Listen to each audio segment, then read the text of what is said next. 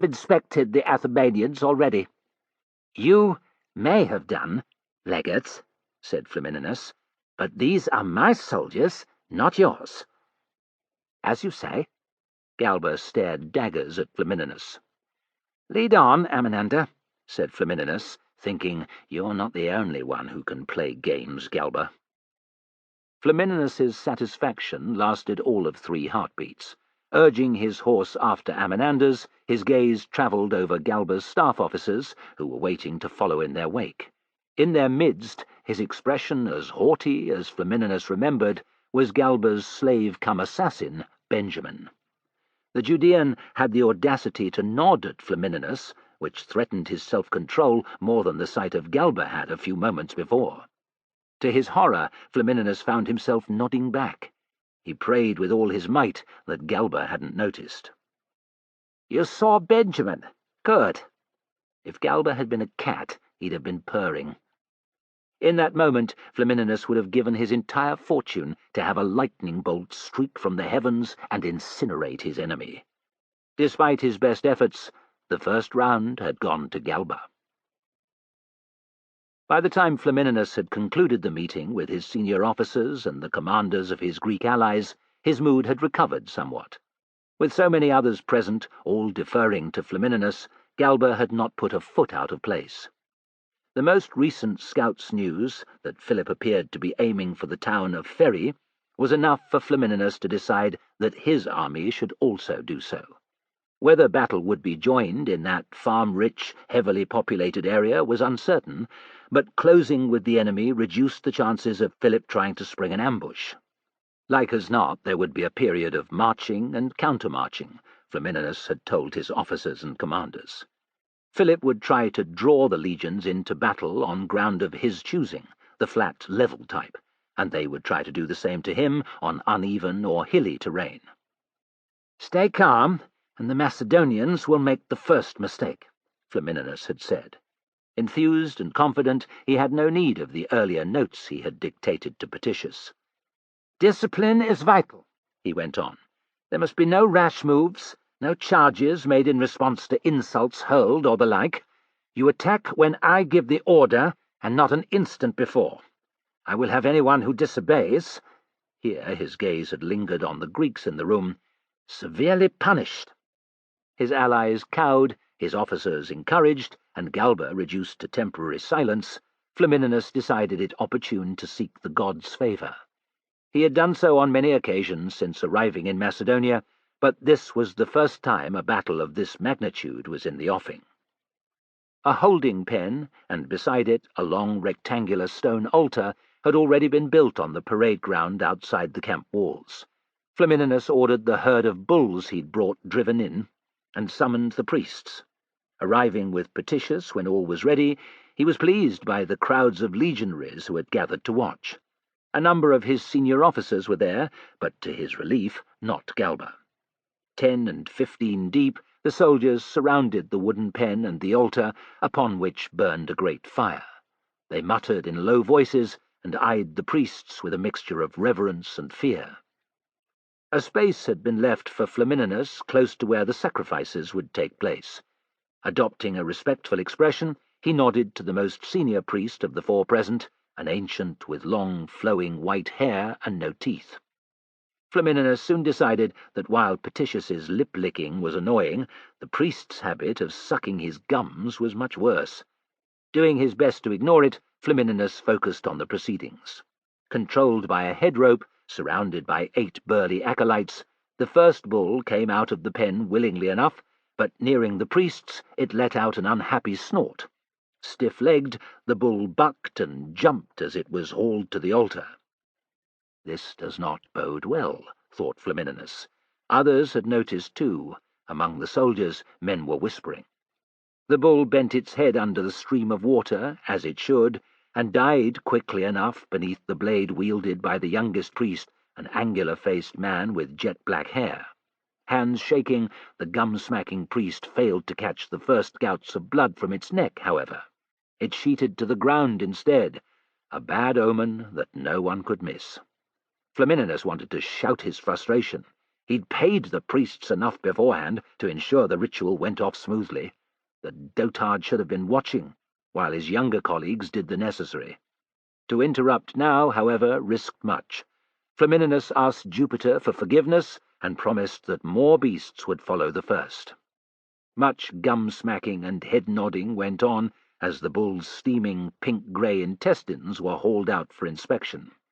This continued after a younger priest leaned into the abdomen with a blade and freed the liver. Arms coated in blood to the shoulder, he held it out to the ancient for inspection. Scarce 3 heartbeats later, the gum-smacker pronounced the organ to be diseased. "This is an ill sign," he quavered, fixing his watery eyes on Flamininus. "The beast went to its death unwillingly. Its blood spilled. Now this. Battle should not be joined under these auspices." Shouts and prayers rose from the watching soldiers. "Jupiter, greatest and best, watch over us! Do not be angry, O Jupiter!" Flamininus nodded gravely, but inside he remained sceptical. While the beast had fought its way to the altar, the spillage of blood had been down to the dotard's shaking hands. But from where he was standing, moreover, the liver looked unblemished. The priest was passing off incompetency as prophecy, Flamininus decided. It was time to exert a little pressure. "Kill another," he said. The gum-smacker put a hand to his ear. "Hey?" "Tell him to kill another," Flamininus muttered in Petitius's ear. Petitius sloped to the priest's side and quietly repeated Flamininus's words. Startled, the gum-smacker sucked in his lips, making the sound that Flamininus loathed. He glanced at his colleagues. After a brief conferral, he grimaced at Flamininus and said, "Jupiter may not like it." "He's a charlatan," Flamininus decided, like so many of his kind. "Sacrifice another, or I shall find a priest who will." He gestured at the penned bulls. Sensing that resistance was futile, the gum-smacker gave the order. A second beast was roped and hauled from the pen. A magnificent creature with long, widely spread horns, it fought every step of the way to the altar. The water poured to force its head down only angered it further. A swing of its neck almost caused one of the acolytes to be gutted. Nervous, the knife-wielding priest missed his first stroke, cutting the jugulars but not the arteries beneath. Bellowing, blood streaming from its neck, the bull broke free. Hauled to a standstill only when 6 legionaries joined the rope-wielding acolytes, it stayed on its feet until the priest had hacked at it 3 more times. Soon after, Flamininus ground his teeth as the ancient priest smacked his gums with more satisfaction than was warranted, and decreed that the bull's blood was impure and its innards diseased. "A second bad omen," he intoned, his gaze moving to the hushed crowd of legionaries. "Battle should be avoided for the moment." Into the chorus of ahs and cries to Jupiter, Flamininus said loud and clear, "Kill a third bull." The gum-smacker stared, disbelieving. He wiped his watery eyes and squinted at Flamininus, asking, "You sure?" "I have never been surer," grated Flamininus, thinking, "You will see sense in the end, dotard." The contest between consul and priest continued for another 17 bulls. Almost 2 hours had passed, and now 20 carcasses lay on the ground before the altar, purple mottled livers and mounds of intestines beside each. The earth was soaked to deep crimson. Rumour had spread, and the crowd of legionaries was twice its original size. Men had climbed onto friends' shoulders to get a view of the dramatic events unfolding. With each successive bull's death, the gum-smacker had prophesied ill portents. Growing bolder, he'd even risked saying that Flamininus would be defeated, that his legions would be driven from the field by the Macedonian phalanx. Nothing would sway Flamininus. "Kill another," he repeated again and again and again. There were 4 bulls left in the pen. Exhausted, standing over the 20th carcass, the gum-smacker stared at Flamininus, who stared back. "Another," he said. The acolytes were moving before the browbeaten gumsmacker had even given the command. The 21st bull was smaller than many of its predecessors, but it could have been sculpted by Myron himself. Narrow, straight horns and intelligent eyes, broad chest, lean flanks, hindquarters muscled just so. Seemingly blind to the slaughterhouse that was the ground outside the pen, it walked out slow and confident, oblivious to the acolytes around it. There was no protest as it was led towards the gumsmacker and his knife-wielding colleague. Down went its head beneath the stream of water. It did not flinch as the blade came in either, and the spray of red fell straight into the bowl beneath. "The blood is pure!" cried the ancient priest to a reverent sigh from the crowd. Of course it is, thought Flamininus, as was the blood of all the others. Tension notched the air as the bull's abdomen was opened and its intestines examined. Cheers broke out as the gumsmacker announced he could find no signs of disease. In the liver he saw good portents, the chance of victory over Philip, the phalanx defeated and driven from the field. More cheering. Across the bull's carcasses, the ancient priest and Flamininus locked eyes. The priest was first to look away. "I will defeat you, Philip," thought Flamininus. "Jupiter himself has said so." Chapter 21. Cynocephaly, Central Thessaly, Summer 197 BC. Philip eyed the clouds, which had lifted a fraction. The peaks were still obscured, but at least the rain had stopped, and the thunder and lightning. He was standing in the foothills of the Cynocephaly, or Dog's Heads Mountains, known this way because of their shape. The army's camp of the previous night was less than 20 stadia to his rear. Around the king, as far as the eye could see, soldiers were marking out avenues, pitching tents, and digging rudimentary defences. Equipment and weapons lay stacked in piles, according to the unit working beside them. Men knelt by sputtering fires, ordered by officers wise to the fact that everyone would need a hot meal later. It was the 3rd day since Philip had marched west from Ferry. He didn't dwell on the events there. The skirmish between scouting cavalry from both sides had been won by Flamininus's Aetolian cavalry, but mattered little, for a full-scale confrontation in and around Ferry itself had not been something Philip wanted, nor, he suspected, had Flamininus. It was a pity, however, that the Roman general had seen through Philip's withdrawal to the west. His hope had been that Flamininus, seeking battle, would march through the gap in the hills there.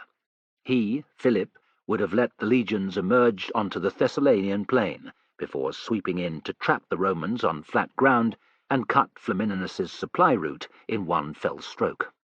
A battle would have been inevitable soon after, and thanks to the terrain, his phalanx would have emerged victorious. Flamininus, shrewd, had deduced his plan, and rather than advance through the pass at Ferry, the Roman general had led his army in the same direction as Philip's, westward.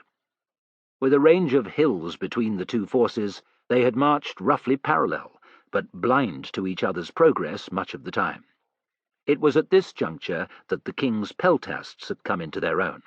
Sending them up to the heights, that they might keep eyes on the legions, he received reports several times each day on Flamininus's progress. Philip's wish was to get far enough ahead of his enemy so that his army could move south, crossing the legion's path to reach flat ground at Phaselos, a suitable place for battle. Things had been going well in that regard, until that morning when Zeus had unleashed a thunderstorm. Philip eyed the lowering clouds again and tried not to feel angry. The gods did as they pleased, and raging against them was unwise, not least in the midst of a fluid contest with Flamininus. Ordering camp to be broken, Philip and his officers had agreed that the thunder and lightning, the heavy rain, would soon pass. It was summer-time, after all. Philip tried and failed not to feel sour. Summer it might be, but the torrents had grown so heavy that streams of water had run down the hillsides. Under his soldiers' heavy tread, the tracks had turned to ankle-deep, sucking mud. Well before midday, Philip had had to call a halt. Camp the night here, he had decided, and they could renew their march the following day. He would not have lost ground to the legions either, because Flamininus would not have been equally affected by the bad weather. Not long after the army had halted, Zeus had seen fit to stop the rain. Philip's more reckless side had wanted to order the march continued, but common sense had prevailed. With the thunder god in capricious mood, prudence was wise. Seeing Menander approaching, Philip raised a hand. With Menander was the king's old friend Athenagoras, Leon, who led the Macedonian cavalry, and Heraclides of Girton, commander of his Thessalian cavalry, and no relation to the Tarentine of the same name. Absent were Nicanor, who had led half the phalanx out to seek supplies, and the Illyrian chieftains, who, along with their men and the peltasts, were ranging over the surrounding hilltops to ensure the enemy could not launch a surprise attack. "Well met," said Philip, clasping each officer's hand in turn. "How are your men?" "Wet, sire," replied Athenagoras in a droll tone. "Hungry." The two knew each other so well that Philip only rolled his eyes as the others laughed. "Impatient, sire," said Leon. "The companions want to fight the Romans as you do. This weather frustrates them." "Tell your men I will visit their tent lines later," said Philip, smiling. The companions were his favourite troops. Fronting a charge with them made a man feel akin to a god. He would get no opportunity to lead the companions against Flamininus, sadly. So much depended on his phalanx besting the legions that Philip would suffer no one else to lead it. Nicanor helped him to command it only because of its size. Each was in charge of 8,000 phalangists. Philip the Brazens, Nicanor the Whites. "The king! I seek the king!" "That sounds important," said Menander, pulling his fingers through his beard. Philip brushed away the cup of wine offered him by a slave, the cup he had ordered only moments before. His eyes roved to and fro, seeking sight of whoever it was that had shouted. As a trio of mud-spattered figures emerged from the jumble of men and tents nearest the slopes to their right, he tensed. "Great Zeus," he prayed, "watch over me now." "Where is the king?" The three were peltasts, the light infantry beloved of Macedonian kings since Alexander's time. Barefoot, clad in short tunics, and armed with crescent pelter shields and throwing spears, they were crack troops, good at scouting, skirmishing, and protecting the phalanx's flanks. Philip stood forth. "Here!" he called. The peltasts skidded to a halt. Heads bowed, they each dropped to a knee. "Sire," they said. Philip took in their appearance at a glance. Heaving chests, mud-coated tunics, rip marks on their arms and legs from brambles. "Stand," he ordered. "Do you need water? Wine?" The peltasts exchanged a look. "Aye, sir," said the oldest. "Gratitude. We bring news." Philip cut him off. "It can wait until your thirst has been quenched. I judge you have run all the way from the peaks." "We have, sire." Silence fell as slaves handed the peltasts water-skins. "Speak," Philip commanded when they were done. "Conditions on the tops are dreadful, sire, with clouds so low that a man struggles to see his hand in front of his face. When the enemy appeared not long since, they seemed to come out of nowhere." The peltast made a face. "Gave you quite a shock, I'd wager," said Philip. "Aye, sire. They were as surprised as we were." "Infantry only?" "For the most part, sire, but there was cavalry as well. Scouts, we reckoned." "Appears that Flamininus is not to be put off by bad weather," Philip observed dryly. He wasn't that surprised. "Continue." "Our officers had us form up close, sire, and we launched a couple of volleys into the space where we thought the enemy might be." The peltast leered. "The screams told us we'd made a good guess of their position. We couldn't keep throwing, however, for fear of using all our spears and not being able to retrieve them. Sending word to the Illyrians and the Thracians, our officers had us advance at the walk. The enemy did the same, and a vicious battle soon broke out. It was hard to know friend from foe, sire, but we held our line. It was still holding when the commander ordered us to bring you the news. We came as fast as we could." "You did well," said Philip, giving him the warm smile that his troops so loved.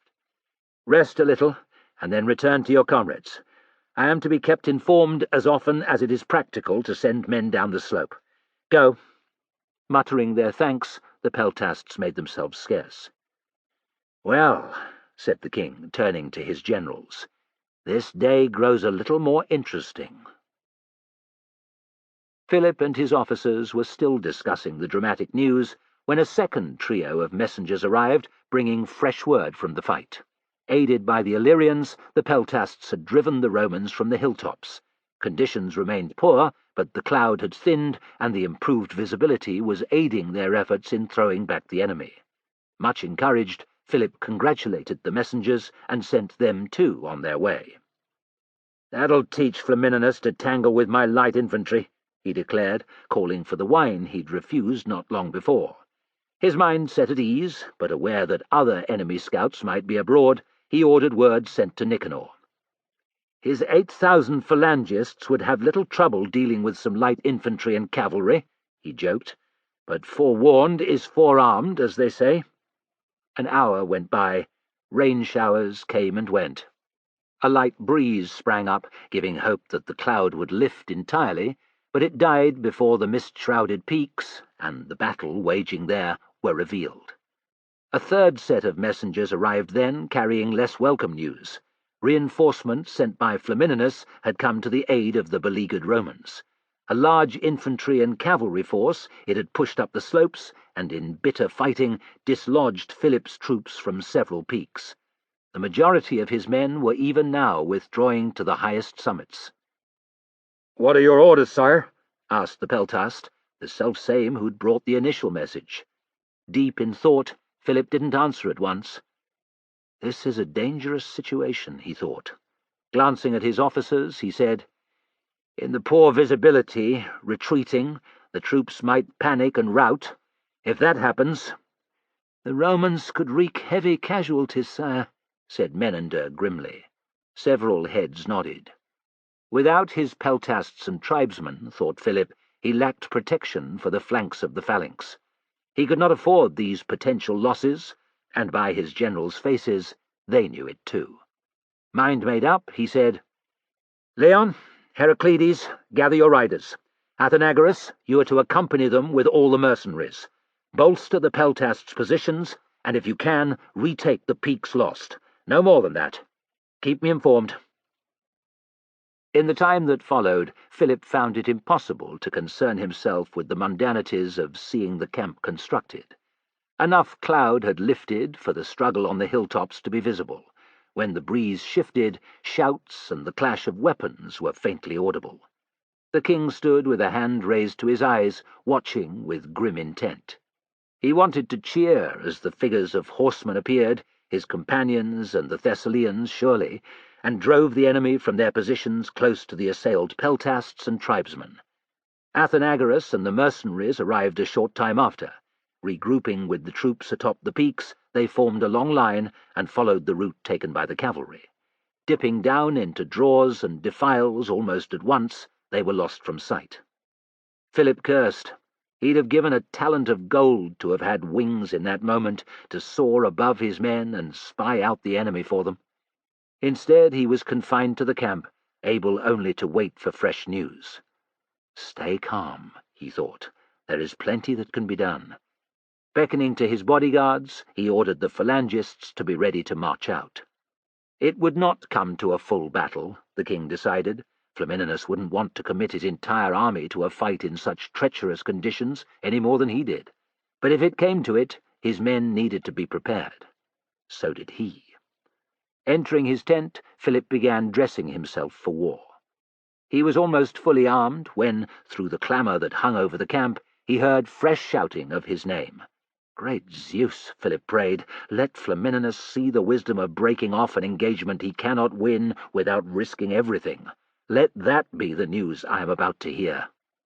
Donning his favourite red-crested helmet, the one with ram's horns, he tugged down his scabbard so the baldric slung from his right shoulder went taut, and strode from the tent. Menander was waiting for him. The messengers were in sight, sprinting towards Philip's tent. King and nobleman exchanged a grim smile.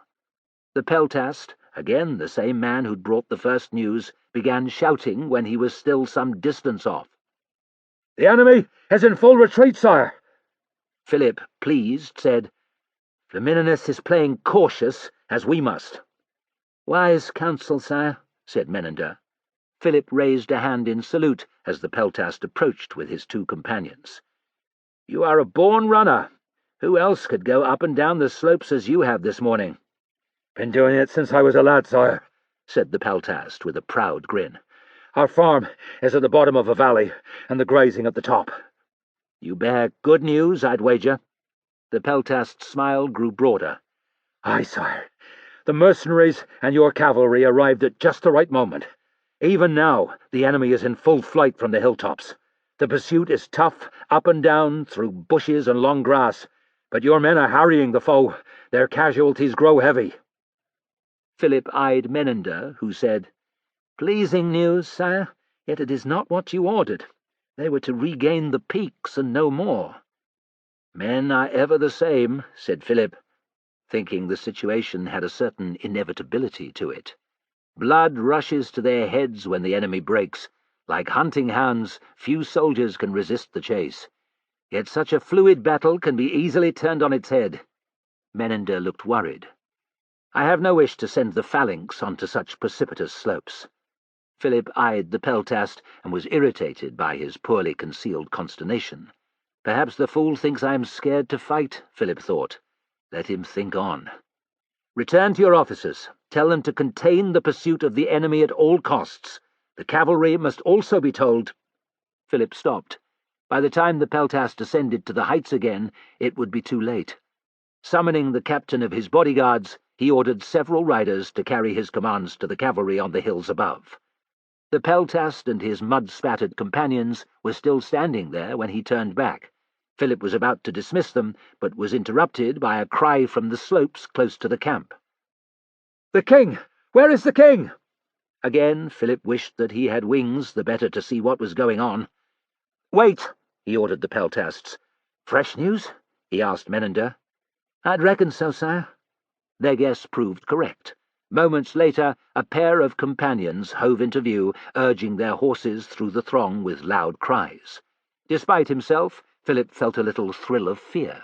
Given the uneven terrain and the fractured nature of the fast-moving clash, it was possible that the enemy had turned on his men and reversed the situation.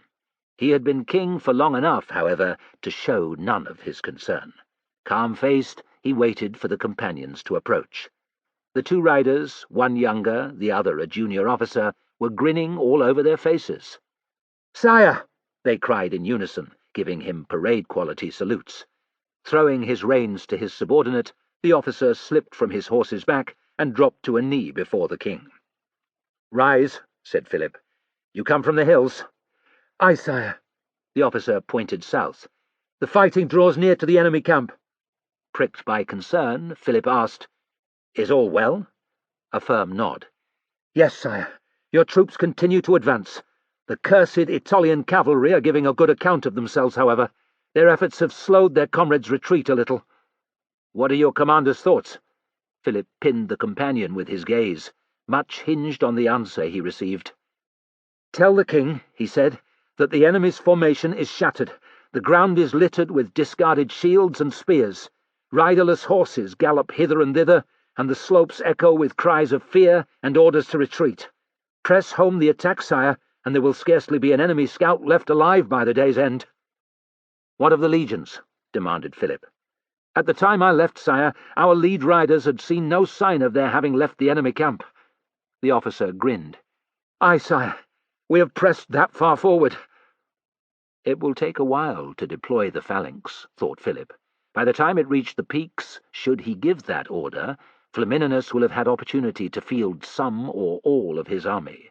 Philip chewed the inside of his cheek. He could feel the weight, not just of Menander's and the peltast's stares, but that of every man within earshot.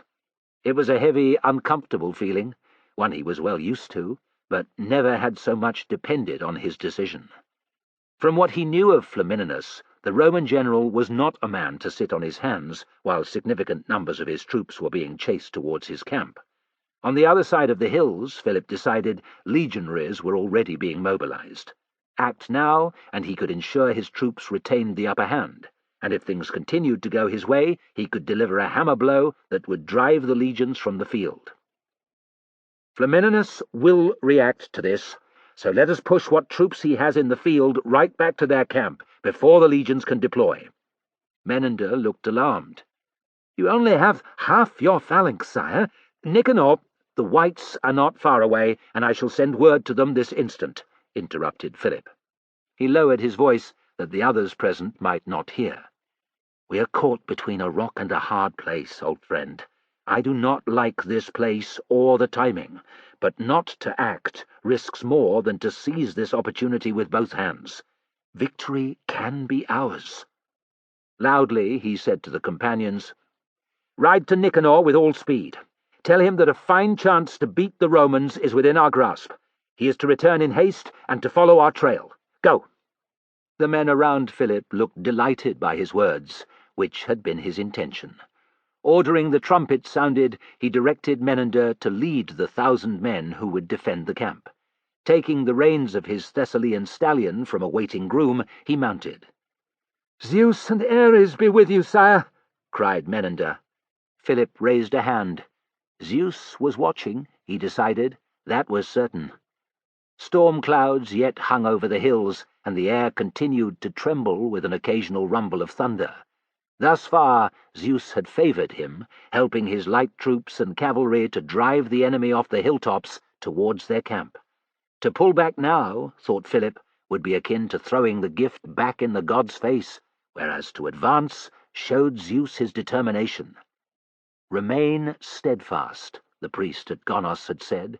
He had added, "Keep your face to the enemy." Philip felt the hairs on his neck prickle.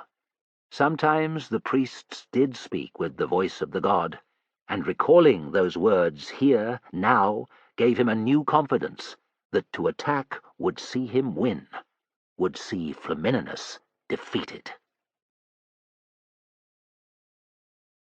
Chapter 22. Cynocephaly. The files of trudging phalangists blackened the slopes like so many ants climbing a tree. The tension in the air was so strong, Demetrius fancied he could reach out and touch it. The sweat on his brow wasn't just from the exertion of ascending the hills at pace, either. His unease was mirrored in the pinched faces, the hunched shoulders to either side.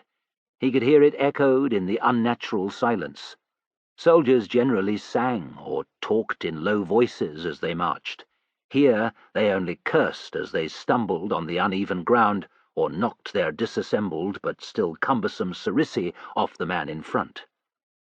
The low mood wasn't surprising, Demetrius decided.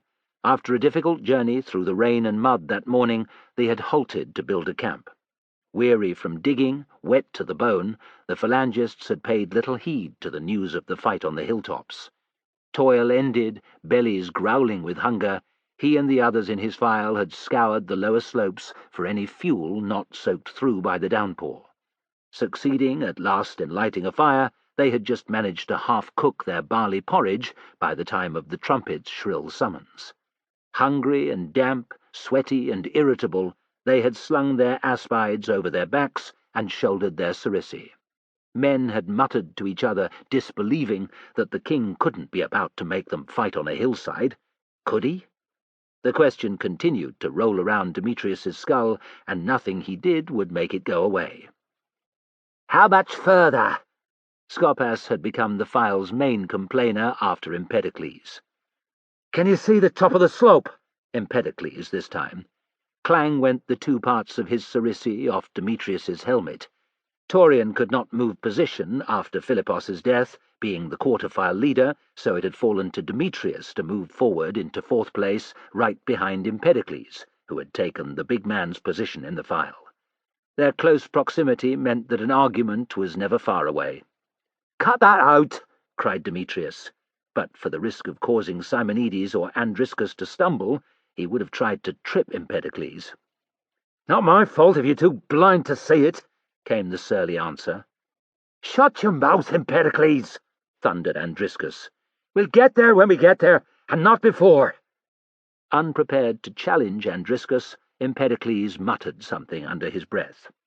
Up they trudged, leg muscles burning, nailed sandals skidding off rocks or catching on protruding roots. The clouds loomed overhead, obscuring the peaks, but now and again clearing to reveal their destination. Gone were the fast-moving figures that had fought to and fro just a short time before, their own light troops and cavalry, and the enemy's scouts and horsemen. It felt as if they were heading into the unknown, thought Demetrius, yet a furious battle was being waged, if not on the far side of the slope they were climbing, then on the one beyond. He cast a look behind to the camp at the foot of the steep slope. "I can see Nicanor's men," he cried, relieved. "They're not that far behind." "Mayhap the king will pause at the top to allow them to catch up," said Andriscus. "If it comes to a battle, 'twould be better for both halves of the phalanx to be there." Demetrius thought of the oft-repeated wisdom that the phalanx was ill-suited to fighting on uneven ground, but it seemed disloyal, even cowardly, to mention it. He concentrated instead on trying not to lose his footing. "I can say the top!" cried Simonides. "Not far now, brothers." The same realization was spreading through the ranks as other file leaders saw too. A loud sound went up from the phalangists. It wasn't quite a cheer, Demetrius decided, but it wasn't far off, and like that the gloom of the ascent began to depart.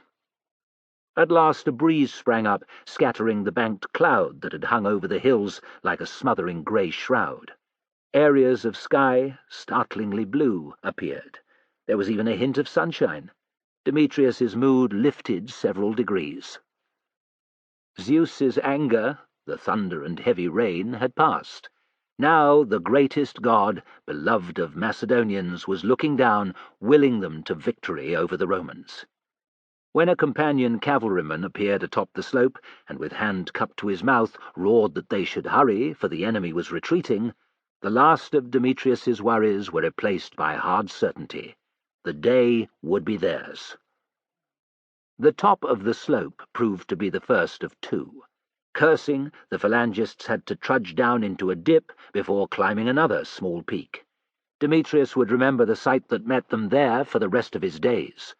The moderate downward incline before him was dotted with sun-browned grass and scrubby bushes. Bodies lay here and there, men and horses, Macedonian, Greek, and Roman. There were wounded, too, soldiers lying in their own blood, wailing for their mothers, or hauling themselves along in a vain attempt to flee the battlefield. Drawn by some sixth sense, vultures were already floating on the warm, humid air overhead. About 5 stadia below, two massive rectangular shapes marked the ditches and defences of Flamininus's twin camps. The bottom part of the slope and the ground before the enemy camp was thronged. This was where most of the fighting was going on. Demetrius strained his eyes, trying to make sense of the confusion. It was soon clear that the Macedonian light infantry, mercenaries, and companions no longer retained the upper hand. During their headlong charge, any sense of formation had been lost. Their line was a mixture of all types of troops, which meant a cohesive attack or defence was impossible. Cavalry charged and broke away, wheeled and repeated their attack. Groups of peltasts and mercenaries hurled spears and swarmed forward in quick, vicious assaults, before also withdrawing to regather and return to the fray. The Roman line, on the other hand, was solid and well-formed. Legionaries were formidable foes at the best of times. Demetrius knew this from bitter experience, and well capable of holding their own against light infantry and cavalry. A shield wall and ready swords were working against the former, while a shield wall with protruding javelins kept the latter at bay. Positioned high above the struggle, it was easy to see how the Macedonians could prevail. That was, thought Demetrius, unless they were reinforced. "Stay there!" Simonides was pointing to their left, a short distance away from the fighting. Demetrius swore. He had missed the other half of Flamininus's army, as yet not engaged with any Macedonian forces. Upwards of 10,000 men strong, it stood drawn up in neat lines, ready to climb the slopes towards where Nicanor and his Whites' phalanx would eventually emerge. "They've got elephants," said Demetrius, offering a heartfelt prayer of thanks to Zeus that they would not have to face the terrifying grey leviathans. "Aye," said Simonides grimly. 10, now 12 of the things. I was glad not to be in the whites today, eh?"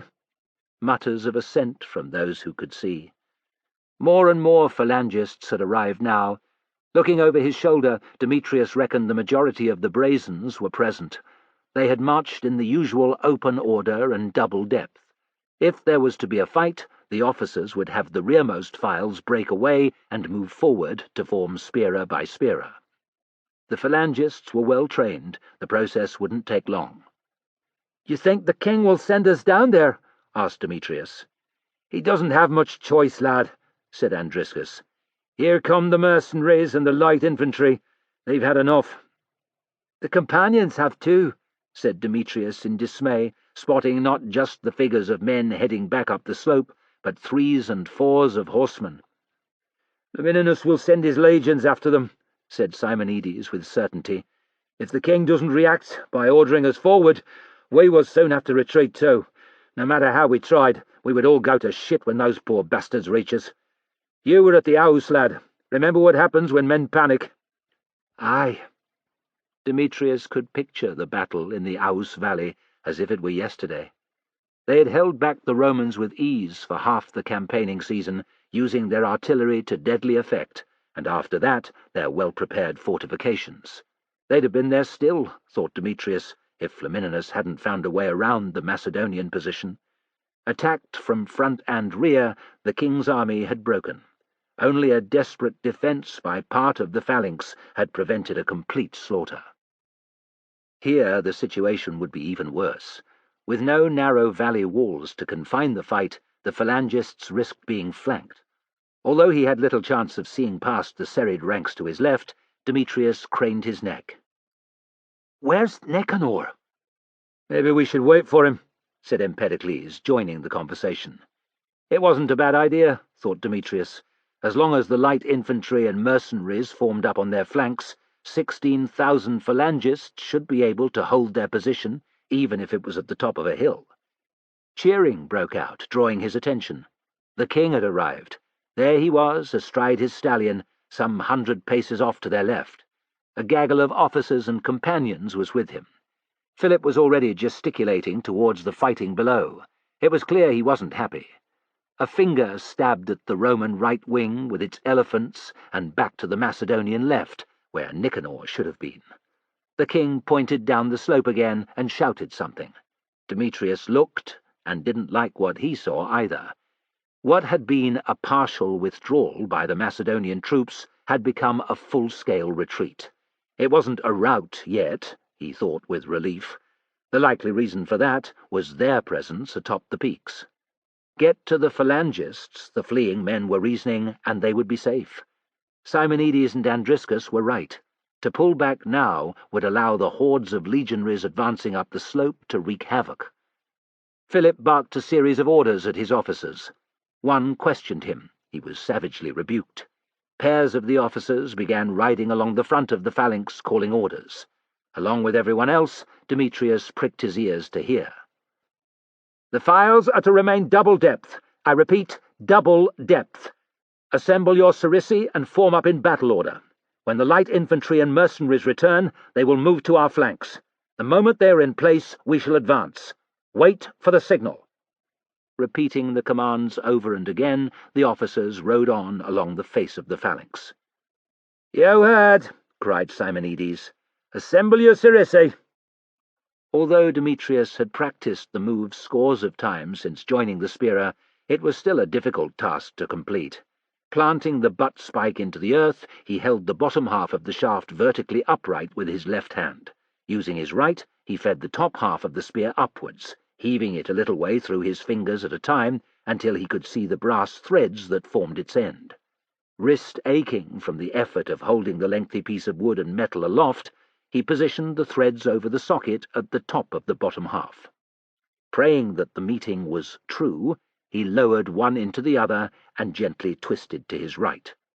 His luck was in. Thread met counter-thread, and the two halves screwed together as neatly as if he'd had them laid flat on the ground. A savage oath. Empedocles was wrestling with his sarissa. From the slight angle at the joint, it was clear he hadn't brought the two parts together straight. "Need a hand?" asked Demetrius sweetly. "Piss off," snarled Empedocles over his shoulder. "Like a new recruit you are," said Demetrius, relishing the chance to insult his venomous comrade. "Just as well the enemy's nowhere near, eh?" Empedocles could only mutter curses as he unscrewed the top half from the bottom and started again. There were more important things at hand, thought Demetrius, returning his gaze to the slopes. His heart thumped. The first of the companions were less than a spear throw away. Their mounts' flanks were lathered in sweat, and although none of the riders seemed panicked, they were grim-faced to a man. A good number were wounded. Not far behind came the strongest and fittest of the light infantry and mercenaries. Scattered all the way down to the Roman camp were hundreds of their comrades, so many that Demetrius, taking heart, decided that the casualties they'd suffered couldn't have been too heavy. Philip rose to the occasion, riding to and fro, shouting encouragement to the weary troops who came clambering red-faced up the slope. Brave men, he called them. Valiant soldiers who had driven the enemy from the hills and sent them scurrying to the safety of their camp. Heroes whose efforts would long be remembered. It wasn't the king who started the chant of Macedon, but he waved his arm in encouragement the moment he heard. "Macedon!" roared Demetrius, stamping his foot to the rhythm. He had never before heard so many thousands of voices singing in unison. The chant soared up to the clouds and reverberated out and down to the Romans who were ascending. Their advance checked, only for a few heartbeats, but it was enough to redouble the vocal efforts of every Macedonian soldier. So loud the cheering became that Demetrius judged Nicanor's men would hear it. Heartened, some of the retreating light infantry turned around and launched a brief attack on the enemy. Hurling spears and insults, even bearing their asses at the legionaries, they received a cheer of their own from the nearest phalangists. 100 heartbeats went by. "Here they come," said Simonides, his voice as steady as if he'd been observing a flock of sheep. "Not be long now." Only a small section of the Roman front line had been affected by the light infantry's rally. It lagged a little behind, but the rest of the enemy troops had climbed to within a stadion of the peak. Demetrius's mouth was dry. Philip had been waiting until all his retreating troops reached him. Leave it any longer, and the Romans would be upon them. Their current advantage of height would have been lost for nothing. "Aspides in position," ordered Simonides, file leaders echoing his call through the massed phalangists. "Front 5 ranks, prepare to lower pikes on my command. Other ranks, keep your sarissy aimed at the sky. Ready!" "Zeus Soter, watch over me," Demetrius prayed. "Ares, guide my spear." He could hear similar requests all around. Throats cleared, men spat, feet shuffled on the short grass. Someone muttered, "I've got to have a piss," and a wag replied, "Aim at the ground, you dog, not my legs." "Go on, spray his legs," cried another, and men laughed. "It's madness to attack down a slope like this," said Empedocles. Simonides twisted, his face furious, but Demetrius had already leaned forward. "Be quiet, you fool," he hissed. "Do you want men to feel afraid? Do you want us to lose?" Astonished, Empedocles just stared at him. "We're here, and there's nothing to be done about it. The king is about to order us to advance." Demetrius continued, his tone hard enough to cut stone. "Pretend you've got some spine at least, Empedocles. Do your fucking duty. That's all anyone asks." Empedocles went to say something, then thought better of it. "Philippus would be proud of you, lad," said Andriscus over his shoulder. Demetrius thought his heart would explode with pride and grief. He'd have given a lifetime's pay to have had the big man back with him at that moment. "Watch over me, brother," he prayed. "Watch over all of us." "There's the flag," said Simonides. Demetrius watched the soldier standing beside the king, a white rectangle of fabric held aloft in his right hand. Trumpeters stood ready, instruments at their lips. Philip looked left, right, assessing his phalanx, and nodded once. The flag dropped earthwards, and the trumpets sounded. "Forward!" yelled Simonides. Nice and steady! Down they went, 5 steps and then 10. Calf-high grass rippled past the first men's legs and was tramped flat by those following. Uneven, hummocky, the ground made it easy to stumble, but Simonides and the other file leaders kept their pace slow. Men who tripped, such as Empedocles inevitably, had time to right themselves. "Hold the line! Stay together!" came a shout from off to their right. "Hold the line!" They had to ascend as one unit, thought Demetrius, or the front of the phalanx would not be complete when they reached the enemy.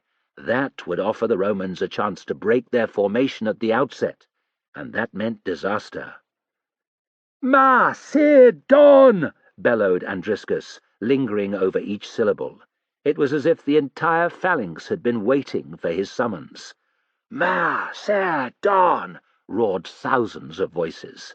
An answering shout of "Roma!" came back at them, but it was reedy and unconvincing. 25 steps they descended in good order. 50. "Less than half a stadion," said Simonides calmly. Demetrius could make out individual Romans now, groups of Velites, youths as young as Eumenes, capered about in front of the legionaries. Unencumbered by armour, carrying small shields and bundles of spears, they screamed obscenities at the Macedonians and each other to bolster their nerves. One, brawnier than most, heaved a spear into the air. Strong though he was, the slope was against him, and it thumped into the grass 50 paces in front of the phalanx. Demetrius had to smile. The abuse the Veals received from his own kind was as loud as the phalangists' jeers. "Front 5 ranks, lower pikes," ordered Simonides. "Next 11, angle yours downwards." Demetrius obeyed. Taurian's sarissa came down past his right shoulder. All Demetrius could see now was Empedocles' and Andriscus's shoulders, and beyond him part of Simonides and 5 long cornel-wood shafts. If he looked left or right, he could see the same bristling wall of sarissæ. Above his head he knew a forest of pikes, those of the 11 rear anchors in each file, would protect them from enemy javelins. There had been a momentary pause as the sarissæ were lowered. Orders rang out from file leaders, including Simonides, and the advance resumed. Unprepared to face the phalangists, the Velites threw ragged volleys of spears and took to their heels. The ill-aimed shafts clattered into the upward-pointing mass of sarissæ. Shorn of any penetrative power, they tumbled down among Demetrius and his comrades. An isolated cry, an even rarer scream, indicated casualties were light. The Hastati were next to the attack. Men of similar age to Demetrius, they came on in a great mass. At 25 paces, much closer than normal, they flung their javelins. Again, few phalangists were injured.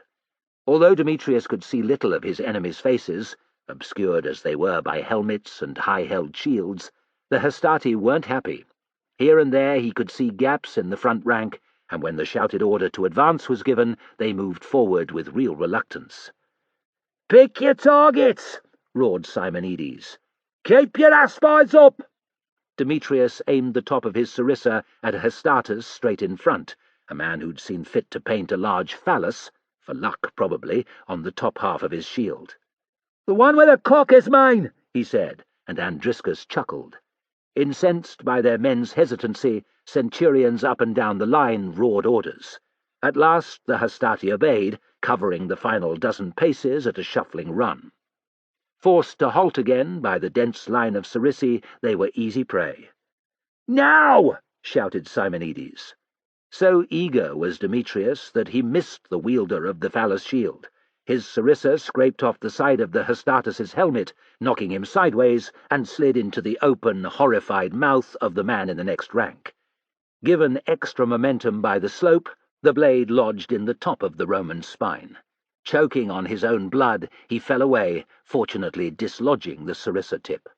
Demetrius tugged back a handspan and aimed his pike at the phallus shield Hastatus. The man ducked down. Instead of his life, he lost only one of the 3 black feathers atop his helmet. Demetrius cursed and drew back his sarissa again. He waited. The 2 remaining feathers on the Hastatus's helmet jiggled. He's wondering what to do, thought Demetrius. All I must do is remain patient. Time slowed. Andriscus cursed as his sarissa stuck in a shield. Simonides slew a Hestatus with a short, precise thrust to the cheek. Behind Demetrius, Scopas was grumbling, and Taurian was telling him to concentrate on the enemy, not his fucking blisters. The black feathers moved again, and Demetrius cocked his right arm. Up came the helmet a couple of fingers' width, just enough for the Hestatus to peep over the rim of his shield. Demetrius's sarissa took him between the eyes, crunching through bone to slice his brain in two. Grunting with effort, Demetrius freed his blade. The Hestatus dropped and wasn't immediately replaced. There was no one else within reach, which allowed Demetrius, panting, to glance to either side. The impact had brought the phalangists' line to a halt, but the same had happened to the Hastati.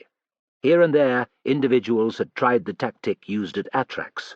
Breaking formation, the Hastati turned side-on and slid their way between the sarissa shafts, each of which, thanks to the 5 ranks of men holding them, did not protrude the same distance from the phalanx. Succeed in getting past the 5th, and a man could charge the lines of aspides. Reach them, and the deadly gladius could be brought into play. To Demetrius's relief, he could see only one Hestatus who had even come close to the phalangist shields, and a quick-thinking file leader soon dispatched him with his coppice.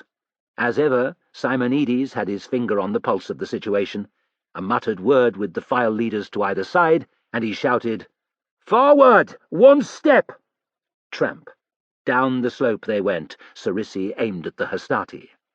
Officers further away, who hadn't heard, gave the same order, and the entire section of the phalanx, as far as the eye could see, advanced apace.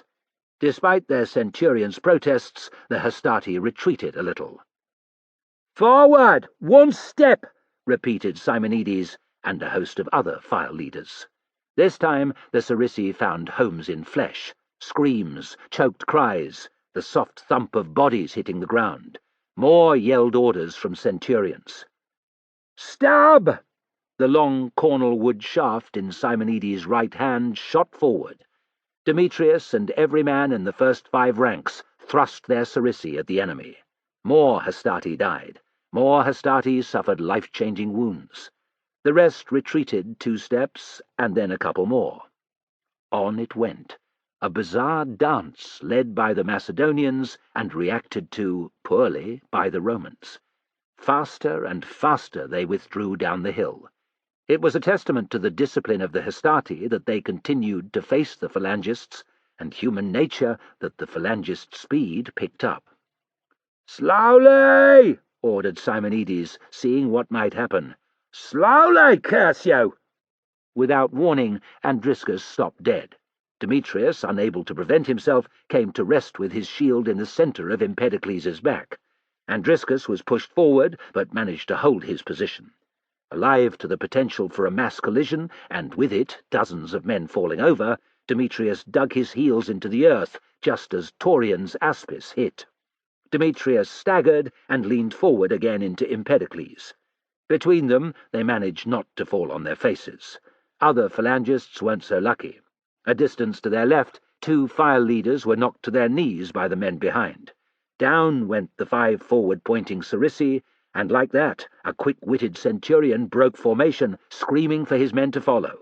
4 did, and together the little group covered the length of the sarissi, all that separated Roman from Macedonian, in the space of a few heartbeats. "Pikes ready!" cried Simonides. Hearts pounding, Demetrius and his fellows brought their spear tips up to face the enemy not a moment too soon. The Hastati who had been about to charge them thought better of it. Insults and jeers rained down on them, but every Macedonian's eyes were on the gap in the front rank of the phalanx and the mad centurion who had attacked it. A savage fight was in full swing, with more Hastati seeing the chance to reverse their retreat.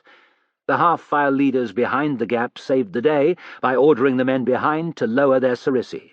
Presented with a fresh array of spears, the Hastati faltered and stopped. It was a fatal error. Forward came the rear rankers into the hole, a step at a time. 2 of the 5 Hastati died. A third took a grievous wound to the shoulder, trying to help his comrade, whose cheek had been opened by a skidding sarissa tip. The centurion was killed as he turned, shouting at the hanger's back to come to his aid. 2 men left alive, one barely able to walk, the other pumping blood from his face, could not prosecute an attack. The pair of surviving Hastati shuffled backwards, desperate to avoid the flesh-hungry Sarissi, and the phalangists let them go.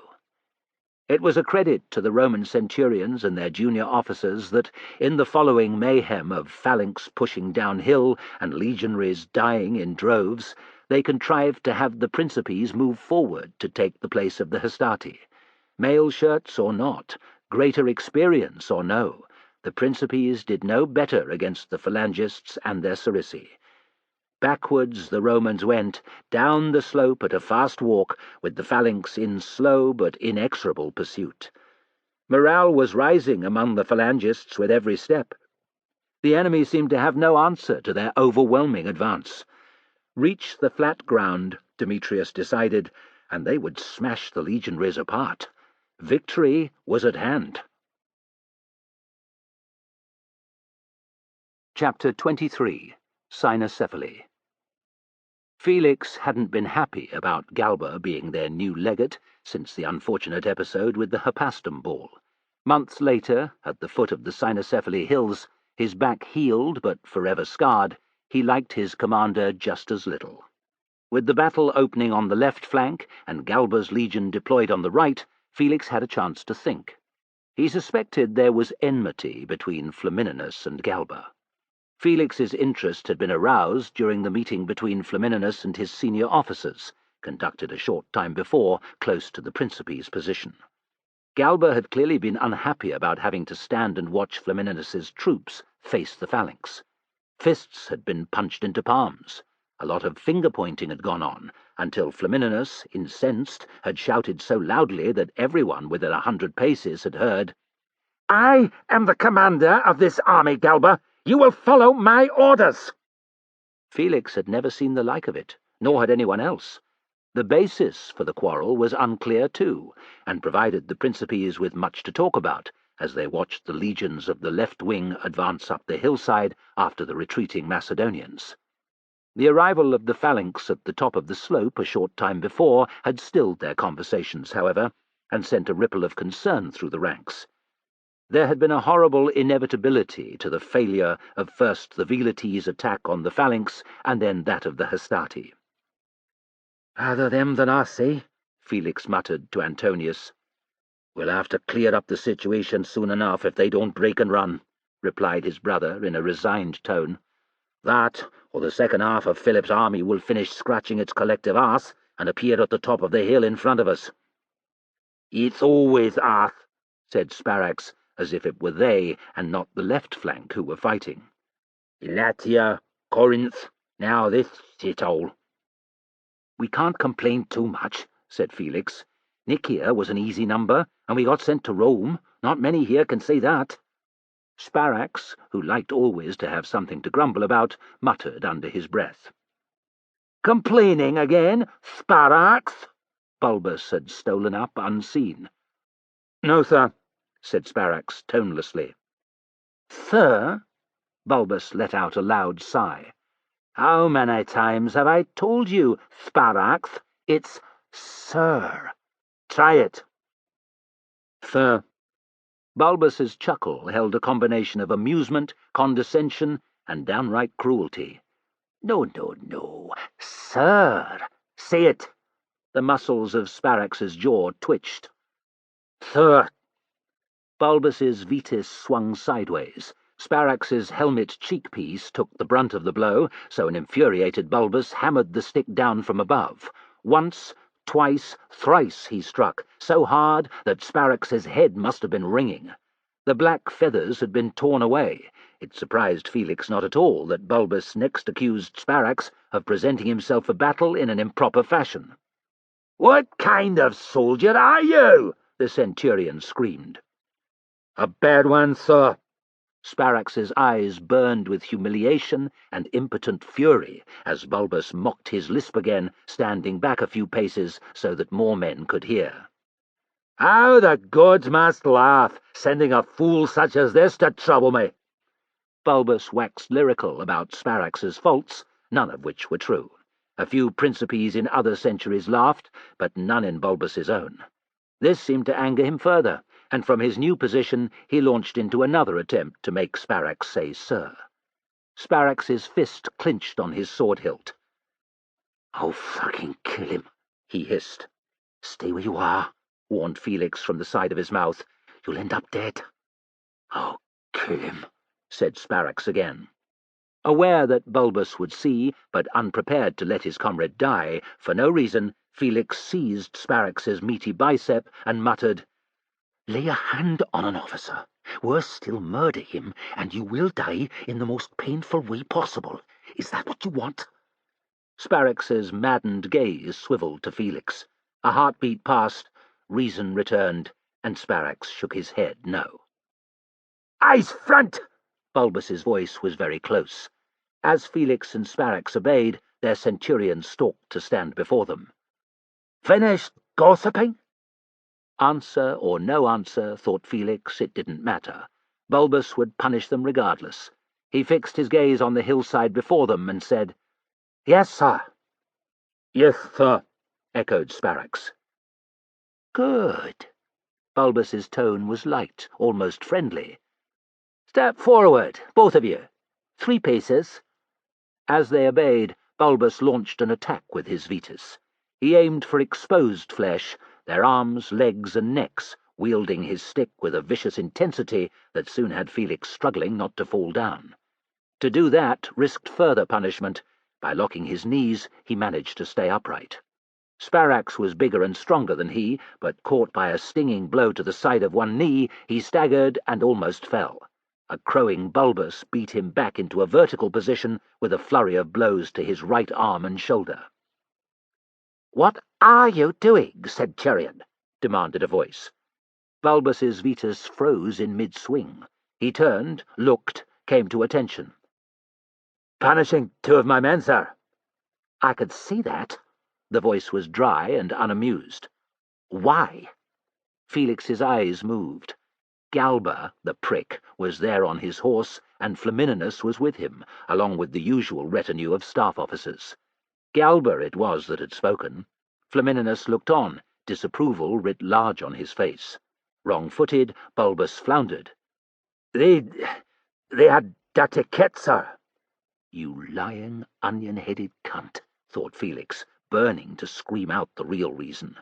Before Galba could reply, Flamininus said, "Is that really important, Centurion, with a battle going on?" A light flush marked Bulbus's cheeks. Perhaps not, sir." "We've met before. What do they call you again? Bulb, I can't remember." Flamininus's voice was deadpan. Felix could have cheered. Flamininus's comment had to have been deliberate. Stifled snorts and chuckles rose from all around, which added to Felix's mirth. All their centurion could do was splutter, "Bulbus, sir. It's Bulbus." Flamininus rode on without another word. "Prepare your men," said Galba to Bulbus. "The general is here to take command of this flank. Scouts report that the second half of Philip's army, a force similar in size to the phalanx already on the field, is about to arrive." "Above us, sir?" asked Bulbus. "Even so." Galba's eyes raked the Principes. "Do your duty for Rome, all of you." He rode away, following Flamininus towards the elephants. Urging Felix and Sparax back into line, Bulbus launched into a monologue about the crushing defeat he expected them to inflict on the enemy. He wandered off along the front of the century, and Felix risked saying something. "How in Hades are we supposed to do what the legions on the left flank can't?" he whispered to Antonius. "Maybe the elephants will help." "Philip sent men to Zama," countered Felix grimly. "He'll know about the corridors we used there. Who's to say the bastards won't try the same tactic?" "If they succeed, that'll leave us against the phalangists," said Antonius. "That's my point." Felix couldn't take his eyes off the phalanx to their left, which had now pushed the legionaries all the way down the slope. It showed no sign of slowing. Sooner or later, the Roman left would break. When Galba ordered the advance, thought Felix with a sinking feeling, the same would surely happen to them. Time dragged by. Flamininus had the dozen elephants move up the slope a little in readiness. The Velites gathered a short distance behind. In acknowledgment of the difficulty of the fight that would face them, he ordered the Hastati and Principes to intersperse themselves equally along the front line. Expressionless, he rode up and down in front of his troops, his gaze never moving from the hills above. "He's making me nervous," whispered Antonius to Felix. "He wants it to be over just like us," said Felix. "Lucky for him, though, he won't have to risk his life.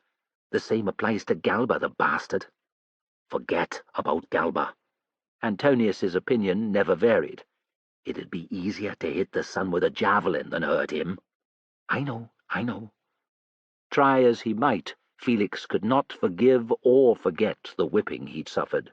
And all because Galba was hit in the face with a harpastum ball, thought Felix, the familiar bitterness thrumming through him. I'd like to see him in an actual match, even when he was fit for it.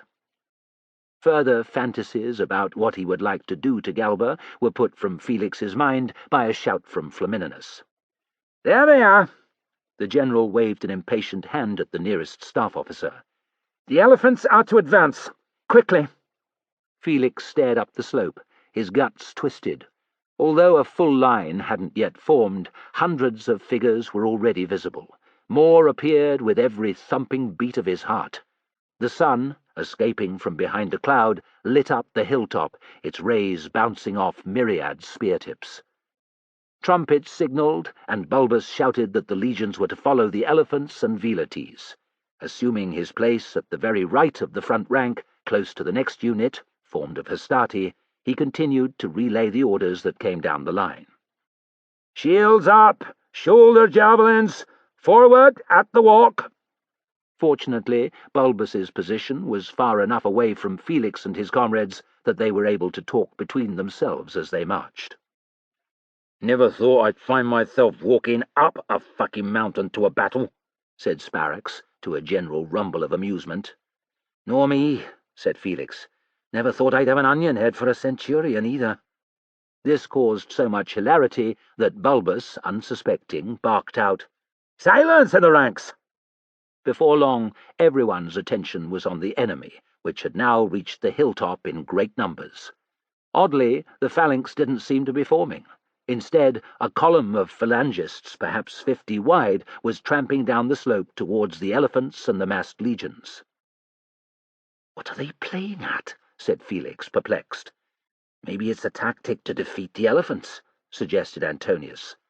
Unease gnawed at Felix. Philip was no Scipio, but that wasn't to say he couldn't pull off a devious trick of some kind. Sudden understanding dawned then, and he laughed. "I know!" he cried. "They think the battle is won. The fools can't be bothered to form up until they're closer." "Are they still in marching formation?" Antonius's tone was incredulous. "I think so, aye," replied Felix. It seemed Flamininus also considered the time ripe for an attack. Not 20 heartbeats later, the trumpets sounded the charge. Then a rider came cantering along the front of the line, urging them all to hurry. "The general says if we hit them now, they'll break like a falling dish. Up! Up!" "You heard him!" roared Bulbus. "Get up there!" They charged. The steep incline soon made Felix's leg muscles scream. His shield felt as heavy as the wicker one used by new recruits, and his javelin bounced about on his right shoulder, every so often clanging off his helmet. Sweat poured down his face. Stabs of pain from the inside of his upper right arm were a vicious reminder of how his sword hilt pinched the skin. There was no possibility of rest. To left and right, hundreds of his comrades were pushing themselves as hard as he was. They were in this together, for better or worse, and a tiny, mad part of Felix was exhilarated by that. If he died, it would be in the midst of his brothers. Messengers had also been sent to the elephant handlers. With flapping ears, the great beasts lumbered up the slope ahead of the Velites and legionaries. Perhaps 20 paces separated each elephant from the next, plenty of room, Felix thought nervously, for determined men to advance through and attack the legionaries. If the phalangists stayed in a narrow formation, there was every chance, too, that the elephants would charge past most of them. No match for heavy infantry, the Velites would break away and retreat, leaving the legionaries to a fight every bit as brutal as that being waged on the left flank. Felix prayed that he would live through the carnage, that Antonius and his other comrades also would. Over the years he'd lost too many friends to Hades. These dark memories brought back creeping, superstitious images of the 20 bulls that had died before the soothsayer had professed the omens to be good. Plenty of men had opined since that Flamininus had been foolish to tempt the gods so, that he had been arrogant to insist the sacrifices continue until he heard what he wanted. Felix's guts churned. If the rumour-mongers were right, Jupiter was angry, and they were about to be slaughtered. Head down, concentrating on pumping his legs up the slope rather than his fear, Felix didn't take notice of the cries from above. "Look!" panted Antonius. Felix obeyed. The elephants had come to within 200 paces of the still unformed phalangists. Rather than halt and present their sarissæ, or move into a special formation, the Macedonians stopped in their tracks. Felix noticed with a thrill of excitement that not a man among them had even assembled his sarissa, that the shouts he could hear were those of alarm. "The fools!" Felix said, not quite believing what his eyes were telling him. Screaming insults, as was their wont, the Velites swarmed forward in a great disorganized mass. No one reacted in the Macedonian ranks. Emboldened, the Velites closed to within 50 paces and hurled their spears. They didn't cause many casualties, throwing uphill was too difficult, but here and there a phalangist screamed. Bulbus had seen the Macedonians' disorganization by now, so had every centurion worth his salt. With loud shouts of encouragement, they urged their men to new efforts. At last the enemy officers sprang into action. Commands rang out, and the front-ranking phalangists began assembling their sarissæ. New fear coursed through Felix. A single line of pikes held by brave men would stop the elephants' charge. This success would stiffen the phalangists' resolve, and a bitter fight would follow. It was still within the realm of possibility that the phalanx here could drive him and his comrades back down the slope. At that moment, a lone phalangist took matters into his own hands. Holding his sarissa at the right angle to threaten an elephant's face and eyes, he marched away from his fellows towards the lead elephant, a curved-tusked cow. She bugled a challenge, a terrifying sound that made Felix think of Zama. Rather than stay where he was and plant the butt of his sarissa in the ground, the phalangist kept approaching the elephant. It was his undoing. Unbalancing on a loose stone, he tripped forward, dropping his pike. The elephant's reaction was frighteningly quick.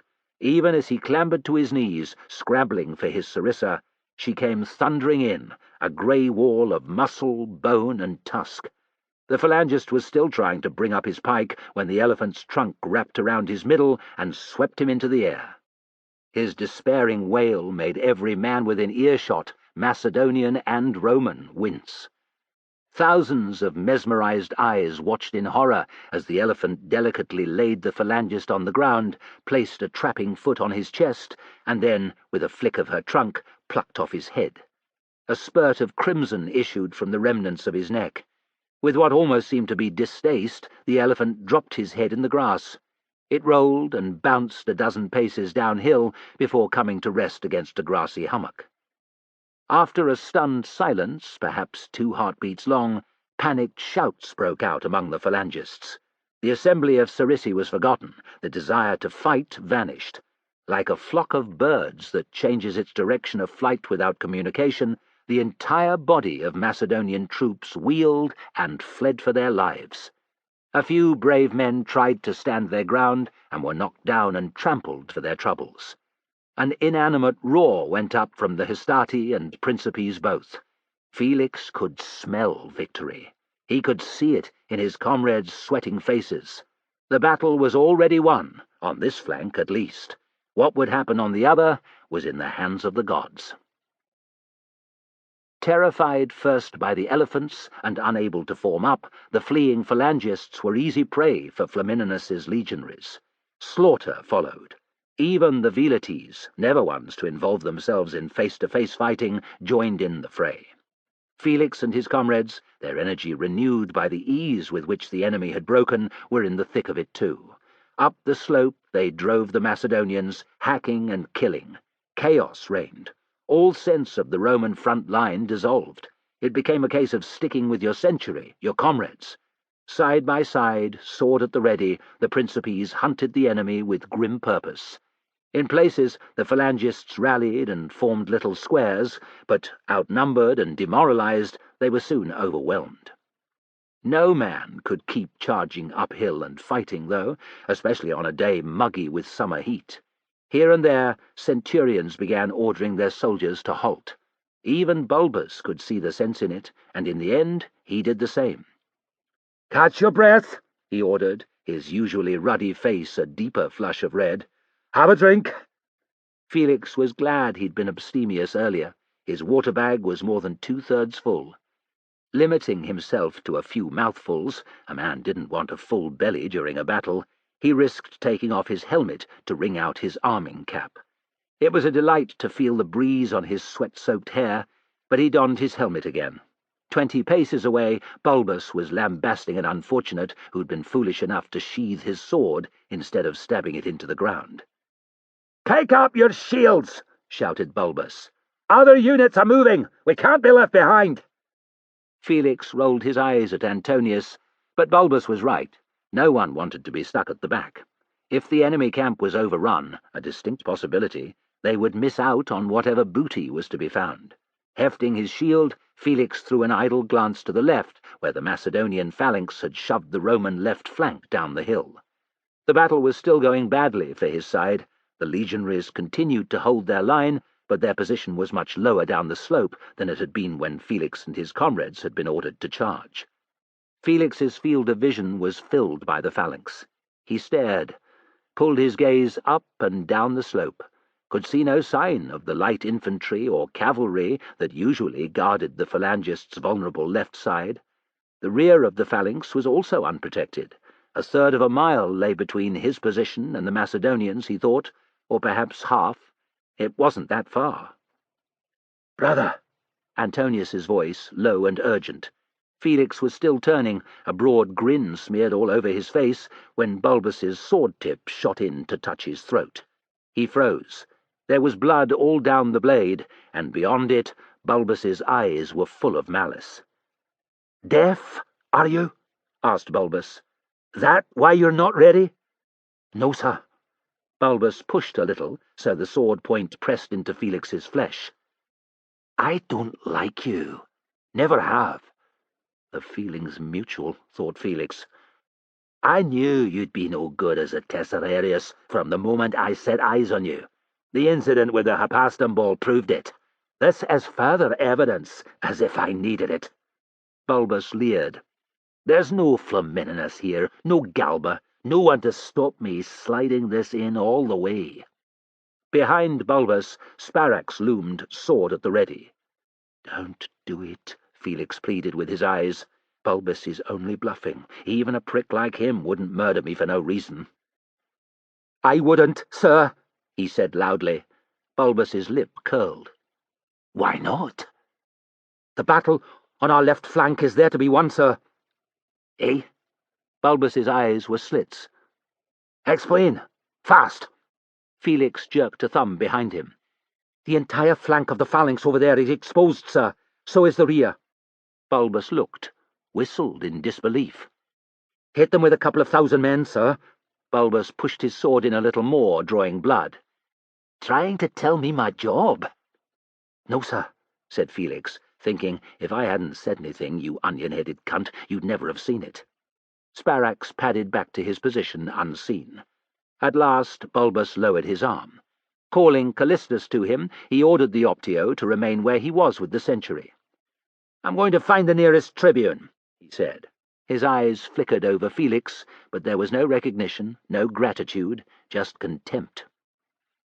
"You should have let me kill the bastard," said Sparax when it was safe.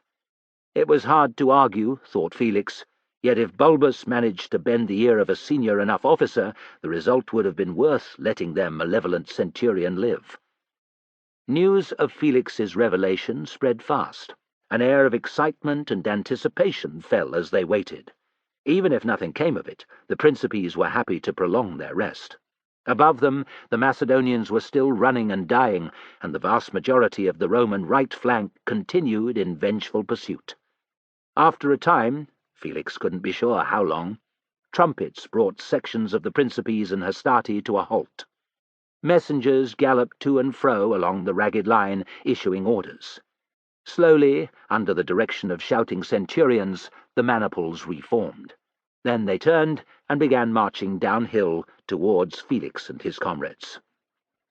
"Bulbus found that tribune," declared Antonius. "He must have," said Felix, proud to have been the one to notice the opportunity, and already resentful that Bulbus would give him no acknowledgment whatsoever. A young, determined-looking tribune came riding back with a wheezing Bulbus trailing in his wake. "I hope 20 manibles is enough," the tribune said, staring at the phalanx. Felix couldn't help himself. "Course it is, sir." His comrades cheered. Bulbus stared daggers at him, but the tribune smiled. "That's the spirit. Well, there's no point hanging about." Quickly, efficiently, he had the maniples split into 2 groups of 10. He would command the group that swung around to take the Macedonians in the rear, and a smug-faced Bulbus would lead the rest to hit the side of the phalanx. "We'll meet somewhere in the middle," he said. "Yes, sir." Bulbus was beaming. Felix had never hated his centurion more than he had in that moment, but he had no time to brood. There was no trumpet fanfare, but they were off a dozen heartbeats later, traversing the slope at a fast walk. To run, the tribune had declared, would make little difference in the time of their arrival and would result in men breaking their ankles. A swelling sense of excitement filled Felix, who was in the front rank with Antonius and his comrades. 50 paces they went, and he hadn't seen a single head in the Macedonian ranks notice them. Wrapped up in their struggle with the legionaries on the left flank, ears filled with the screams and cries of the dead and dying, the phalangists had eyes only for what was in front. 100 paces, and still Felix and his comrades were invisible. He glanced to either side. Thanks to the different pace of the maniples and the slope, their line had grown ragged. Bulbus's century was out in front, leading the way. Their centurion made no attempt to slow them down, and, eager not to be left behind, the maniples to either side increased their pace. 200 paces, Felix counted. Perhaps twice that distance still separated them from the Macedonians. Not a man in the phalanx had noticed their approach. Even if they did, Felix decided, they wouldn't be able to rip themselves free of their formation in enough numbers to form a decent line before the Principes struck. Incredibly, they had closed to within 300 paces before any Macedonian saw them. Shouts of dismay rose, but nothing immediately happened to the enemy formation. "Ha!" thought Felix. "The ordinary rankers in the phalanx who have seen are in the same situation as me. Their officers think they're worthless and won't listen. God's willing, they won't until it's too late." More heads turned among the phalangists now, and something like a shudder passed through the ranks. "Charge!" screamed Bulbus. "Fast as you can!" Felix and his comrades ran. 250 paces remained between them and the Macedonians, who were still shouting and roaring at one another in confusion. 3, maybe 4 men that he could see had stepped out of rank and aimed their sarissy at the Principes. Plenty of astonished and frightened faces were looking in their direction, but as is so often the case when things happen at great speed, their reaction time was slow. 200 paces. Now a dozen men had formed a rough line against the incoming Principes, but there were huge gaps between them. Several phalangists were already skulking back up the hill, retreating. "Roma!" shouted Felix. "Roma!" At 150 paces, the front of the phalanx must have suddenly shoved the legionaries facing them backwards, for the frontmost ranks gave a great heave and walked forward 10 steps. The phalangists who were trying to react to the Principes' attack didn't see it coming. Some managed to tramp forward, others resisted, and were knocked off balance by the men behind who were following the leaders. Down went several, their sarissæ knocking into the ones around them or hitting other phalangists on the head. Curses rose. Officers shouted contradictory orders, to break formation, to march forward. Few men were joining the phalangists facing the Principes, and they wavered. Felix had never run for so long in kit. His lungs were on fire, his legs were screaming for a rest. Sweat stung his eyes, almost blinded him. Only the death grip he had on his lead-heavy shield prevented it from falling to the ground. His drawn sword was like an extension of his arm. Reaching the enemy was all that mattered. 80 paces, Felix told himself. 70, 60. He had no breath left to shout a war cry. By 50 paces, the phalangists who had broken away to face the Romans were looking terrified. In the section nearest Felix, they now numbered perhaps 24, but they were mostly one deep. Men were manoeuvring out of line behind them, but the unwieldy sarissæ were tricky to bring around and down into place. "Slow down!" Bulbus's voice. "Halt!" Felix obeyed gladly, chest heaving, in, out, in, out. He looked at the Macedonians 30 paces away. "Catch your breath," ordered Bulbus. "Who's got a javelin?" 10 or more voices answered. "Aye." "Throw them," said Bulbus. "Now!" The men with javelins stepped forward. Glancing at each other, they hurled a decent volley. At such close range, with so many Macedonians grouped together, they couldn't miss, and thanks to the disorganization of the phalanx nearest them, the usual protection offered by the sarissæ wasn't there. Judging by the cries of pain and gaps that appeared in the ranks, most javelins had found a target. "Ready?" asked Bulbus.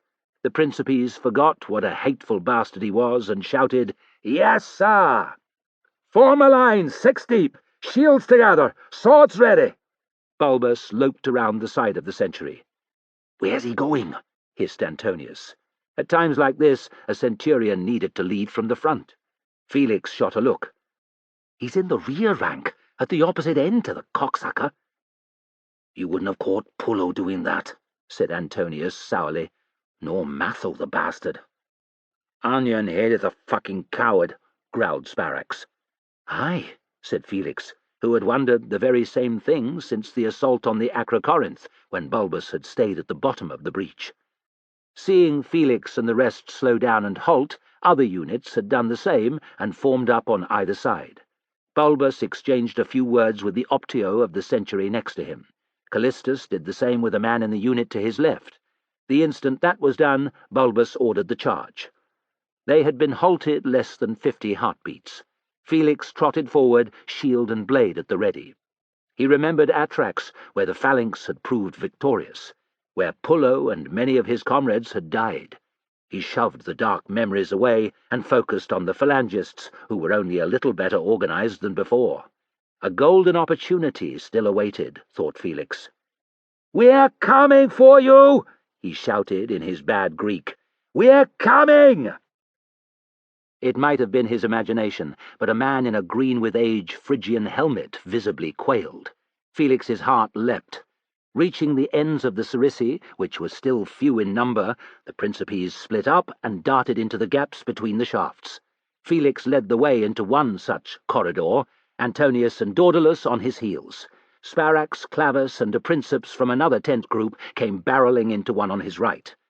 Felix could see the terror in the faces of the closest phalangists long before he was within blade reach. Left arms fitted snugly into shield grips, left and right hands both gripping their sarissæ, they were defenseless at close range. Each man was armed with a curved coppice sword, but needed a free hand to be able to draw it. Speed was vital, thought Felix. Using his large shield as a battering ram, he slammed into 2 aspides at once.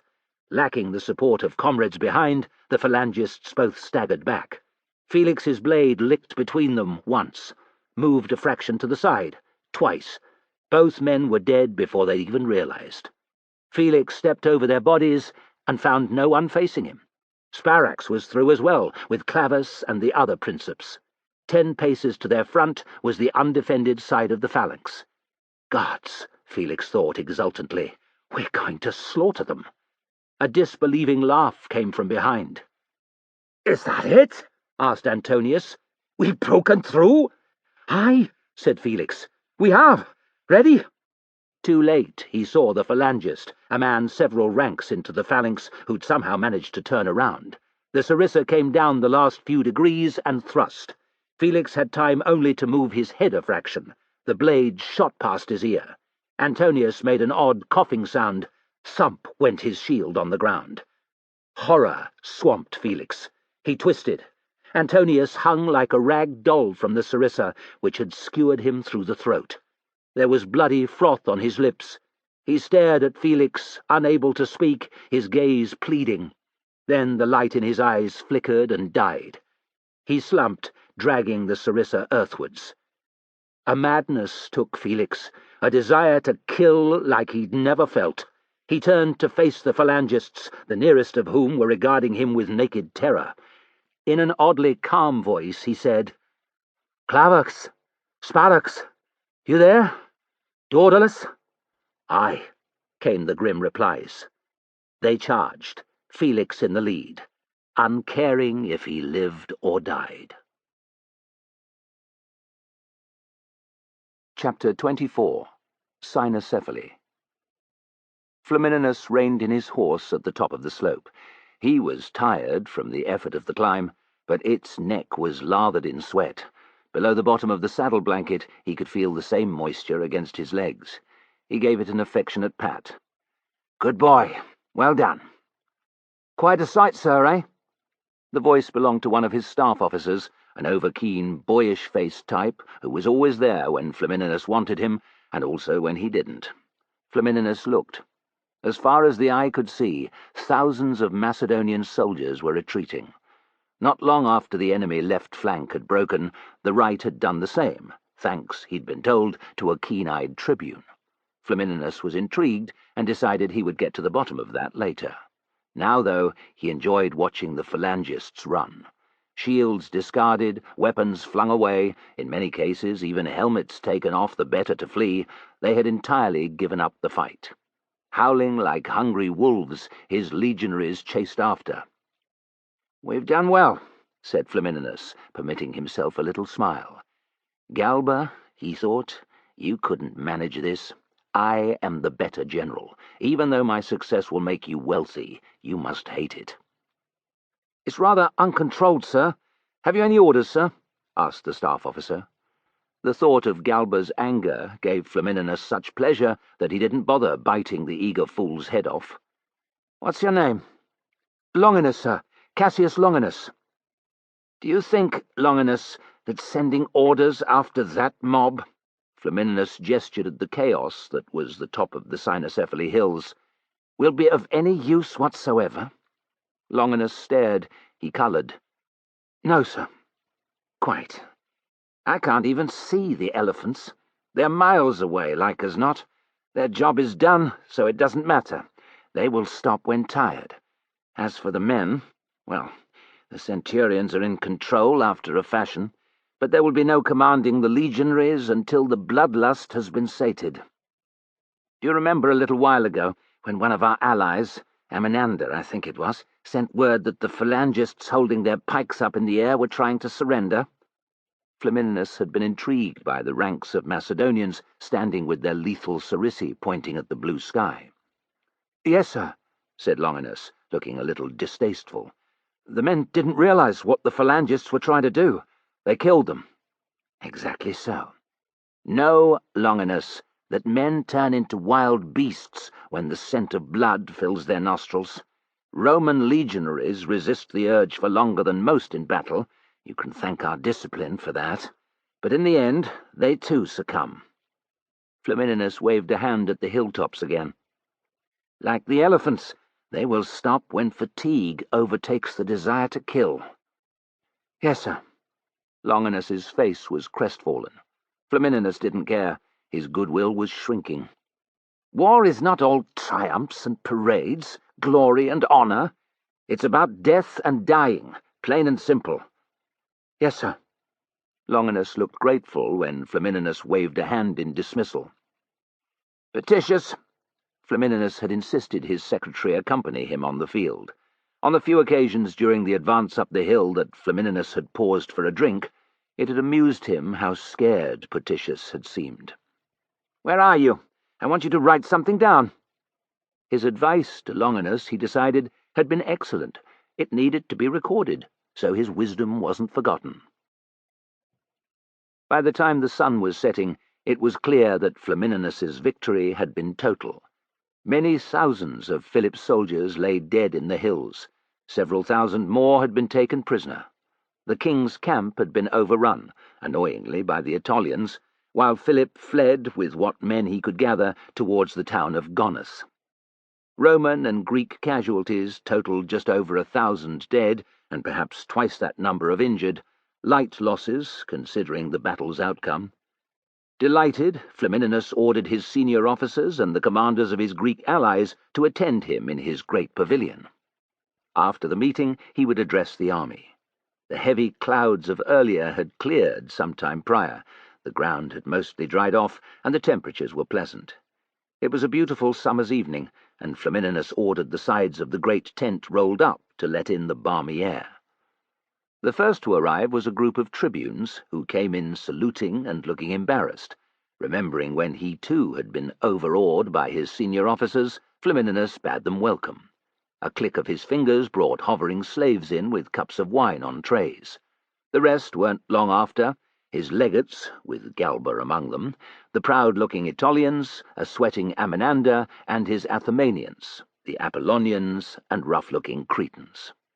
When all those present had been served, Flamininus raised his glass, a sign that he was a man of taste and wealth, for glassware was rare and expensive, and a hush fell. "Today was a good day. Today, the once great Macedonia was humbled by Rome." Flamininus cast an eye at the Greeks. "Never again shall the Macedonian king dominate your lives, tell you what to do. Never again shall your lands be overlooked by his fortresses. You are free." He raised his glass high. As everyone in the room did the same, the Greeks nodded and smiled at one another, and Flamininus thought, "Free from Philip, but not from Rome, you fools." "To liberty," said Flamininus, and drank. Spotting Galba's eye on him, he felt a dart of fury. His own freedom was as false as the Greeks'. The sale into slavery of the prisoners taken after the battle would raise a large amount, and Galba would expect a first payment from it. On and on it would go for years. Flamininus continued to rack his brain at every opportunity, seeking a weakness that would allow him to blackmail Galba or to bring him down. Nothing ever came to mind. His spies could discover little of use either. "Each and every one of you played his part today," said Flamininus. "Apart from you," he thought, giving Galba a hard stare. "Your actions bordered on insubordination." "So did our troops. Today the phalanx proved no match for the might of the legions. Let us drink to them." Flamininus noted Phineus, leader of the Aetolians, pursing his lips. He wasn't surprised, therefore, that the Aetolians spoke when the clapping died away. "You made no mention of the Aetolians, Flamininus." Rankled by Phineus's familiarity, the prick seemed to think they were equals, thought Flamininus. He replied casually, "The Aetolians?" Phineus frowned. "There are over 6,000 of us in your army, as well you know. The cavalry in particular proved themselves today, on the hilltops before the battle proper started. They also proved excellent at scavenging the enemy camp before any Roman troops arrived." Flamininus's tone was acid. He'd had several reports from officers of men who'd been denied what they regarded as theirs. "Aetolian cavalry reached the Macedonian encampment first," protested Phineus. "That does not mean they can keep all of the booty, nor even the best of it." Everyone's eyes bore down on Flamininus, who, uncaring, continued loudly, "I am in charge here. Under the terms of the treaty you made with the Senate, any goods and chattels taken in war are to go to Rome. That would include the contents of the enemy camp, as well you know. If you are to receive a share, it will be my decision how that share is calculated. Am I not right?" Phineus knew that no one was about to come to his aid. He glowered and muttered, "Yes." "Another thing," said Flamininus.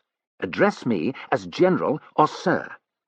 Encouraged by the slightly alarmed glances the other Greeks were giving one another, Phineus cried, "Do we not stand as allies on an equal footing?" "Sir," said Flamininus. "Sir," Phineus spoke with gritted teeth. "We do not," declared Flamininus. "More than 2/3 of the army is Roman. The same is true of the ships in our fleet. Need I say more?" Phineus shook his head. "Down, you dog," thought Flamininus. He made a mental note to watch the Aetolian closely. The man would continue to cause trouble, of that there was no doubt. Sensing that his speech was over, those present began to talk among themselves. "That was well done," said a voice in Flamininus's ear. Annoyed and discomfited that Galba should creep up on him unawares, suspicious to be complimented, Flamininus kept his composure. "You think?" "I do." Galba clinked his cup off Flamininus's glass. "To your victory." His suspicion deepening with every heartbeat, Flamininus dipped his chin. They both drank. "We Romans deserve the lion's share of the booty, and the Aetolian needed to know that," said Galba. "Here it is," thought Flamininus, before answering stiffly. "There hasn't been time to calculate its worth yet." "No hurry." Galba's smile was like that of one of the sharks occasionally hauled up in fishermen's nets, wide-lipped and full of teeth. "I do expect a share, however, a decent share. It's an expensive business, war."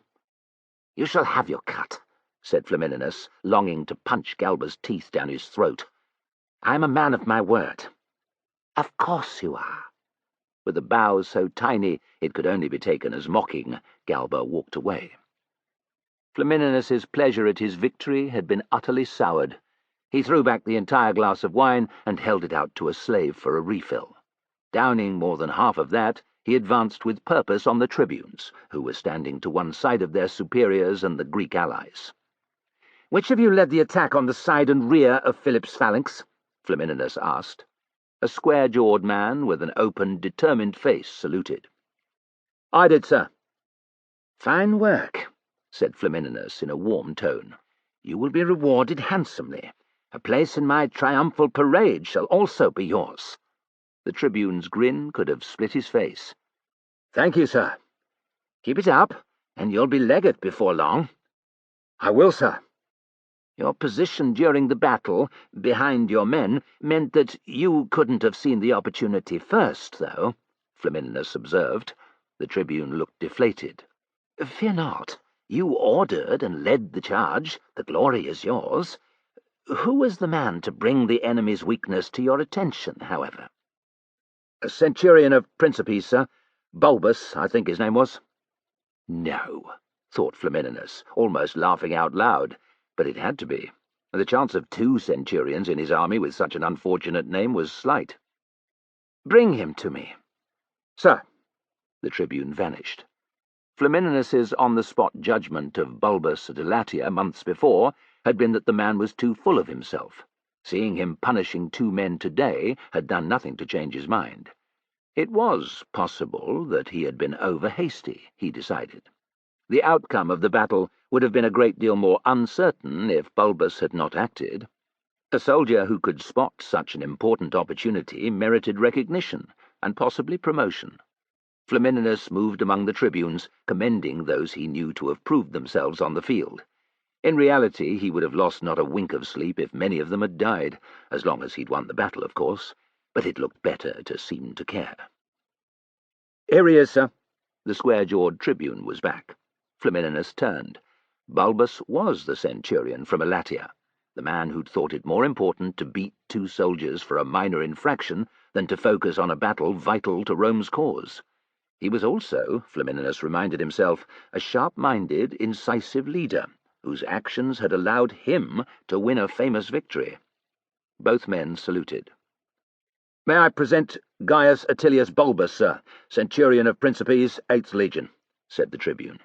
Nervous, Bulbus saluted again. "Ah, we met earlier," said Flamininus, amused by the trace of panic in Bulbus's eyes. "Have you punished the 2 men since?"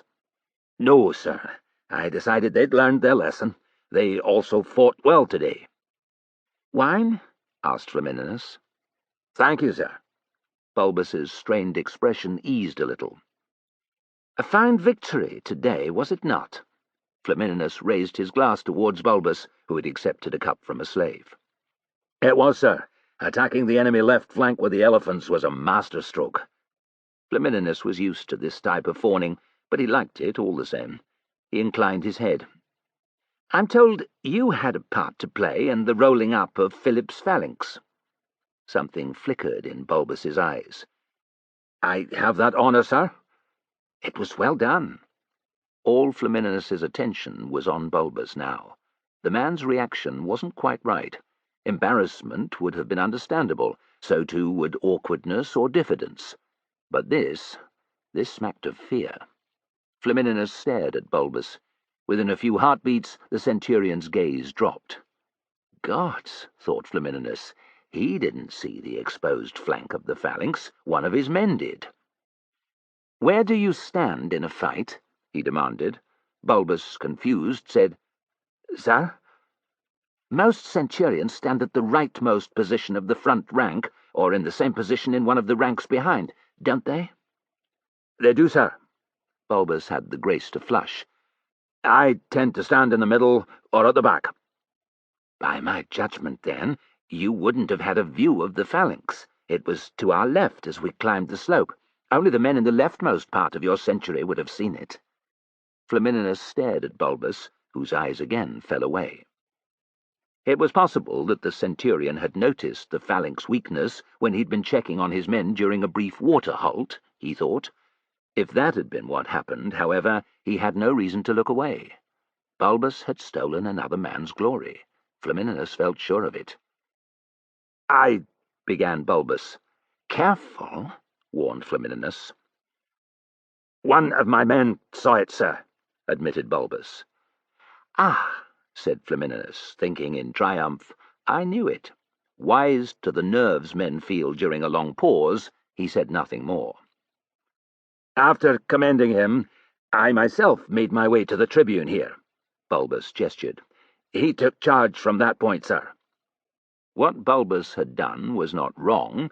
It was the way of the world for officers to take credit for their men's actions, for senior officers to do the same to their juniors, and indeed, thought Flamininus, for generals to appropriate the glory won by their commanders. A clever man, however, one who didn't want to make enemies, made sure that their subordinate was suitably rewarded. Flamininus was full sure that Bulbus, beater of men during a battle, was not one of those. "What other reward do you plan to give him?" Flamininus's tone was full of crisp authority. "A purse of coin? A promotion, perhaps?" I hadn't decided yet, sir." "I bet you hadn't," thought Flamininus. Deciding that Bulbus was that rare beast, a centurion with little spine and leadership ability, who ruled his men through fear and intimidation. Bulbus didn't deserve promotion for what he'd done.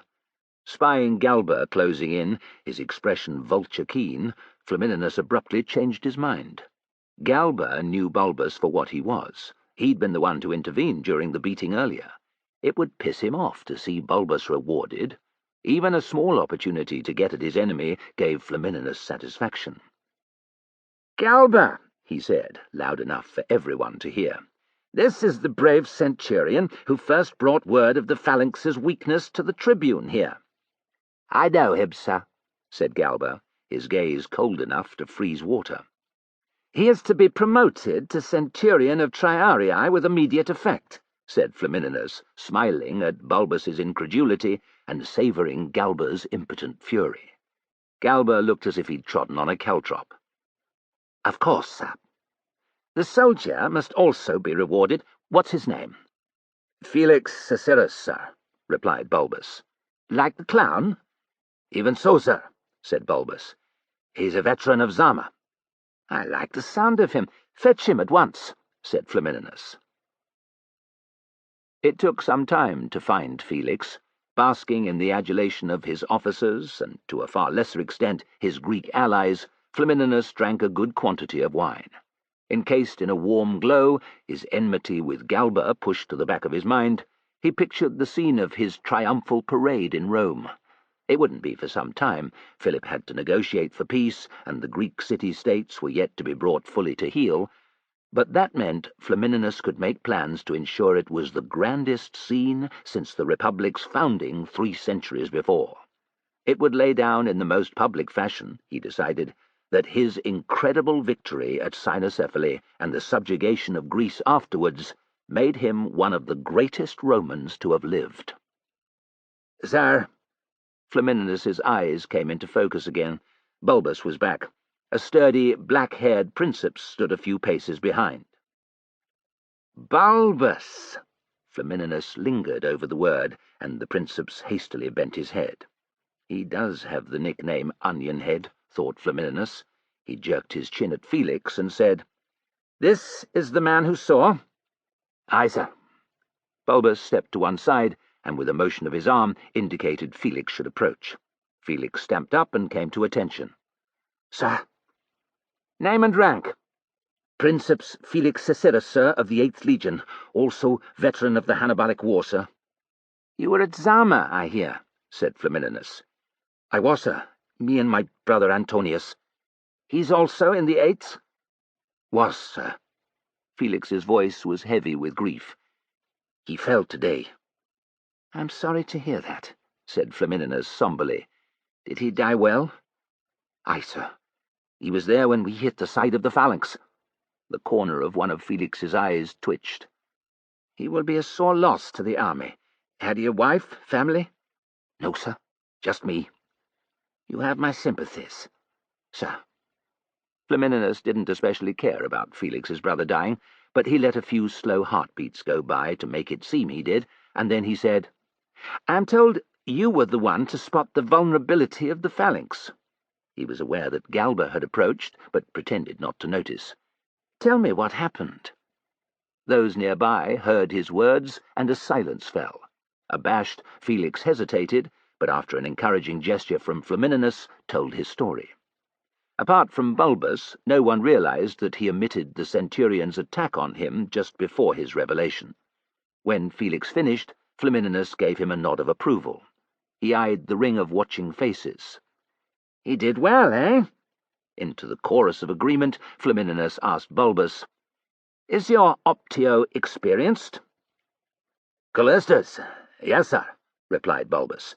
"Nigh on 20 years he's served." "Take him with you to the Triarii," Flamininus ordered the delighted Bulbus. To Felix he said, "Congratulations, Optio." Felix's mouth opened, closed. He said wonderingly, "Me, an Optio, sir?" "But, sir," Bulbus interrupted. Realizing what he'd done, he faltered. "Galba demoted him only recently." Flamininus glared at Bulbus, then turned to Galba. "What happened?" His mouth pinched, Galba related the incident with the Hepastum ball. Relishing that he could rub Galba's nose in it, Flamininus exclaimed, "That must have been a genuine mistake." His eyes moved to Felix. "It was, sir. I would never have wanted to hurt the legate, sir." Galba made a strangled noise. "Let us put it in the past, eh?" declared Flamininus. "Your actions today are of far greater consequence. It's fair to say that Rome needs soldiers like you. My promotion stands." Embarrassed but proud, Felix saluted. "Thank you, sir." Promising Felix a suitable donative, Flamininus dismissed the princeps and his centurion. Galba faded into the background, scowling but powerless. Flamininus exulted in his enemy's annoyance. While it was Flamininus's right to interfere as he had, both men knew that it hadn't been done to reward Bulbus, Callistus, and Felix, but to piss off Galba. And, thought Flamininus, noting his enemy's furious expression, Galba was usually good at appearing not to care. He had succeeded in royal style. He held out his glass. "More wine." Chapter 25. Gonus. The sky was a deep shade of blue and fading to black. Bats shot to and fro overhead. Some distance off an owl called, and was answered by its mate. It was the evening of the day after Cynoscephaly, Philip's camp, such as it was, sprawled around the walls of Gonos and into the nearby woods. Thousands of soldiers had already reached the place. More continued to straggle, even as the light leached from the western horizon. Thanks to the warm temperature, the fine weather had returned. It didn't matter that no one had a tent. Water could be had from the nearby river Peneus, but food was in short supply. Philip had entered Gonos earlier and met with the town's leaders. Paying for all the supplies they could spare with his own money, he had ordered it distributed among his soldiers. The king had not eaten himself. He had no appetite. Supping from a skin of watered-down wine, he had been walking through the camp for hours. In a sweat-stained chiton, armed only with a dagger, he looked no different from anyone else.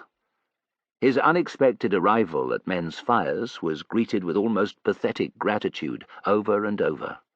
Never had Philip felt the burden of kingship more. Somehow he smiled, joked, offered mouthfuls of his own wine, gripped the shoulders of men who'd lost comrades, promised that back in Macedon they would all be fed and watered like lords. No one asked what the future held, and he did not offer an opinion. In between the fires, when he was alone, Philip's face grew solemn. After a hard ride north from the carnage at Cynoscephaly, he had passed the night at the so-called Tower of Alexander. Grieving for his dead soldiers, and humiliated by the defeat, he had barely slept. Another day's riding had seen him and his companions reach Gonos, where he had prayed to Zeus what seemed a lifetime before. Even though the temple was close by, Philip had no desire to pay another visit. The thunder god had spoken in the loudest fashion at Cynoscephaly.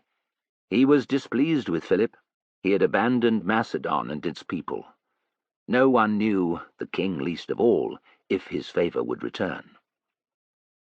"Sire, is that you?" The figure was backlit by the flames behind him. Philip stepped closer, his face creased with genuine pleasure. "Beresades!" Lankier than ever, toothless, his tunic caked in blood, Beresades bowed. "Sire." Philip seized the peltast's hand. "It's good to see you." "And you, sire." Beresades bobbed his head. Philip pointed to the bloodstains. "You're unhurt." Beresades snorted. "That's not my blood, sir. This is." He stuck out his left leg, which was wrapped from knee to ankle in a rough linen bandage, and grumbled, "I'm getting slow. 10 years ago, I never would have taken such a wound. It bled like a bastard. Begging your pardon, sire." "Is the cut clean? Has a surgeon seen it?" "Clean enough, sire. I sluiced it with wine. A waste, really." "And the surgeon?" "The treatment area is overrun, sire. There are many men waiting with far worse injuries than mine." "It should still be looked at." "I'll live, sire." Beresades' grin was crooked. "When you're as grey-haired as me, you get a sense of when the fates are wielding their shears close by. There are more interesting threads to cut at the moment, sadly." Clasping Beresades' hand again, and deciding he would send his own surgeon to check on the peltast, Philip took his leave. It was time to return to the makeshift hospital, which consisted of a clearing among the trees a short distance from the rest of the camp. To reach it, he picked his way through the remnants of a spearer of brazens, telling them how proud he was, and apologizing for their poor quarters that night. A few men responded, but there was no hiding the forced tone to their laughter. Philip's grim mood settled on him like a cloak the instant he had left the phalangists behind. In his mind's eye, he ran through the day of the battle. Marching at dawn, their purpose to cross the Roman army's path unseen and reach Pharsalos. The thunder and torrential rain that had made progress impossible, choosing a site for a camp only a few stadia from the one they had just left. How he had sent scouts up into the hills, the all-enveloping cloud cover that made it impossible for anyone to see far beyond the length of their own arm. I would have done nothing different until then, he thought. It had also been the right decision to send reinforcements to his scout's aid. Where he had gone wrong, Philip decided, was perhaps to have committed his half of the phalanx to the fight before Nicanor's troops had arrived. If he had stayed at the top of the slope and let his light infantry retreat towards him, he could have held the enemy long enough until the rest of his phalangists had arrived.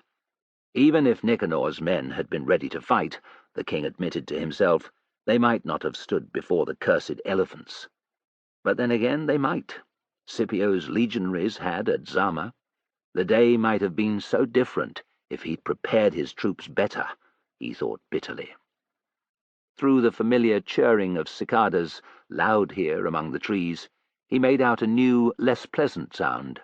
Men's cries, moans, every now and then a scream. Mixed in, he heard reassuring voices, surely those of the surgeons and their helpers. Skirting around a large cypress tree, Philip entered the clearing. Torches burned some distance off, but in between, darkness reigned. The neat lines of wounded and maimed and dying men needed no light. He could smell piss, shit, and stale sweat, and over all of them the copper tang of blood. Philip almost turned around and walked away. He had been here earlier, and the experience had been harrowing. "Stay," he told himself. "Your men bled and died for you. You owe them this." He took a deep breath through his mouth and let it out again. "Mother!" The voice belonged to a soldier not 10 paces away. "Mother!" No one answered. No one came. By the man's armour, a fine bronze breastplate, Philip judged him to be a phalangist. The thick bandage around his upper right thigh was almost completely soaked through with blood. Tartarus, thought Philip. How he had made it here from cynocephaly beggared belief. Whatever blade had sliced into his leg had cut the artery. The wound was too high up for amputation to be an option. The surgeon must have put on the dressing as tight as possible and hoped for the best. Judging by the dark stain under the phalangist's leg, his future was bleak. "Mother?" "She's not here," said Philip in a gentle voice. He knelt and took the man's hand, which was clammy with sweat. "Father?" The phalangist sounded confused. "No," said Philip, tugging from his belt the strip of cloth he used to wipe his own brow. He dabbed it against the phalangist's forehead. "Try to rest." "Where's Mother?" "It's late. She's gone to bed," lied Philip. "Your father, too." The phalangist's eyelids fluttered, but they didn't open. After a moment he whispered, "Who are you?" There was no point revealing his identity, thought Philip. The man was too far along the road to the underworld. "I'm a friend," he said. "Just a friend who came to sit with you." This seemed to satisfy the phalangist, who drifted into a deep sleep. Philip's heart was heavy. The slumber would be the wounded man's last. If the end came before dawn, it would be a blessing. The army could wait for no man, and Flamininus's legions would not be long arriving. The phalangist didn't stir as Philip eased his fingers free and stood. The king moved on, giving a couple of mouthfuls of wine to a Thracian missing half an arm. Unable to converse, neither spoke the other's tongue, Philip didn't linger. More patient than he'd ever been with his children, he sat and talked with scores of the injured, held their hands, shared his wine, and fetched water from the wooden buckets close to the surgeon's work area, wiped away their tears, waited with several as they slipped, rattling breaths, into oblivion. Some recognized him, most didn't. Philip didn't care either way. He wasn't here as king, but to honor his soldiers.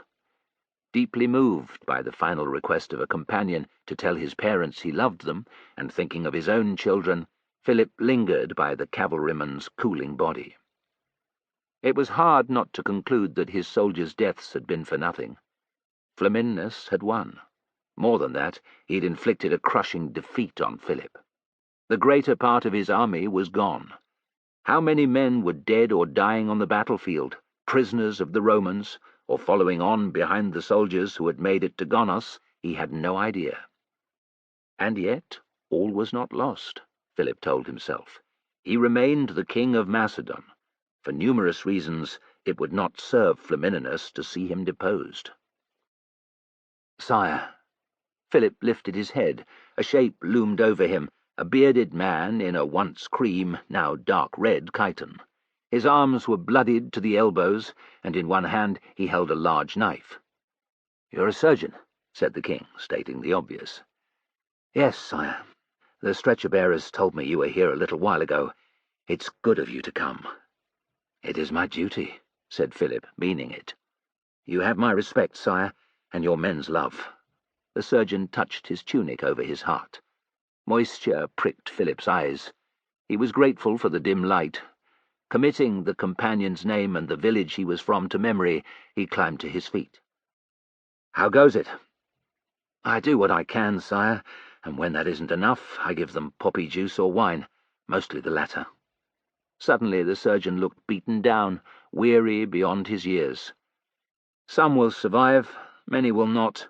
Only Asclepius can tell." He shook himself and smiled. "I'm not here to complain, sire, but to bring you news. Your son is here." Philip stared. "Perseus?" "One and the same, sire. They say that apples don't fall far from the tree, and so it is with the prince, the gods bless him. He's over there, ministering to the soldiers, just as you have been." Philip felt a combination of anger that his son should leave Pella against his orders, and pride that Perseus was growing into a man who made his own decisions. "Take me to him. If you'll follow me, sire." The surgeon led Philip around the edge of the operating area. Stopping a distance from a figure kneeling by an injured soldier, he pointed. "That's him." "Is there no one with him? No bodyguards?" "There don't appear to be, sire, but no one would harm him. They love him, as they do you." Glad, Philip smiled. "Perseus is as mule-headed as me," he thought, thinking of his own habit of stealing out of the palace without his guards. Muttering his thanks, he dismissed the surgeon and waited until Perseus had risen to his feet. "Perseus." His son's head turned. "Father?" "Yes." All his anger gone, Philip opened his arms. They embraced fiercely, then came apart to grin at one another. "What in Tartarus are you doing here?" the king asked. "I told you to stay in Pella." "It was so hard, father, waiting every day for news. I stayed as long as I could. I arrived here only to find out that I left too late, that I missed the battle." Perseus's face fell. "Gods be thanked you weren't there," said Philip, trying not to think of Perseus caught up in the slaughter. "Was it terrible?" "It was." Perseus's eyes searched Philip's. He gestured at the injured soldiers around them and said quietly, "It must have been." "I will tell you what happened, but not now. Walk with me to my tent," said Philip. "But the men will still be here in the morning. Those that won't, well, we can't comfort them all." His expression sombre, Perseus nodded. Across the clearing they went, past stretcher-bearers carrying the dead away. Close to a surgeon who was sawing a semi-conscious man's leg off, past a trio of phalangists crouched around a comrade praying. Philip felt a deep relief to be leaving behind the wails and moans, the blood and death, if only for a time. Felt a quiet joy at seeing his son, young and strong and alive.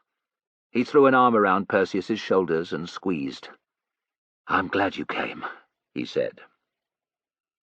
Joined by thousands of survivors at Gonos over the next few days, Philip made his way to Tempe unhindered by the Romans. Trusted soldiers were sent to Larissa. There, all royal documents were destroyed so they did not fall into Flamininus's hands. Rather than pursue the Macedonians, the Roman general had marched on the centrally placed town. Another 3 days went by, and the emissaries Philip had sent south returned. After hearing their news, the king summoned his generals. Now he waited for them in his tent. Perseus was there. Before sending him back to Pella, Philip had decided to let his heir see firsthand what it was like to rule in times of war. The defeat at Cynocephaly meant that there was no certainty Perseus would rule after him, but Philip was hopeful. Pacing about like a caged beast, Perseus managed to keep silent for quite a time. In the end, however, he could restrain himself no longer. "What did the emissaries say, father?" Philip shook his head. "You'll find out when everyone is here, not before." "It's not fair. I'm your son and heir." "That you are," said Philip, offering a prayer to Zeus, whom he hoped was over his anger towards him, to ensure that Perseus did take the throne. "But you are still a boy. If men twice and thrice your age have to wait to hear, so should you." Perseus scowled and walked off to the far end of the chamber, which was formed by leather partitions. There, tables had been set with wine and food. He made a great show of pouring a cup of wine and drinking it without offering any to his father. Well it is for him to have such small concerns as who hears what and when, thought Philip. He heard voices outside. A moment later, the sentries asked who had come calling upon the king. Before long, Menander and Nicanor had been ushered in. They were followed by Athenagoras and the handful of surviving Thracian and Illyrian chieftains. Leon and Heraclides, Philip's cavalry commanders, had both died at Cynocephaly. Their replacements, Demosthenes and Caecilius, were present instead. "I have called you here to take counsel," said Philip when everyone had a cup of wine. He was amused to find Perseus by his side. The boy could sulk, but he didn't want to miss out either. Heads nodded, chins dipped. "Sire," they rumbled. "Your son is here, sire," said Menander, looking pleased but surprised. "I couldn't bear being in the palace any longer," said Perseus. "I wanted to be with father, with the army." A weighty silence fell. Embarrassed, Perseus took a step back behind Philip. "The messengers I sent to Larissa have returned," said the king. "They carry good news. Flamininus has granted me permission to bury our dead at Cynocephaly. He has also agreed to meet and discuss making peace." Philip's eyes roved the chamber, gauging his general's reactions. Menander looked relieved. So too did Demosthenes and Caecilius. Nicanor, who had been badly injured in the battle, seemed defiant. Philip wasn't surprised. He had lost many, many men. The anger playing over the tribal chieftains' faces was also understandable. No doubt they wanted revenge for their heavy losses. Athenagoras was harder to read. It had ever been so. No one ventured an opinion. "Well?" asked the king. "Have you lost your tongues?" "Peace!" cried Perseus, stepping forward again. "Thousands of your men lie dead at the dogs' heads, father, and you talk of peace?"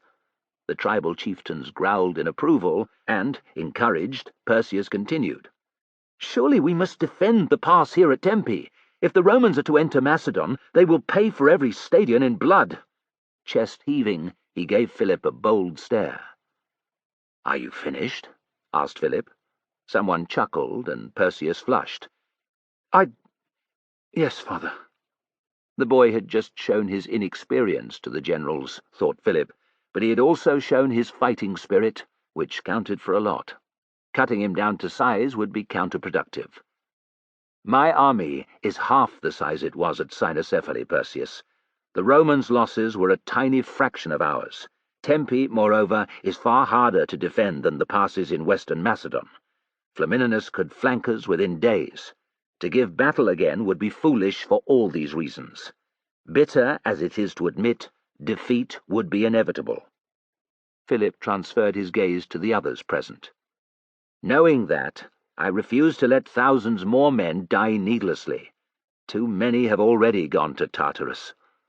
Reluctant nods even from Perseus, looks of relief, a couple of muttered prayers. "You think the same as I, then?" said Philip, addressing everyone. More nods, some eyes. Silence from two of the Illyrians. "Flamininus does not have all the gaming pieces," said Philip. "It suits him to leave me on the throne of Macedon. He is no fool. Even the Romans know of the savage tribes of Thrace and Dardania." He paused to throw an ironic look at the Thracians present, "and their regular incursions into our lands. He will also be aware of Antiochus's designs on Greece and Macedon. What better buffer against Antiochus could Rome have but me and my still substantial army? That is not the only reason he will come to the negotiating table either. My spies—" here the king smiled at Perseus's surprise— "tell me there is discord in Flamininus's camp. The Aetolians in particular are unhappy that he continues to make decisions without consulting them or the other Greeks. They also resent his allowing us to bury our dead at Cynocephaly, but their biggest concern is that he will agree that I should continue as king." "What of Flamininus, sire?" asked Menander. "He is furious with the Aetolians. Not only did they plunder our camp before any of his soldiers, but they are spreading word of how they won the battle. If Flamininus hadn't realized it before, it will be clear now that once the legions leave, the Aetolians intend to be the dominant power in Greece. Philip was pleased by the angry mutters this revelation produced. "If you give Flamininus what he wants, father, and he agrees you should remain king, will that not leave you exposed to Antiochus?" Perseus's tone was perplexed. "Not if we utilize the discord between the Aetolians and Flamininus by becoming Rome's ally," said Philip into a chorus of shocked gasps. He smiled. "Think about it. Fight on against the legions, and we will lose. Make a bitter peace with Flamininus, and our treatment will be harsh indeed. Aetolia's chances of becoming the main power in Greece will also increase. Come to an amenable agreement with Flamininus, however, and immediately offer our assistance against Antiochus. Do you see my intent?" "The legions could stand alongside the phalanx?" Athenagoras shook his head. "It sounds mad," said Menander, "but it makes sense." Philip glanced at the others. "Nicanor?" A heavy sigh. "Like Athenagoras says, sire, it doesn't seem right." "The men who fell at Cynocephaly will never be forgotten," said Philip, discerning the reason behind his general's reticence. "But if we aren't to see them joined in the underworld by thousands more of their comrades, this is the future we need to consider." Their eyes met. After a moment, Nicanor nodded. "That leaves you," said Philip, eyeing the Thracians and Illyrians. "What say you, brave men?" "We hate Romans," said one of the Thracians, nodding at his companion's growls. "Too many as die at dogs' heads, but we not want die more. If make peace with Romans, men live." Philip studied the faces of the chieftain's companions as well as those of the Illyrians. They would go along with him for the moment, he decided. Whether they would continue to serve in his army or slip away in the dead of night remained to be seen, but that had ever been the nature of such mercenaries. "We agree, then," he said. "Father," began Perseus bullishly. Philip's gaze bore down on his son. "Enough! I let you stay that you might learn, not question my authority." Perseus looked down. "Yes, father." "Just because we seek peace with Flamininus does not mean that other issues should be forgotten," said Philip. "The garrison of the Acrocorinth must be strengthened. Opportunists like Nabis of Sparta or the Achaeans might see Cynocephaly as an opportunity to strike. I shall send Achillearches south by ship. God's willing, the men will have little to do but compare their battle scars, but if Nabis or the Achaeans should come knocking, they will get a nasty surprise." "Can I go, father?" "To the Acrocorinth, out of the question." "Why not?" demanded Perseus. "If there's to be no fighting here, my best chance is in the south." "Your bravery is commendable," said Philip, "but you are my heir. It's too dangerous." "Father, I will not hear of it." Perseus scowled. "Yes, father." His mind caught up with deciding what he would say to Flamininus. Philip missed the crafty expression on his son's face. Chapter 26. Off the coast of Magnesia, between Macedon and Euboea. Fishing smacks dotted the brilliant blue sea, seeking shoals of mackerel and bream. Clouds of gulls banked and dived overhead, screeching like lost souls. Beating a path through the fishing boats was a large squadron of Liburnians. Demetrius was at the stern of one, arms resting on the wooden rail. His eyes moved from Mount Pelion, which dominated the western skyline, to the other ships in their fleet. Most of Philip's navy this was, according to the captain, and not a trireme in sight. Demetrius sighed. Beaten on land, a weak power at sea. What future did Macedon have? Resignation battered him. His friends were dead. Cimon and Antilion were gone. He closed his eyes and let the grief and shame batter him, as it had day and night since Cynocephaly. Rear anchors, they should have survived. It ought to have been he who fell, but in the madness and confusion of the shock Roman attack on the phalanx's side, countless men had died who under normal circumstances would not have. The shouts to his left had first made Demetrius aware that something was wrong. Focused on the brutal effort of driving the Romans off the hill, as the Brazens had been doing for some time, he paid no heed. As the clamour grew louder and the cries more frantic, it had become impossible to ignore. Some of the level-headed file leaders, among them Simonides, had called a halt to try and determine what was going on. Consumed by their desire to defeat the enemy, many other files had ploughed on, breaking up the phalanx. As Demetrius would realize later, this had aided the Roman attack.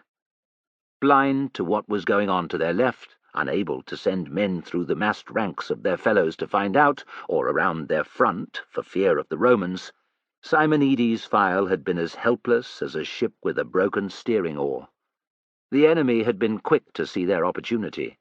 Cheering broke out among the lines of battered, bloodied legionaries facing Simonides' file, and then, incredibly, the Romans had begun to advance. "Will we ever return to Macedon?" asked a voice. Demetrius found that he'd been joined by Simonides. His file leader's face, always solemn, had a new grimness to it since cynocephaly. "Why? Do you think we'll die at the Acrocorinth?" Demetrius was indifferent to Simonides' answer. "There's a good chance." Simonides spat over the rail. Demetrius stared down at the foam-flecked water and wondered how long it would take to drown if he let himself fall in. Not long, he decided. It was tempting. He had never been so miserable, never cared less about the following day, let alone the one after that. "Don't," said Simonides. "Too many good men from the file are gone. I don't need to lose you too." Shocked to have his mind read, Demetrius glanced at his file leader. "It's hard for you, I know. Philippos was like a father to you, and Cimon and Antilion were friends, not just your tent mates. To lose all three is cruel." "I should have saved Cimon and Antilion." "How? How could you have? Hell was unleashed on that hillside. No one knew who was where. Like me, you were swept this way and that. When you saw a chance of retreating, you took it. Linger, and you would have died." "I know, but Cimon and Antilion had as good a chance as anyone to get away. It was their bad luck they didn't, and your good fortune that you did." Demetrius nodded. Simonides was right, but it was hard to accept. "The war's not over, not yet. The king wants us to hold the Acrocorinth for him, and that's what we will have to do. Grief doesn't make our duties vanish. That's what he said, remember? You are a soldier still, like the rest of us. Would you have me and Andriscus and the others fight without you?" "No," said Demetrius, hating the moisture pricking his eyes. "Of course not." He caught sight of Empedocles further along the deck. "It's just—" Simonides' gaze followed his. "Aye, him. Truth be told, I'd rather have lost that prick than men like Philippos, or your friends, but the fates will do as they please." "They will," thought Demetrius sadly. "So, you'll stay?" Simonides' tone was gentle. "I will." Demetrius took great comfort from Simonides' clasp of his shoulder before the file leader walked away. He had him and Andriscus, thought Demetrius. That would have to be enough. The Liburnian had taken on as many phalangists as could be fitted on the deck. The remnants of 4 files, almost 40 men, were crammed together like salted fish in a barrel. One of the first aboard, Demetrius had secured a spot right at the base of the raised platform at the stern. It meant he would have a neighbour on only one side, rather than being squeezed between two. Returning from his talk with Simonides, he was angered to see that his place had been filched. A slight figure sat where his blanket had been, head covered by the hood of his cloak. Curious, too, for the sun's heat meant that everyone had stripped to their chitons or even less, Demetrius picked a path over men's legs and the shafts of disassembled sarissæ.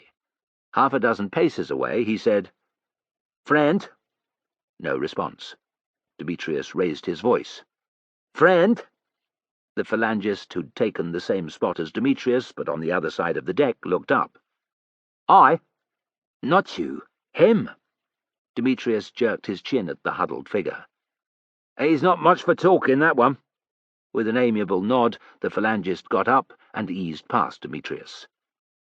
He's going to move, thought Demetrius, or pay the consequences. Standing over the interloper, he said, "That place is taken." No answer. Irritated, Demetrius gave the figure a none too gentle nudge with his heavy studded sandal. "Hey, I'm talking to you!" "Leave me be." If the voice hadn't been so light in tone, and Empedocles hadn't been playing dice with Scopas a dozen paces away, Demetrius would have wondered if his enemy had thrown on a cloak and sat here to annoy him. Regardless of who it was, his patience was fraying thin. "There are two ways this is going to end, and both involve you moving, friend. One will be a great deal more painful for you than the other. Which is it going to be?" "I'm not looking for trouble." "You've got a funny way of going about things," challenged Demetrius. Infuriated by the interloper's refusal to look at him, he reached down and tried to tug back the hood. He met fierce resistance. The man was holding it in both hands. Curious now, there was more to this than having his spot taken. Demetrius let go. Quick as a flash, he knelt down. He caught a glimpse of a young, sharp-eyed face before the interloper turned his head towards the planking of the platform beside them. This was no man, but a boy, thought Demetrius, a stowaway. Squatting on his haunches, he said, "It's safe to take down your hood. We're well at sea now.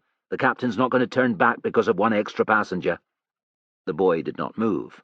The last of Demetrius's tolerance vanished. Using both his hands, he ripped back the hood. 2 handspans apart, he and the boy stared at each other. Shock bathed Demetrius. He'd seen Perseus enough times to recognize him, especially this close. "Forgive me." "Shh!" hissed Perseus before he could say sire. The hood whipped back up again. Demetrius risked a casual glance along the deck. It was a huge relief that no one was paying attention. "I'm sorry, sire," he whispered. "I had no idea it was you." "That was the general idea," came the sarcastic reply. Seeing Perseus's intent, Demetrius chuckled. Like most, he'd heard of the king's son's arrival in their camp at Tempe. "I'm guessing you wanted to travel with us to the Acrocorinth, sire, but the king refused, so you sneaked on board." "Yes.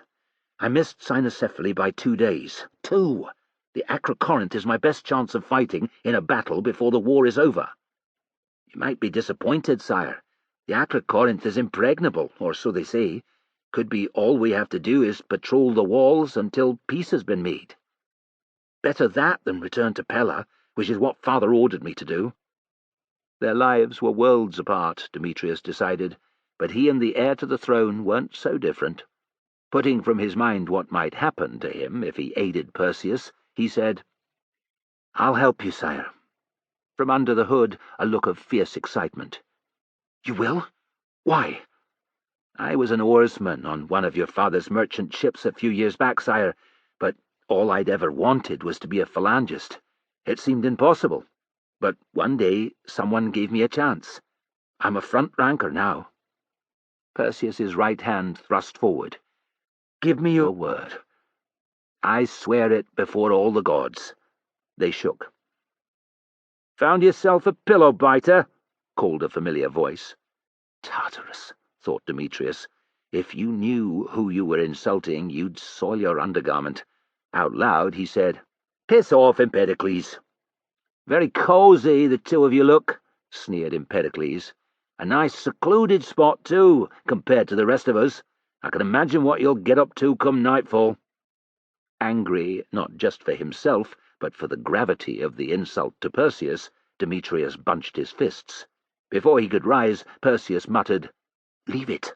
If you fight him, an officer will get involved. Then I'll be forced to reveal my face." Demetrius didn't like it, but Perseus was right. He sank back down. Empedocles hurled a couple more insults, which Demetrius and Perseus ignored. In the end, warned by men who were sick of his vitriolic monologue, he went back to his blanket. "Who's that prick?" asked Perseus. "One of my comrades, sir. He doesn't like you much." Demetrius grinned. "He took against me the first time we met, sire, and it's been like that since. Almost drowned me once." "Tell me," said Perseus, with the enthusiasm of a small boy. If someone had told Demetrius a few hours earlier that he was to spend some of the voyage explaining his enmity with Empedocles to the crown prince, he would have laughed in their face. Yet here he was. Demetrius took a deep breath and began. For reasons he couldn't quite explain, he even related how he'd almost left Empedocles to the mercy of the cut-purses in Pella. "And it all came from the night around the campfire, when you came to ask Simonides if he'd take you on as a recruit?" asked Perseus when he was done. "Yes, sire. I'd never set eyes on him before." "He's a prick and a half, and no mistake. I'm surprised you haven't stuck a blade in him before now." Astonished to hear such a thing from the heir to the throne, Demetrius admitted, "I've thought about it many a time, sire. Better man you for not having done so." Now Perseus almost sounded like the king, and Demetrius bobbed his head in deference. Their conversation was brought to an end by the return of the phalangist Demetrius had briefly spoken to when he'd first challenged Perseus. At once Perseus lay down and turned his face to the planking. "Wake me when it's dark," he whispered. "Aye," said Demetrius, as if the prince were just an ordinary comrade. His first test came not long after, when Andriscus, whose place lay next to his, came back. He pointed at Perseus. "Who's that? Why has he taken your place?" "He's from another file," lied Demetrius. "The poor sod has a fever. He wandered here by mistake. I didn't have the heart to shift him." "You're too soft-hearted," said Andriscus, but there was no heat to his voice. While the men opposite might not suspect anything, thought Demetrius, he wouldn't be able to keep the wool pulled over Andriscus's eyes forever. When his friend found out, he had to hope that Andriscus would agree not to tell Simonides or the ship's captain. If Perseus remained undetected until they had made landfall on Euboea, the chance of his remaining with the Spira was good. Their commander Stephanos and his superior, the Chiliarch, would not be happy about the prince's presence, but by that point there would be little he could do without delaying or jeopardizing their mission. Demetrius tried not to think about what Stephanos, or worse still, the king, might do to him when his role in Perseus's escapade was revealed. In the event, the rest of the voyage passed without much incident. Amused by Perseus's daring, Andriscus was easy to swear to silence. Laid low by a bad belly, Empedocles gave them no trouble. Not until they were marching across Euboea 2 days later was Perseus's lack of a sarissa commented on, but so many men had lost theirs at Cynocephaly that it was simple to explain away. Matters came to a head in camp that night, when Demetrius's surviving tent-mates, both quiet types usually, quite reasonably demanded to know the identity of the stranger in their tent. Their raised voices brought Simonides, who took one look at Perseus, swore, and called for Stephanos. His oaths were louder and even more colourful. Mid-rant, he realized what he was doing and apologized, red-faced, to Perseus. The prince grinned. "I've heard it all before, from father." Stephanos turned on Demetrius. "What kind of fool are you not to tell me when there was still a chance of returning to Macedon? You'll pay for this." "Do not punish him," cried Perseus. "What was he to do when the crown prince had told him not to tell a soul?" Helpless before Perseus's authority, Stephanos could only glower at Demetrius and hurry the prince to his own tent. The instant they had gone, Simonides cuffed Demetrius round the head, as a father would a wayward son. "What in Tartarus were you thinking?" he bellowed. "I felt sorry for him, sir," said Demetrius. "He reminded me of myself when I wanted to join the phalanx." Simonides gave him a jaundiced look. "Need I remind you of the difference between you dying as a phalangist and the crown prince doing the same?" Put as baldly as that, it sank home. Demetrius muttered, "No, sir." To his surprise, Simonides shrugged. "He's a stubborn one, Perseus, like his father. If he'd failed to come south with us, he would have found another way. Who knows, we might be grateful for him yet." Several days went by. 75 stadia to the west of Corinth, a camp sprawled on the near bank of the river Nemea. A poor earthen rampart surrounded it. So did a ditch, although this was scarcely waist-deep in places. To the north, where the river flowed, lay the narrow ribbon of the Gulf of Corinth. Sicyon lay to the west, and beyond it, Pallene. South and southeast were the towns of Phlios, Cleonae, and Argos. Just visible in the heat haze to the east loomed the Acrocorinth. Demetrius was one of the sentries on the western wall of the camp, overlooking the ford across the Nemea. Despite the boredom of such duty, he was enjoying being outside the fortress. 8 months before, there had only been the secretive journey to reach the Acrocorinth, and then the fight to defend it. Hot, eh? Dust puffed up from the earth walkway as Andriscus stamped over. "It'd be worse marching through that," said Demetrius, indicating the brown, sun-baked fields. It was the height of summer now, and temperatures at midday were searing. "True. It's fortunate that Androsthenes knows not to use us as scavengers, eh?" Andriscus slipped his helmet back on his head so he could wipe away sweat. Androsthenes was the commander of the Acrocorinth, and the man who Philocles had made wait until he'd fed and watered his weary men 8 months before. While Demetrius and the other phalangists protected the camp, Androsthenes was ranging the countryside around Pallene, with a column of light infantry and cavalry. 2 similar columns were doing the same in the area of Phlios and Cleonae.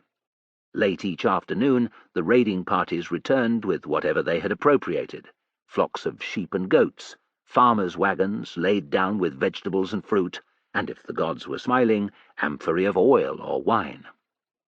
The mission had set out the day after the Kiliarchy's arrival at the Acrocorinth.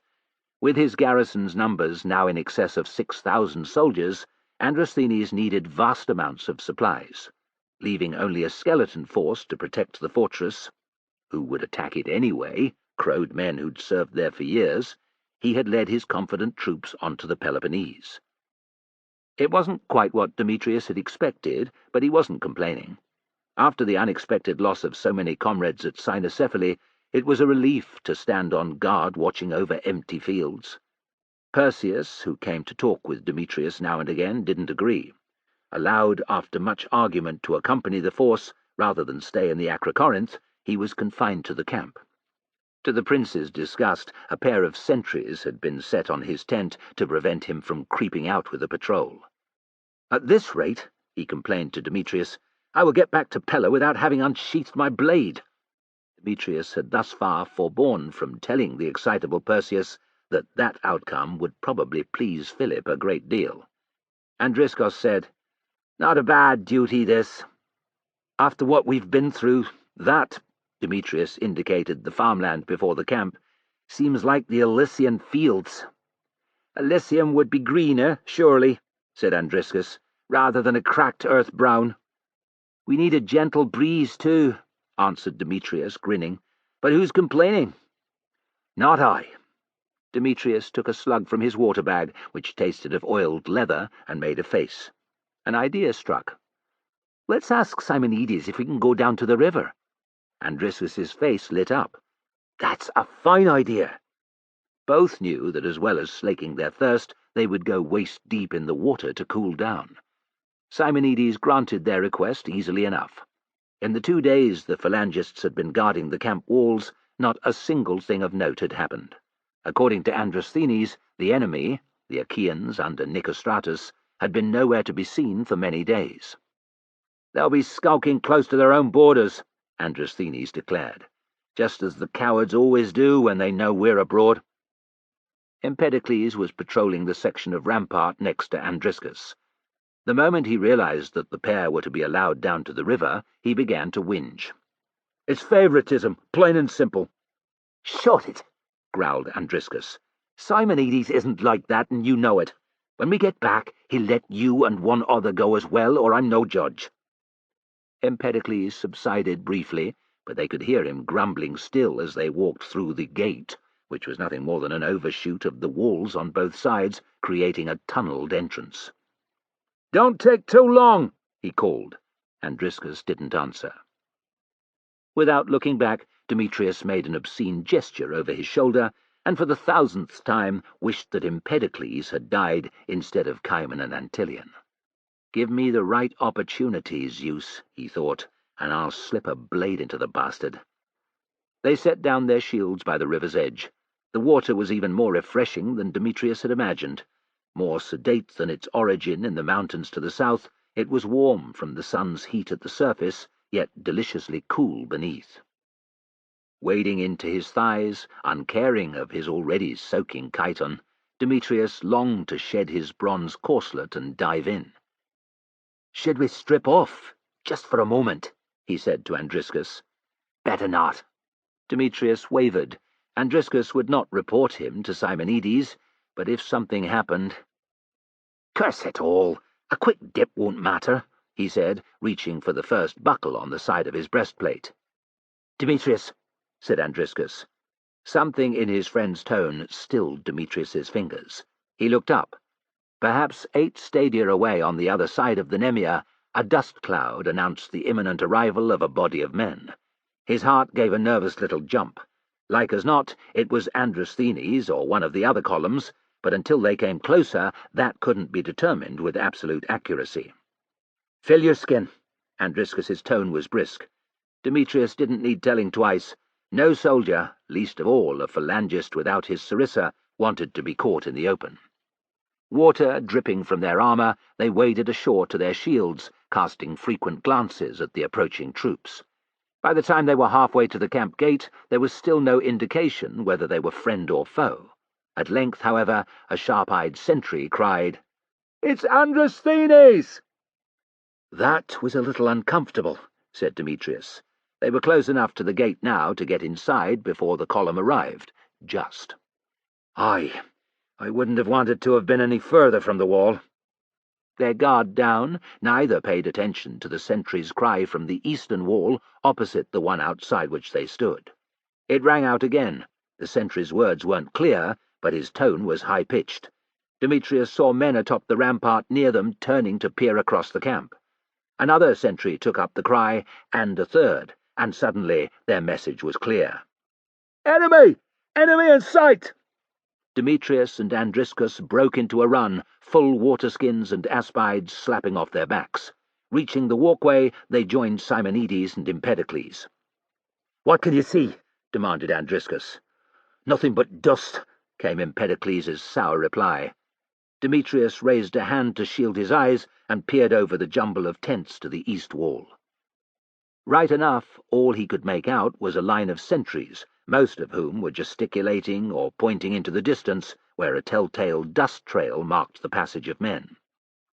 "What are the enemy doing to our east?"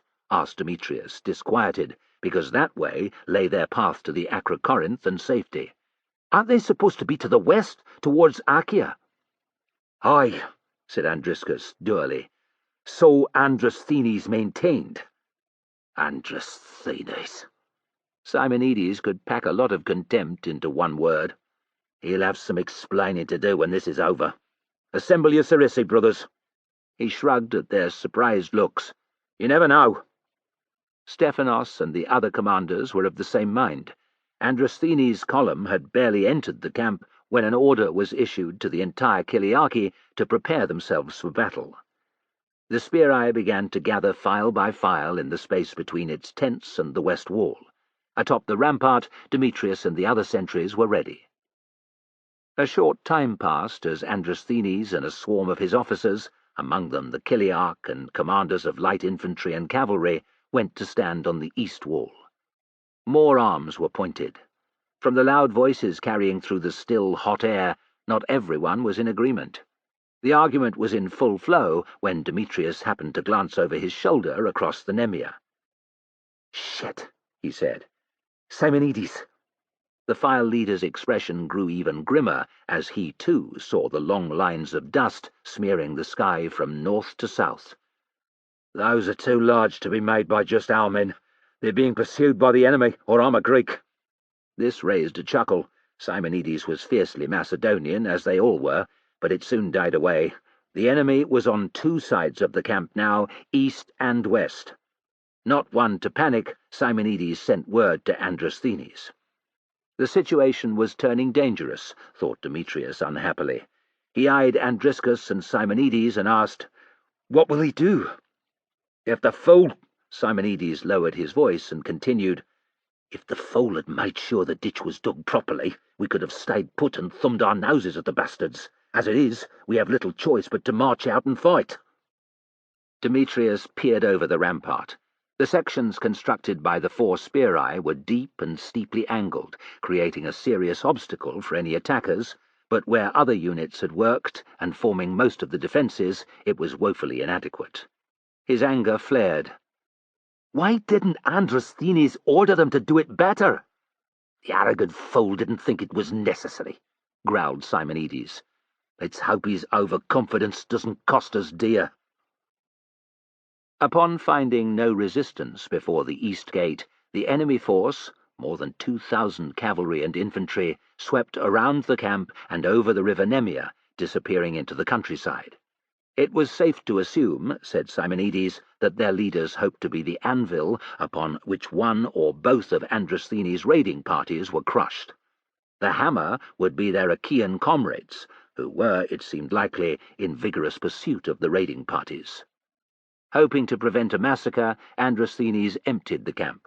Assembling on the bank of the Nemea in a long line and facing westward, with the spear of phalangists in the centre, his troops waited with increasing nervousness for their comrades and the enemy to return. Time dragged. The sun beat down, strong as ever despite the waning day. Insects swarmed low over the river. Fish jumped to catch them and dropped back into the water with disconcerting plashes.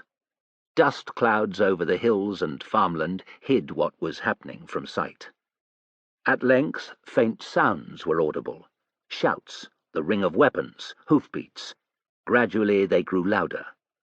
Thanks to the Chiliarch's insistence, the phalangists had heard him remonstrating with Androsthenes, there were a couple of hundred light infantry on both sides of the Spira. Demetrius was relieved to have Thracians on his flank, the right, rather than the Illyrians, who looked to be a shifty, ill-disciplined rabble. Beyond the infantry were as much of Androsthenes' cavalry as had come back with him, about 400 riders, split between the 2 wings. Demetrius had spotted a grinning Perseus with Androsthenes. The prince was about to have his wish granted. Whether their numbers would be enough to win, no one could be sure, because they were blind to the enemy's strength and to the state of their retreating comrades. Everyone knew it, no one liked it, and the muttered conversations among the phalangists focused on this one topic and nothing else. Well disciplined, however, and mostly veterans, the phalangists' lines remained solid. Demetrius wished he could say the same of the Thracians. Even as the pounding of hooves announced the arrival of what everyone hoped would be some of their own cavalry, the tribesmen's ranks wavered. The gods only knew what the Illyrians were doing on the left flank. Out of the dust clouds on the other side of the river burst a confusion of horses and riders. Not Androsthenes' cavalry or those of the Achaean Nicostratus, but a mixture of the two, locked in a running battle. Stephanos didn't wait for the Chiliarch's order. "Front 5! Lower pikes!" he shouted. Down came the Sarisi, forming an impenetrable, bristling wall that no one, man or beast, would want to attack. All along the phalangists' front it happened, smooth as falling rain. Demetrius had a good view from his position in the file. Worryingly, the fight was going the Achaeans' way. In fact, the Corinthian cavalry seemed to be holding their own nowhere. Already no more than a disorganized mob, they were riding for their lives, pursued by the enemy like so many sheep with wolves on their heels. Spears flashed, men fell from their mounts. Swords rose and fell, and men screamed. Anyone who turned to fight was enveloped by a wave of Achaeans. Cries of alarm rose from the Thracians to the right of the Spira. "Hold your line, curse you!" shouted Simonides. "Horses won't charge over a river at a well-formed line of troops." If the Thracians heard, they didn't understand. By the time the wheeling mass of horses and riders had spilled down to the river's edge, any semblance of order in the allied tribesmen's ranks had vanished. Frightened voices argued with one another. Chieftains shouted in vain to restore calm. The foolhardy lobbed their spears over the Nemea at the approaching riders, uncaring that they might hit friend instead of foe. Demetrius peered over his shoulder. He could see a few Thracians at the back already slinking away. His guts did a neat roll. Continue like this, and the fight would develop into a second cynocephaly. Demetrius's eyes swiveled again to the front. It was hard to see amid the dust and the whirling, galloping confusion of fighting cavalry, but here and there he spotted men on foot approaching. Without helmets, carrying shields and spears, they were Achaean light infantry, and well capable of tackling the Illyrians or the Thracians. "Steady, Cassio!" shouted Simonides, again aiming his words at the Thracians. Demetrius doubted that any tribesman heard. He could hope only that the Kiliarchy's solidity gave them courage. His wish came partly true. About half the Thracians stood their ground, but the rest began to withdraw. Just then, rather than wait until the confusion of Corinthian and Achaean horsemen had inevitably swept along the far bank, or over the Nemea and around the lines of infantry, Androsthenes ordered his riders to advance. Whether he thought to turn the tide of the cavalry clash, or was trying to move forward to engage the Achaean infantry, Demetrius had no idea, but he liked it as little as the Thracians' cowardice. The tactic was a disaster. Straight after fording the river, Androsthenes' riders were swallowed up by the enormous mass of horsemen.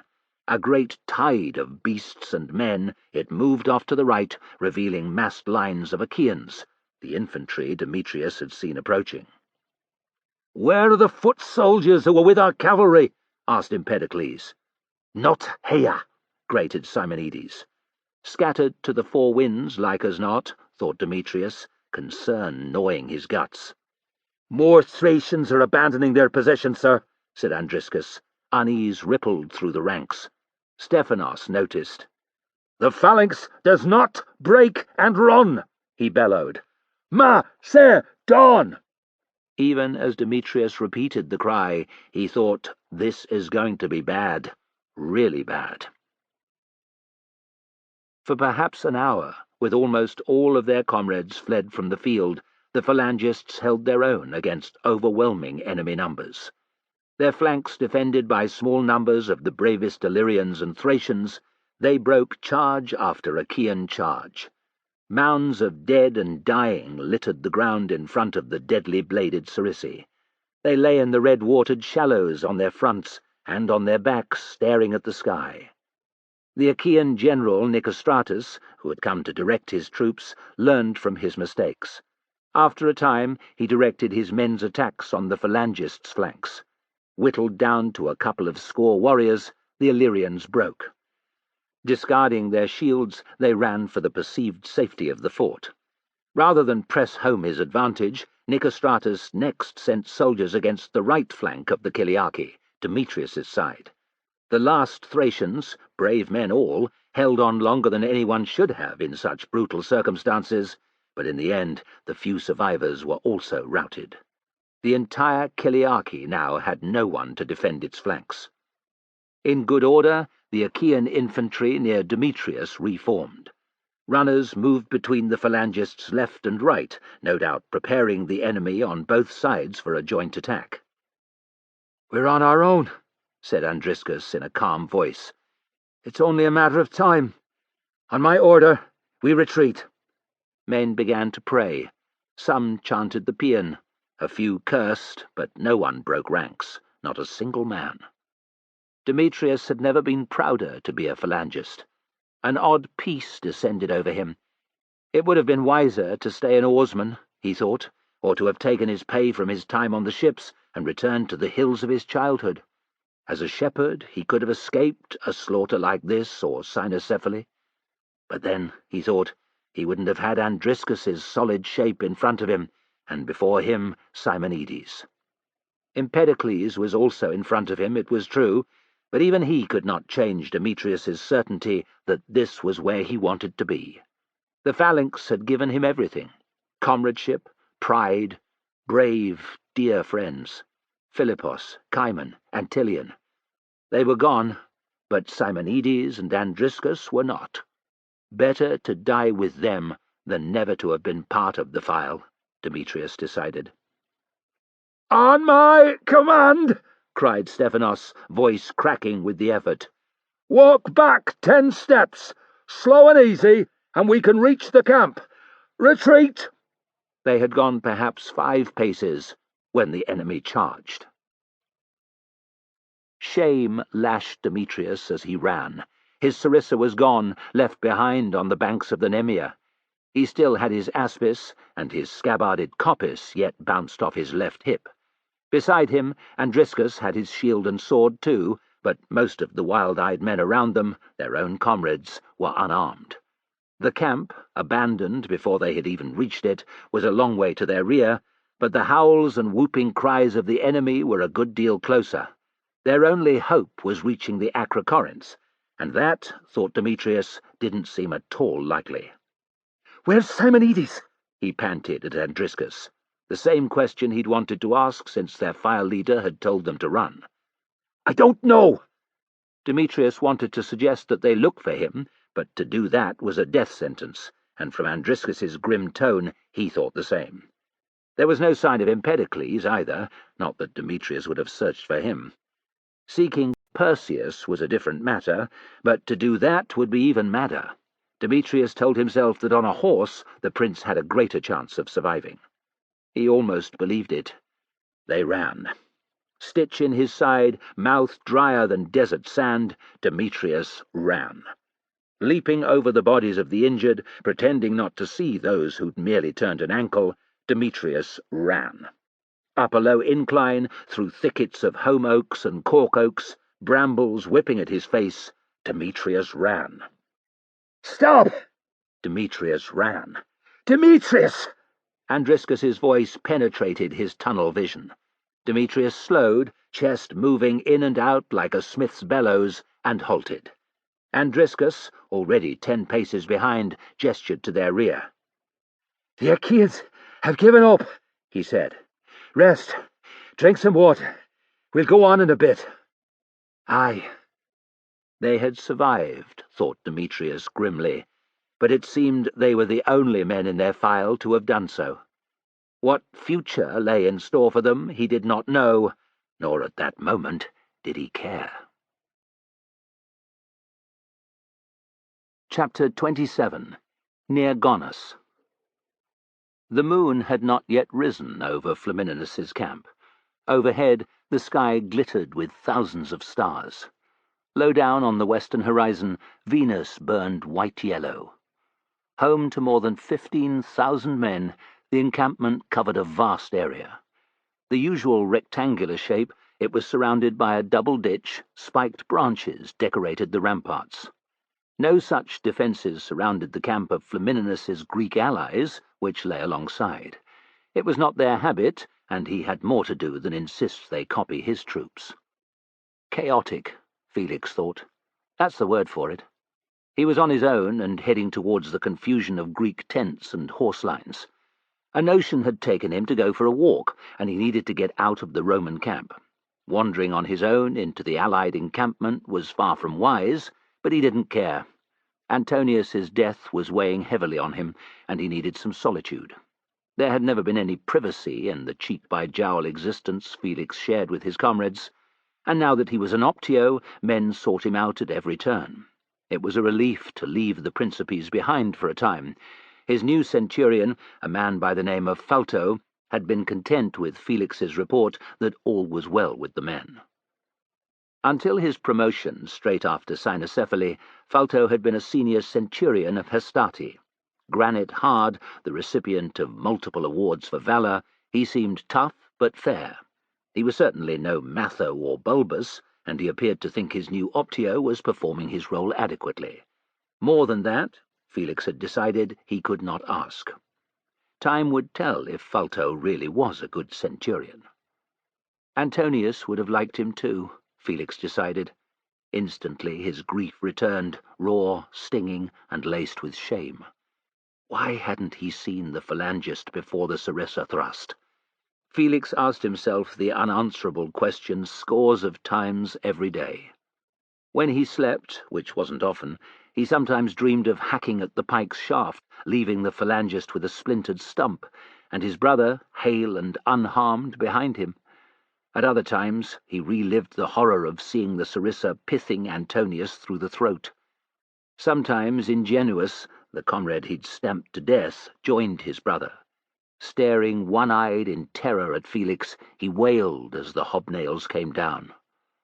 Returning exhausted and red-eyed to reality, was a torture that repeated itself most mornings.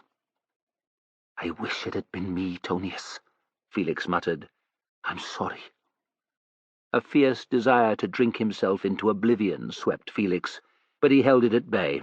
He had got pissed a few times since the battle, but the pounding head and the concern that Falto might notice was poor recompense for the few hours' relief it granted. It was pointless, Felix concluded, to become an optio only to throw the promotion away through poor performance. What had happened to him as Tesserarius must not happen again. His new rank provided him with a reason to go on, to get through each day. He might make centurion in the end, Felix thought, if someone didn't denounce him for illegally re-enlisting, that was. Antonius would have made a better centurion anyway, Felix decided. He could picture his brother, handsome and proud in his transverse-crested helmet. Fresh sorrow battered him. Antonius had died a humble princeps, without even an award for bravery to his name, let alone an officer's rank. He lay now in a simple grave near Cynocephaly, alongside hundreds of others. With no stonemasons to hand, and the army ready to move within a day of the battle, a grieving Felix had only been able to pile stones over his brother's grave, and at its head place a simple piece of wood upon which he had carved Antonius's name. It troubled him that the marker would not last long, or might be dislodged.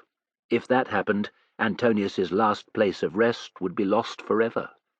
Whenever the opportunity allowed, Felix had sworn to himself, he would pay for a tombstone and haul it by cart to Cynocephaly.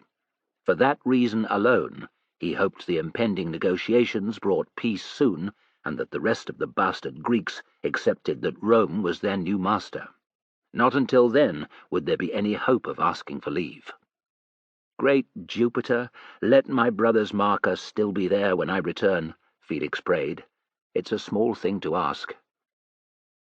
Wrapped in misery, grieving for Antonius, Felix hadn't been paying attention to where his feet were taking him. Looking around, he had not the slightest idea where in the Greek camp he was. Lines of tethered horses to his left told him there were cavalrymen nearby, but that wasn't much use. All their allies but the Cretans had horsemen. There was nothing for it, he decided, but to ask for directions. Feeling wary, just because the Greeks fought with Rome didn't mean they were friendly, Felix walked towards a group of soldiers sitting around a large fire. More than 20 strong, they were sitting on the bare earth or on their cloaks. At least half were singing to the tune of a lyre being picked by a bearded man of about Felix's age. Cups of wine were being passed hand to hand. A lot of men were flicking wine at their neighbours, laughing uproariously if they got an angry reaction. Absorbed with their own merriment, no one noticed him approach. He stood at the edge of the circle, feeling a little foolish, and wondering whether he should cough or interrupt one of the conversations. It was the man with the lyre who saw him. He stopped playing, at which the singers protested. The lyre-player jerked his head in Felix's direction, and the singers fell silent. Seeing their reaction, other men's heads turned. The hum of voices died away. Now everyone was staring, and few, if any, expressions were welcoming. Felix made a conscious effort not to let his fingers drift to his dagger, the only weapon he had. "Greetings," he said in Greek to the lyre-player. "You're Roman." There had been no humour in the statement, but Felix smiled away and joked, "Aye, there are quite a lot of us just over there." He jerked a thumb in what he hoped was the direction of the legion's camp. The lyre-player raised an eyebrow and pointed the opposite way. "That'll be where you find your encampment." Embarrassed, wishing he wasn't on his own, Felix muttered, "My thanks." "We don't get many of your kind round here," said a broad-shouldered man whose biceps were almost as big as Felix's thighs. "You must be lost." Felix considered lying, but it was clear he had gone astray, so he smiled again and said, "I am. Wasn't looking where I was going." The comments that met his remark Felix didn't understand, but the ribald laughter that came after had an unpleasant timbre. Nodding his gratitude at the lyre-player, he said, "I'll be on my way. Good night." "Aren't you going to thank us first?" asked Broad-Shoulders. "I already thanked your friend," said Felix, indicating the lyre-player. Not for the directions, for the victory at Cynocephaly. Felix stared, disbelieving. It was we Italians who won the battle for you. Broad Shoulders glanced around the fire as his comrades muttered their agreement and then back at Felix. Without our cavalry, the first skirmishes would have been entirely lost. If that had happened, the battle would have taken a different course altogether. That's not to say that the Macedonians would have won, replied Felix, his pride stinging. He'd heard how the Aetolians were taking the credit for Cynocephaly, but hadn't experienced it firsthand. Besides, it was the legions, men like me and my brother, he wanted to shout, who broke the phalanx. You and all your friends couldn't have done that, he nearly added. You're a typical nose-in-the-air barbarian, growled Big Shoulders, cracking his knuckles. Never happy to give credit where credit's due. If the rumours are true, his General Flamininus will leave that dog Philip on the throne, said another man. Ha! A third voice joined in from across the fire. He'll let the Macedonian bastard keep the feathers too, despite his promise to see them delivered into Greek hands. Many Italian faces were now downright hostile. Linger, Felix decided, and he risked a beating. My thanks, he called to the lyre player and turned on his heel. He didn't run, pride wouldn't let him, but he walked fast. Although it would show he was nervous, Felix couldn't help glancing over his shoulder at 25 paces. To his dismay, Broad Shoulders was staring after him. Several others had got to their feet. Felix wanted to take to his heels, but like a cat with its prey, that was more likely to make the Aetolians give chase. He could think of only one thing to do. An opening appeared on his right, a gap between lines of tents. He took it, breaking into a loping run. A short distance in, he turned left, and soon after that, right and left. Then he stopped to listen. From close by, the low mutter of men in their blankets, the crackle as a new piece of wood was added to a fire. Further off, voices raised in song. Right beside him, from a tent, a loud, rippling fart. Soon after, a chorus of indignant protests and the laughter of the unrepentant farter. Felix began to relax. "Where's the barbarian gone?" The man was some distance off. The hairs on Felix's arms prickled. The barbarian could only mean him. Inching between two tents, he crouched and knelt. With no fires near, the only light came from the stars. To find him here, he decided, the Aetolians would need God's-gifted eyesight. His ploy was a good one. Little by little, the man who'd called barbarian moved further away, his position marked by regular shouts. One of his companions came close to Felix, no more than a tent length, padding slow and careful, and stopping every few paces to listen. Felix froze, hardly breathing, staring at the ground, for fear the whites of his eyes would betray him. To his overwhelming relief, after what seemed an eternity, the man moved on. Not 10 heartbeats later, Felix's nostrils were assailed by the foulest odour he'd smelt since coming across the rotting carcass of a boar that had been in the sun for days. The farter, he thought. Of all places, I had to kneel down beside the fucking farter. As complaints from the man's comrades erupted, Felix risked getting to his feet. Breathing through an open mouth, the better not to smell the revolting miasma, he edged to the gap between this line of tents and the next, and peered up and down. Pleased to see no one at all, he came to the maddening conclusion that, for the second time that night, he was lost. His situation was so ridiculous that Felix grinned. Antonius would laugh at him now, he decided. What to do, he wondered. Asking directions was not something to repeat, given his last experience. Judging that if he found a larger avenue, even the Greeks had those, he could find their camp's centre, and from there work his way back out again, he began searching for something approaching that description. Fortuna had helped him to escape the Aetolians, but she was in no mood to offer her aid again. Up and down he scouted, left and right, for scores of paces in every direction. Finding what appeared to be a main road, Felix followed that for a time, only to reach a dead end. Frustrated with the incompetent Greeks, he stopped to calm himself. Lose his temper, and he would draw attention of the wrong kind. "Jupiter! Was that a turd I just stepped in?" The voice spoke in Latin and dripped with disdain. "Have the Greeks never heard of a latrine trench?" Felix couldn't believe it. He wasn't the only Roman abroad in the Allies' camp.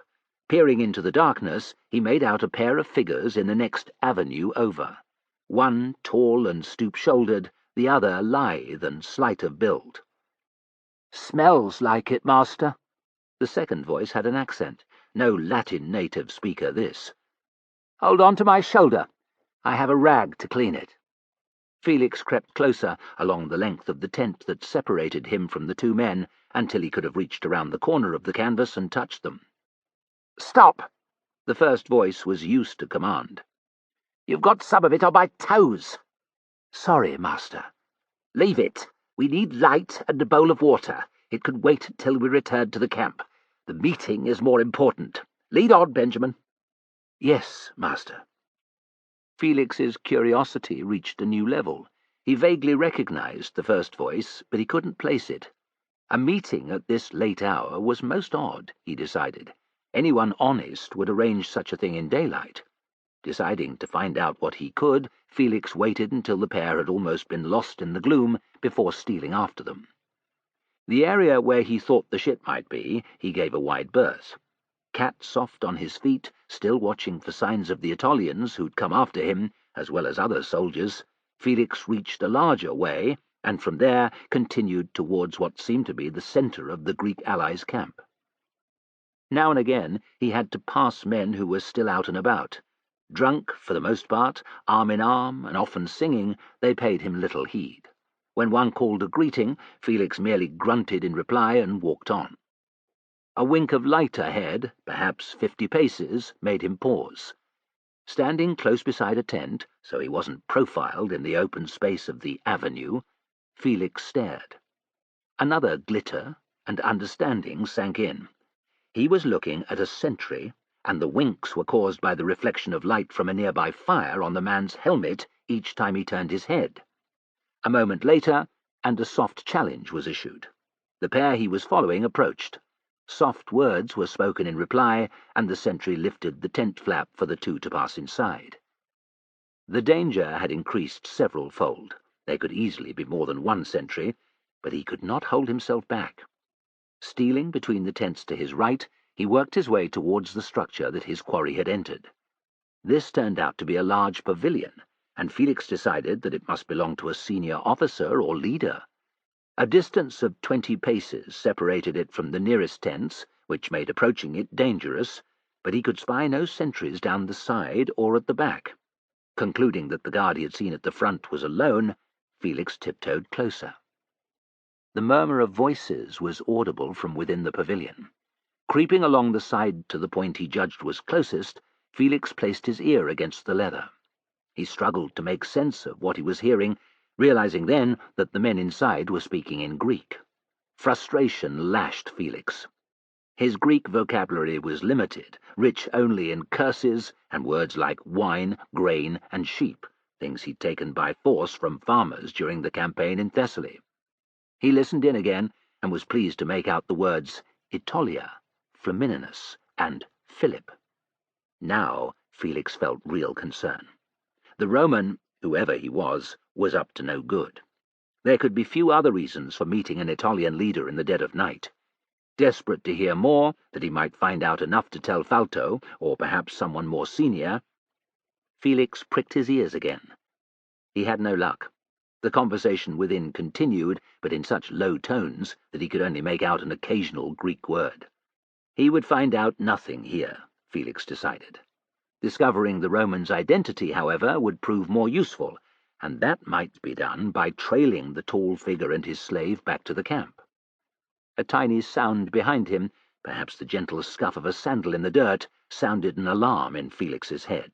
He ducked, and the hand that would have seized him round the neck in a chokehold caught nothing more than air. Spinning to his right, away from the tent, Felix scrabbled for his dagger. His assailant was on him in a heartbeat, a blade already in his right hand. The man said something in Greek, drawing his weapon from left to right in a motion that, had it connected, would have sent Felix's guts spilling everywhere. This was the Roman slave Benjamin, thought Felix. "Who are you?" The question came first in Greek, and it was repeated in Latin. Felix didn't answer. He shot a look behind him in case Benjamin had companions, but could see no one. "I'm not running," Felix thought. How good could a slave be with a blade? As it happened, expert. Only Felix's military training and years of combat experience prevented him dying in the next few moments. Benjamin used his dagger with fearsome skill. Felix soon had a shallow cut to his left arm and a rent in his tunic, and was lucky not to have suffered worse. Doing little more than keeping the slave at bay, he realized that Benjamin was herding him towards the avenue that opened close to the tent where his master was meeting with the Aetolians. Once they were in the open, the sentry would see them. Then he'd have two enemies to deal with. Felix threw a handful of dirt at Benjamin's face, but the slave twisted his head to the side before it landed. He feinted one way and then another, tried a combination of kicks as well as thrusts with his dagger. They came to nothing, while he suffered another gash, this time on one cheek. Felix had a sick feeling in his belly. He was being toyed with, like a cat plays with a mouse. Time to flee, thought Felix. His pride stung at the idea of running from a slave, but better that than a needless death.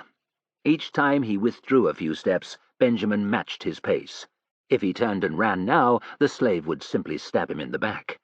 Running out of ideas, Felix launched another desperate attack. It failed, and he managed not to take another wound, but all he'd bought was a few heartbeats' grace. Benjamin closed in again, blade slicing the air, and Felix retreated. Real fear bubbled up his throat. This is it, he thought. I'm dead. 10 steps behind Benjamin, someone undid the tent flap and stepped outside. Felix saw, Benjamin only heard. The slave's head whipped around and back to Felix, and he redoubled his onslaught. A voice cried a challenge in Greek. Somehow, Felix parried Benjamin's first thrust. He aimed his left fist at Benjamin's head, at the same time whipping his knife towards the slave's belly. Benjamin blocked the punch with frightening ease, while his left hand seized Felix's right wrist in a vice-like grip. Try as he might, Felix could not break free. Nor, incredibly, did he have the strength to thrust his blade into Benjamin. Grabbing hold of the slave's right arm, Felix was also struggling to prevent himself being stabbed. Face to face, hot breath mingling, they grappled. Felix tried a leg sweep and failed. Benjamin did the same to him and almost succeeded. The slave's blade inched closer to Felix's neck. Another demand. The Greek voice, angry now, was right behind Benjamin. "Help!" cried Felix in Greek. "Help!" Fortuna smiled. The Greek soldier seized Benjamin by the shoulder, saying something like, "Fighting not allowed." Benjamin snarled a warning. He and Felix continued to struggle. "He tried kill me," said Felix in mangled Greek. "Help!" "Stop!" demanded the soldier, tightening his grip. Spinning like a dancer, Benjamin buried his blade in the unfortunate man's throat. Aware that this was his only chance, Benjamin had had to let go of his wrist to turn. Felix leaned forward and stabbed the slave in the back under the ribcage. Benjamin staggered. The soldier he'd knifed dropped like a sack of grain. Benjamin began to twist, his face screwed up in a rictus of pain and fury. Terrified, aware that the wound he'd inflicted wasn't immediately fatal, Felix lunged forward and stuck Benjamin twice more, wherever the blade went in. The slave still had enough strength to continue turning and slice his dagger at Felix, but already weakened, his aim was poor. Felix took a step closer and raked his sandal down the front of Benjamin's left shin. The pain caused by the hobnails, as well as his wounds, made the slave stagger. Felix punched him in the face, and as he reeled, stabbed him in the guts. Mouth working, still trying to reach Felix with his blade, Benjamin went down at last. Men were coming out of the same tent that the dying soldier had emerged from. Voices carried from further afield. Felix wasn't out of danger, that much was clear. Benjamin's attack, sanctioned no doubt by his master, meant that whoever the Roman was meeting in the pavilion would also have an interest in seeing him dead. Felix took to his heels and ran. Finding out what was going on was not worth losing his life. Chapter 28. Tempe on the Macedonian border. Flamininus brushed the crumbs from his lips. Rising from his breakfast table, he looked with regret at the 3 honey pastries remaining. One didn't seem enough, but a discreet pat of his noticeably slimmer midriff reminded him that abstemiousness paid off. That, and being at war, he thought with amusement. During the marching and countermarching against Philip in the lead-up to Cynocephaly, there hadn't been time for his cook to prepare such delicacies each and every morning. Flat bread and wine are sufficient at times like that, thought Flamininus, just as they are for my men. When the histories of this glorious campaign were written, as he would ensure they were, much would be made of his willingness to share the hardships endured by his soldiers. This would allow comparison to Alexander, with whom Flamininus had always wanted to be compared. As the conqueror of Macedonia, and its king, who styled himself after Alexander, it could be suggested that he, Flamininus, was in fact superior to Alexander. The grounds for this were tenuous. He had not marched halfway across the world for 8 years, defeating every army in his path, but the average citizen of Rome didn't know that. Yes, Flamininus decided, I shall have placards displayed during my triumphal march declaring me greater than Alexander. He summoned Petitius. Best to have such a gem written down, lest he forget it due to the burdens of his workload. He spotted the sly lick of the lips as Petitius entered, but chose to ignore it. His slave had grown better at hiding his revolting habit, and that would do. So many things were going Flamininus's way that he was willing to let some things slip by without comment. Although the prospect of a conference with his Greek allies later was tiresome, he would see to it that they knew their place. The next day he was to meet Philip to discuss peace. Any progress made would be on his terms. The Macedonian king was in no position to argue. With his army shattered, driven back into his own kingdom, he was almost a spent force. Not quite spent, thought Flamininus, and that is good. For each obstacle crossed, there is always another that presents itself. His mind turned to the Seleucid emperor Antiochus. According to the reports, he was sailing a large fleet up the coast of Asia Minor. Despite the agreements given to Roman emissaries more than 2 years before, his gaze would surely turn westward next, to Macedonia and Greece. Leave Philip on his throne, Flamininus had decided, and Rome would have a buffer against the Seleucid threat. Irritation pricked him. This reality, this need to be prepared for an invasion by Antiochus, was something the Aetolians could not see, did not understand. Their role at Cynocephaly had gone to their heads. The previous night, one of Flamininus's spies had repeated for him a poem by the Messenian poet Alcaeus. Apparently it was doing the round of his allies' camp. While clearly designed to annoy Philip, it praised the Romans after the Aetolians. The cursed Aetolians were behind it, Flamininus decided with mounting anger. It was they who must have sent word to Alcaeus. How else could word of Cynocephaly have reached Messenia on the Peloponnese, a poem be written, and it come all the way back to Thessaly? The battle had taken place less than a month before. The Aetolians' position would have to be made brutally clear, he decided, his fury bubbling like a pot left too long on the fire. The imminent meeting with his allies was as good a time and place as any. Flamininus was reminded again of Alexander the Great, once asked how he controlled the Greeks. By putting off nothing that ought to be done today until tomorrow, came the answer. I shall act as Alexander would have, thought Flamininus, as I so often do. Not long after, his Greek allies began to arrive at his command tent.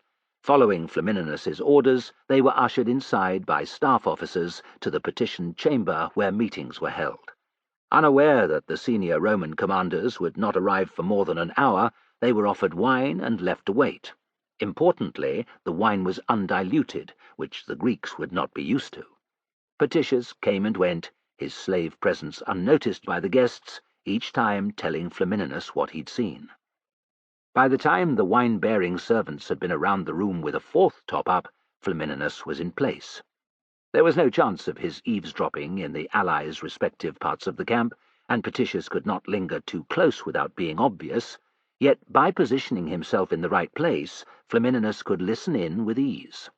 This was a fine opportunity to learn his allies' minds, if Fortuna was kind and the wine did its job.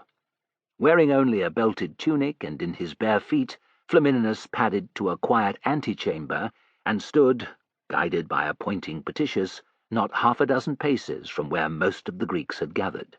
Only tent leather separated them. Flamininus nodded and motioned to the scribe to leave. Petitius licked his lips, and to Flamininus's surprise, it didn't matter. "You did well," he mouthed. "Go." With a sickly expression, no doubt unsure why his master wasn't angered by his lip-licking, Petitius retreated. Flamininus began to listen with all his might. "Not bad wine, eh?" Amenander's jovial tone. "I'd wager it could be from Athemania."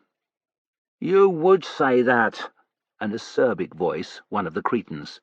"Give you a row of unmarked wines from all over Greece, and you couldn't differentiate one from the other. Apart from the Cretan varieties, that is, because everyone knows they taste like donkey piss," said Phineas.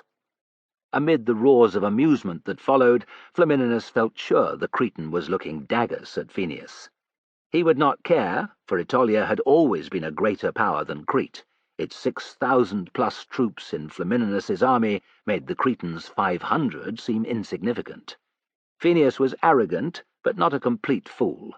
Into the dying laughter he said, "Your pardon, friend. I made a joke to lighten the mood.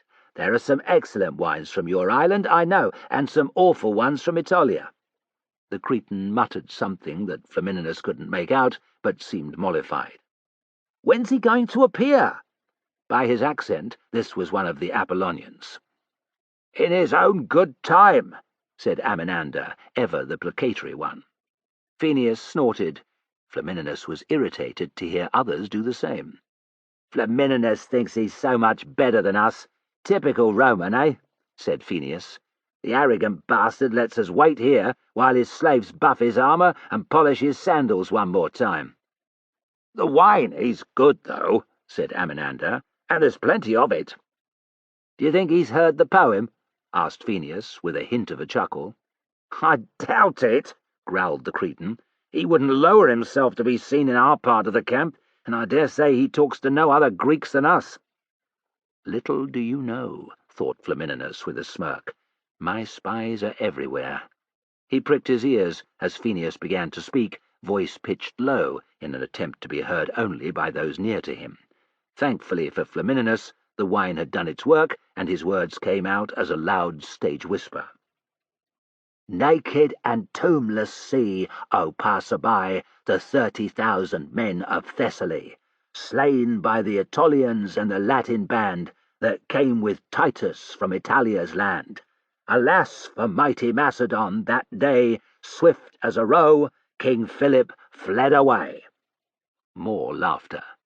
Flamininus's satisfaction at having spies among his allies soured faster than cream left in the sun. The indignity of being referred to by his first name, a discourtesy from anyone except family and close friends, was bad enough, but it stung worse than a dozen bee stings to know that up and down Greece men were hearing that the Aetolians had won Cynocephaly, not him. Flamininus had to hold in a shout of anger. He willed himself to be calm. Make a single sound, and as inebriated as they were, his allies might hear. That would not do, for when he cut the Aetolians down to size, he wanted them to suspect nothing. Their shock would be equalled only by his delight. He listened on for a time, but heard little more that was new. It was amusing to listen to Alexander, another Aetolian, bitching about Flamininus's message to Philip after Cynocephaly. "He bade the king to be of good cheer, while Flamininus upbraided us for sacking the enemy camp," Alexander cried, his tone as wine-fueled as that of Phineas. "He's being so friendly towards Philip, it wouldn't surprise me if the Macedonian has bribed him," sneered Phineas. "Far away in Rome, the Senate would never know. Easy to see how it could happen, eh?" Flamininus glared at the leather separating him from his allies as a chorus of indignant eyes followed. He had taken bribes before, during the war with Hannibal, and after, his justification that a man needed wealth to help climb the political ladder. It irked, however, to be accused of it by a Greek, not least because in this instance the accusation wasn't true.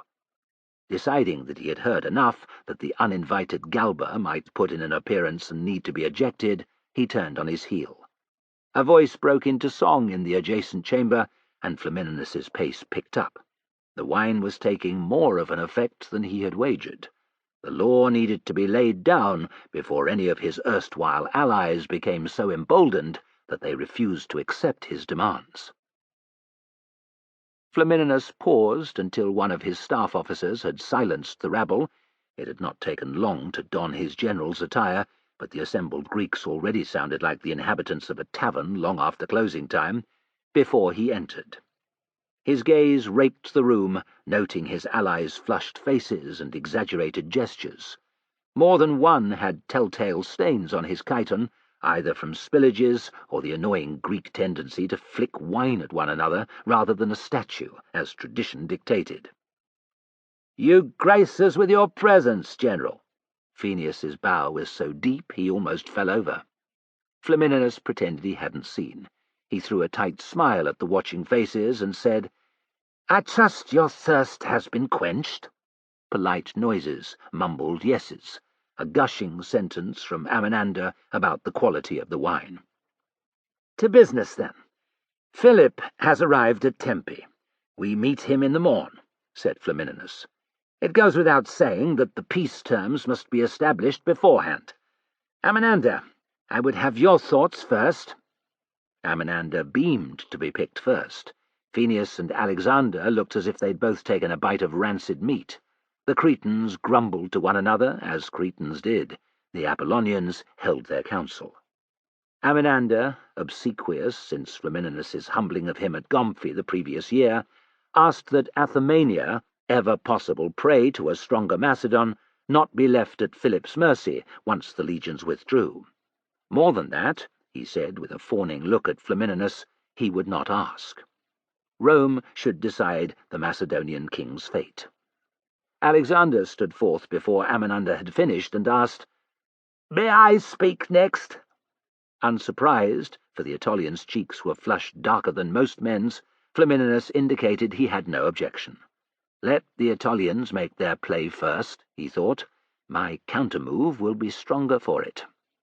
"We thank you, Flamininus, for asking us all here to discuss the terms under which peace will be negotiated. It is well that our opinions continue to be of interest." Alexander's eyes slid to Phineus, who nodded in approval. The first barb, thought Flamininus, more amused than irritated. Now for the second. "Make terms with Philip, and you will not secure peace for Rome or freedom for we Greeks," Alexander declared. "To keep your promises to us and the agreement we made with the Senate, you must either depose Philip or see him slain." A tiny smile twitched his lips, as several men said none too quietly, "Let it be the latter." Alexander caught Flamininus's gaze, and a bullish look crept onto his face. "Finish Philip now, when he is weak, and it will be easy.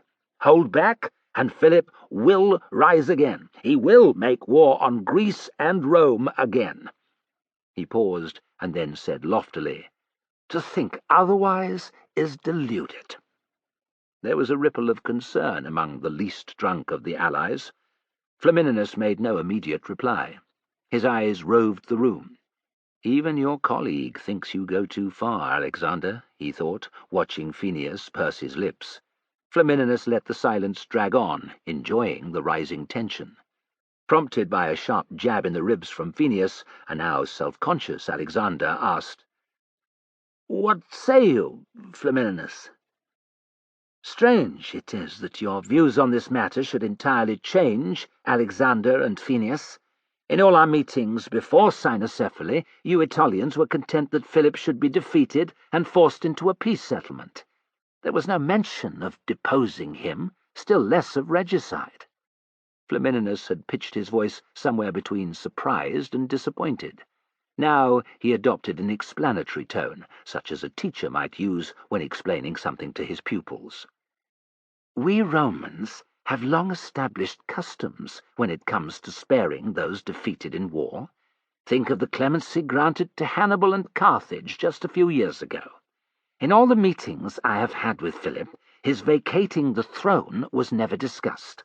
Not once. Are we now to go back on what was an implicit agreement for him to remain the king of Macedonia? The awkward question hung in the air. Flamininus watched his allies. An island people, less affected by Philip than anyone else, the Cretans looked reluctant to argue. The Apollonian leader didn't seem happy, but given his lowly position compared to the Aetolians, was looking to them for guidance. Ignoring their fellow Greeks, Alexander and Phineus had bent their heads together. "Of course not, Flamininus," said Amminander, glancing to either side for support. No one else spoke. Flamininus's patience was wearing thin. It was time to lay down his authority. "Well," he snapped. The Cretans took a sudden interest in fiddling with their belts. The Apollonian stared at the floor. Alexander's uneasy expression revealed that his wine courage was fast dissipating. Phineus opened his mouth to speak. Flamininus cut him off before he could say a word. "One should confront an armed enemy with hostility, but when that foe is defeated, the victor with the greatest character, the greatest quality, is he who remains humane. You are not beasts, to rend and tear Philip limb from limb now that he is helpless, are you?" Before either of the shocked Aetolians could reply, he continued, "You might think Philip a threat to Greece, but if he and his army were eliminated, your situation would grow dire indeed.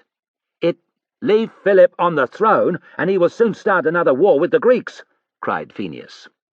"Enough of your blustering," thundered Flamininus. He took enormous satisfaction from Phineus's shocked and welcome silence. "As I was saying, it is thanks to the kings of Macedonia that the savage tribes on its outer borders are held at bay. Think of the Thracians, Illyrians, and after them Gauls, who could pour into Macedonia and Greece. Do not tear down a state, I warn you, and leave yourselves exposed to others more powerful and dangerous." A few heads nodded, and neither Aetolian tried to interrupt again. "They're listening," thought Flamininus, and realizing that I am the master here, and they are the servants. Not wanting to alienate the Aetolians entirely, there was no need. He threw them a bone. "Do not worry about Philip. So many conditions shall be placed upon him that he will be in no position to start a war."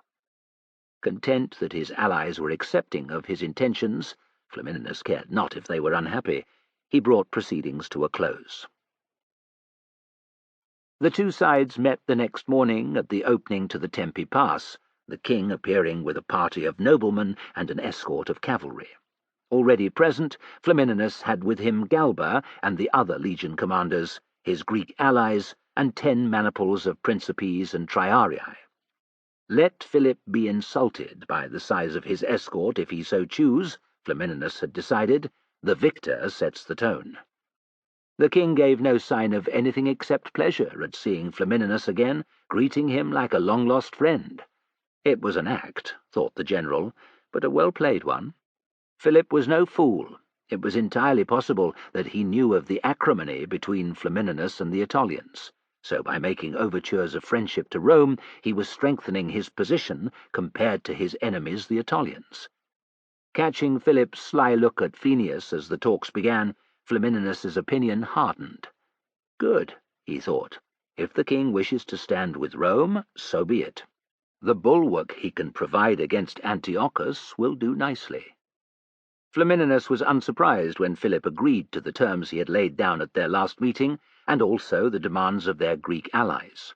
Nor was he surprised when Phineus leapt in at once, crying, "So, Philip, are you returning to Aetolia, Pharsalus, Theon, Thebes, and the host of other towns you stole?" "That was my intention," said the king in an even tone.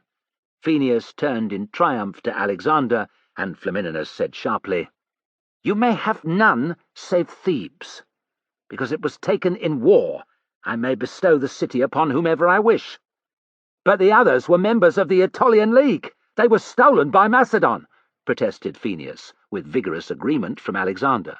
"The treaty with Rome granted that while you should have the goods taken in war, Aetolia would receive the towns taken."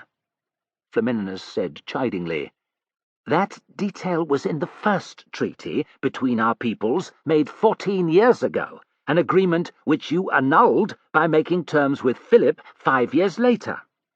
The fact that Aetolia had sued for peace because of Rome's reluctance to help it was irrelevant. Relishing that the Aetolians could not protest this for fear of offence, Flamininus went on, "Even if that treaty remained in place, you would not be entitled to those Thessalian towns. Having surrendered to the legions, they are under the protection of Rome, and under it they shall remain." Furious but powerless, Phineas and Alexander could do nothing but nod in agreement. They had been shown their place and forced to sit in it, thought Flamininus, as would Philip when the rest of the terms of the peace treaty were laid on him. To the king's credit, however, he did not bat an eye when Flamininus demanded an immediate indemnity of 200 talents, an enormous sum, and the handing over of hostages as a gesture of good faith. Only when Flamininus made it clear that one of Philip's sons had to be included did the king's calm exterior falter. "A son, you say?" Philip's tone was low and unhappy. "Even so," said Flamininus, noting the Aetolians' cruel smiles. "Gods, how they hate Philip," he thought. "I have but 2, and Perseus is my heir." "He must stay behind, then," said Flamininus. "Demetrius is 11 years old, a child. He will be well cared for." "Swear it."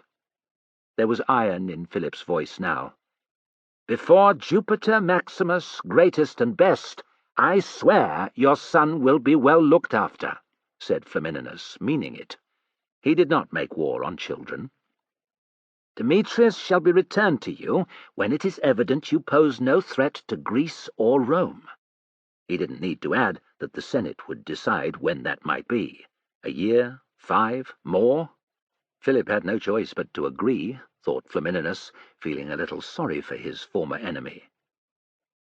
"Very well," said Philip, for the first time looking like a man defeated. Making his excuses, he left. Flamininus had no time to savour his commanding performance. With the speed of a striking snake, Galba was by his side. "Your coffers will soon be full," he said, eyes glittering. "Philip's coin belongs to the Senate, to Rome," Flamininus protested. Galba made a contemptuous noise. "So says the law. Since when has that ever stopped a victorious general from helping himself?" Most commanders salted away a healthy portion of their war booty, and as long as they weren't too rapacious, any perceived shortfalls were overlooked by the Senate. "Scipio took not a single shekel from Carthage after Zama." This was true. Much had been made of it in Rome, but Flamininus knew he was fighting a losing battle. He and Galba had made an agreement, and unless he wanted his name dragged through the mud, and worse, it would have to be honoured. "How much do you want?" he asked weakly. "Autumn is around the corner, and you have paid me nothing this year. I could see no reason not to take the entire yearly amount."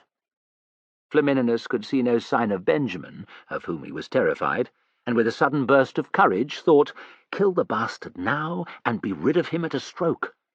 Explaining away the death by his hand of a legate would be difficult, to say the least, but it might be done. Flamininus set aside the impulsive idea with reluctance. Let the mind control one's actions, not the heart, he told himself. "Well, you shall have the money," said Flamininus, feeling weary as a man after a hard day's toil in the sun. The sum, 4,000 denarii, would likely mean losing his entire share of Philip's indemnity, but Galba would have been paid off until the following year. With the threat of Benjamin also removed for a time, the price suddenly became acceptable. Curiosity pricked Flamininus. "Where is the Judean?" "As if you don't know," hissed Galba. Flamininus had no idea what his enemy was talking about, but an opportunity like this couldn't be passed up. With a derisory snort, he said, as if he did know, "You seem upset." "Know that what happened to Benjamin changes nothing," said Galba, in a tone sharp enough to cut flesh. "I have a mind to increase the moneys you owe me." Benjamin had been injured somehow, Flamininus thought. Perhaps he was even dead. Emboldened by this unexpected revelation, Flamininus said quietly, "Do that, and I will see to it that you meet with an unhappy accident. Greece is a dangerous place, you know, even for a legate." "As it is for a general," Galba shot back, but his usual venom was lacking. Rather than make another threat, he said, "The coin is to be delivered within the hour of its arrival from Philip." Flamininus nodded. Good temper restored by Galba's backing down, he summoned Petitius as his enemies stalked from the tent. Every spy in his camp would have a new task by sunset. Find out what had happened to the Judean, and the chink in Galba's armor he had just seen might be widened. Do that, and his enemy might be brought down. Chapter 29. Northern Macedonia. Spying a messenger riding in his direction along the side of the marching troops, Philip prepared himself for news. He was in his usual position, a third of the way along the column. 6,000 phalangists, the cream of the survivors from Cynocephaly, and 500 companions accompanied him. They were 400 stadia north of Pella and nearing the border.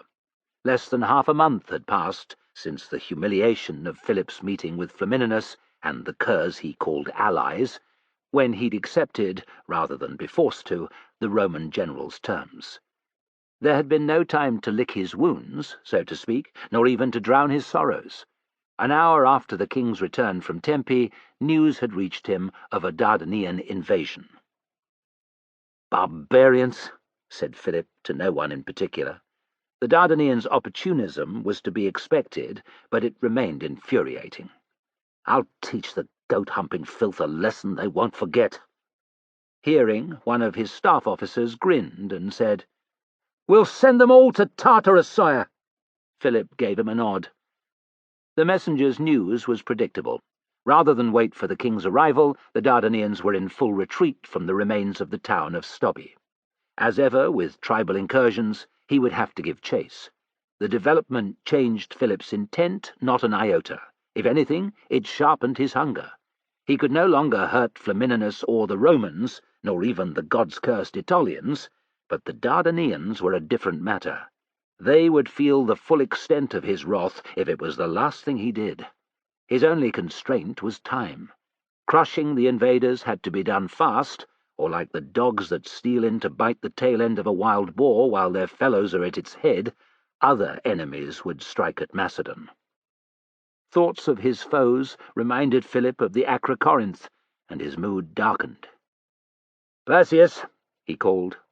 His son, with the column, but still in disgrace, urged his horse forward from among the companion cavalrymen he'd been keeping company. "Father." Philip shot a sideways look at Perseus. By all accounts, the boy had done only a little fighting amid the slaughter at the Nemean beck, yet he seemed older, broader in the shoulder. There was a confidence in his posture when he thought Philip wasn't watching. "He's almost a man," decided the king with pride, "but he still needs to be reprimanded for disobeying me." Occupied first with meeting Flamininus and then preparing his army to march north, Philip had thus far had no opportunity to deal with his wayward son, fresh arrived by sea with some phalangists who had also survived.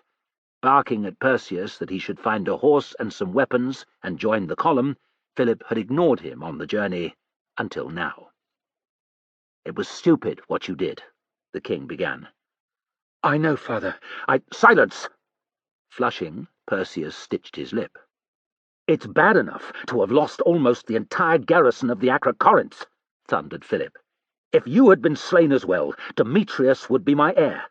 Demetrius, 11 years old, who even now is being taken to Italia as a hostage. I would have no heir in Macedon. No heir." "I'm sorry, father." Perseus's face was full of remorse. "I wasn't thinking." "No, You weren't." He glared until Perseus's gaze fell away. "You're a typical bloody 15-year-old, Philip went on. "Ears that don't hear, eyes that don't see what's in front of them, a mind that can't link even the most obvious of things.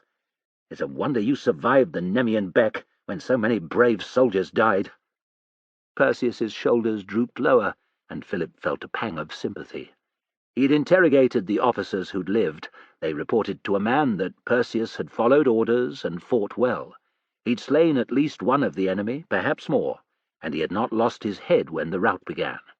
He had also survived and made his way back to the Acrocorinth. What his son had done was colossally foolish, thought Philip, but he was here, alive, wiser, older. It was important to recognize that, lest the lad's spirit and initiative be crushed. "Come," he said gruffly. "Tell me what happened from the start. How in Zeus's name did you squirrel your way onto a ship when I'd given express orders that that should not happen?" At last Perseus's eyes met his father's. "You suspected I'd try to go with the Phalangists?" "Believe it or not, boy, I was like you once. Rash, impulsive. So tell me." Philip listened with amusement as an encouraged Perseus launched into his tale. He'd crept onto one of the ships in the dark of night, avoiding the lone sentry, and hidden in the hold until dawn. A rare rain shower had helped then. As the vessel was loaded, no one had given a second glance to another labourer with his cloak-hood up. Once at sea, the danger of being found had soared, but the fates had woven a bright thread when the Phalangist, whose secluded spot Perseus had stolen, had agreed to help. "You'd like him, father. He's called Demetrius too, like my brother." Perseus's face fell at the mention of his younger sibling. "Poor Demetrius." "He's tough, and his tutor will look after him," said Philip, asking the gods to watch over his little son, half a world away in Rome. "Wait, a Phalangist by the name of Demetrius, you say?" "Yes, father. He spoke highly of you, said you'd saved his life once. He didn't die at the Nemean Beck either. I've seen him in the columns since we left Pella." "Hera's tits," said Philip, smiling. "I know who you mean. Demetrius is a fine soldier. It's good to know that he survived the recent battles. Did he mention the occasion he stopped an assassin's blade meant for me?" Eyes wide, Perseus shook his head. "Heraclides and the Aetolians were behind it." Philip's mind filled with images of his former admiral pleading for his life. Demetrius didn't mention it. He's modest too, thought Philip, making a mental note to have the Phalangist brought to him. "What did Demetrius do?" "He and a close comrade kept my presence on the ship secret until it was too late to return to Macedon. I didn't see him much after we reached the Acrocorinth. Androsthenes treated me like a glass ornament that might break." Perseus filled the last few words with disgust. "Well, he might," said Philip, his lips twitching. "My heir in his fortress, unannounced and without permission, with enemies all around. What possessed him to let you out with his forces before the Nemean Beck?" Perseus snorted. "I told him if he didn't agree, I'd see he was demoted and sent to command a fort on the Thracian border for the rest of his life." Philip chuckled and thought, that surgeon at Gonos was right. The apples don't fall far from the tree. He listened as Perseus related the surprise Achaean attacks, Androsthenes' scrambled response, and how everything that could have gone wrong did. "What would you have done differently?" asked Philip. Perseus looked startled, but answered without hesitation. "I would have had scouts around the camp, not just nearby, but some distance away as well. Androsthenes posted none, and the first we knew of the Achaeans was just before they arrived. Perhaps I'd have sent smaller raiding parties out too. Half the army was missing when we formed up on the riverbank. We'd have had a greater chance with more men." "Well thought out," said Philip, who had come to similar conclusions. "Most important of all, never underestimate your enemy. Androsthenes was a capable officer, but prone to think too much of himself. With his superiority in numbers over the Achaeans, I'd wager he never even gave consideration to being attacked." "Too late now, eh?" Androsthenes had not returned to the Acrocorinth. He was presumed dead.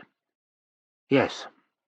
Perseus hesitated, then asked, "Did you underestimate Flamininus, father?" The dressing down had not dented Perseus's confidence too much, thought Philip. Good. Far from it. I was sucked into a battle I did not want at Cynocephaly.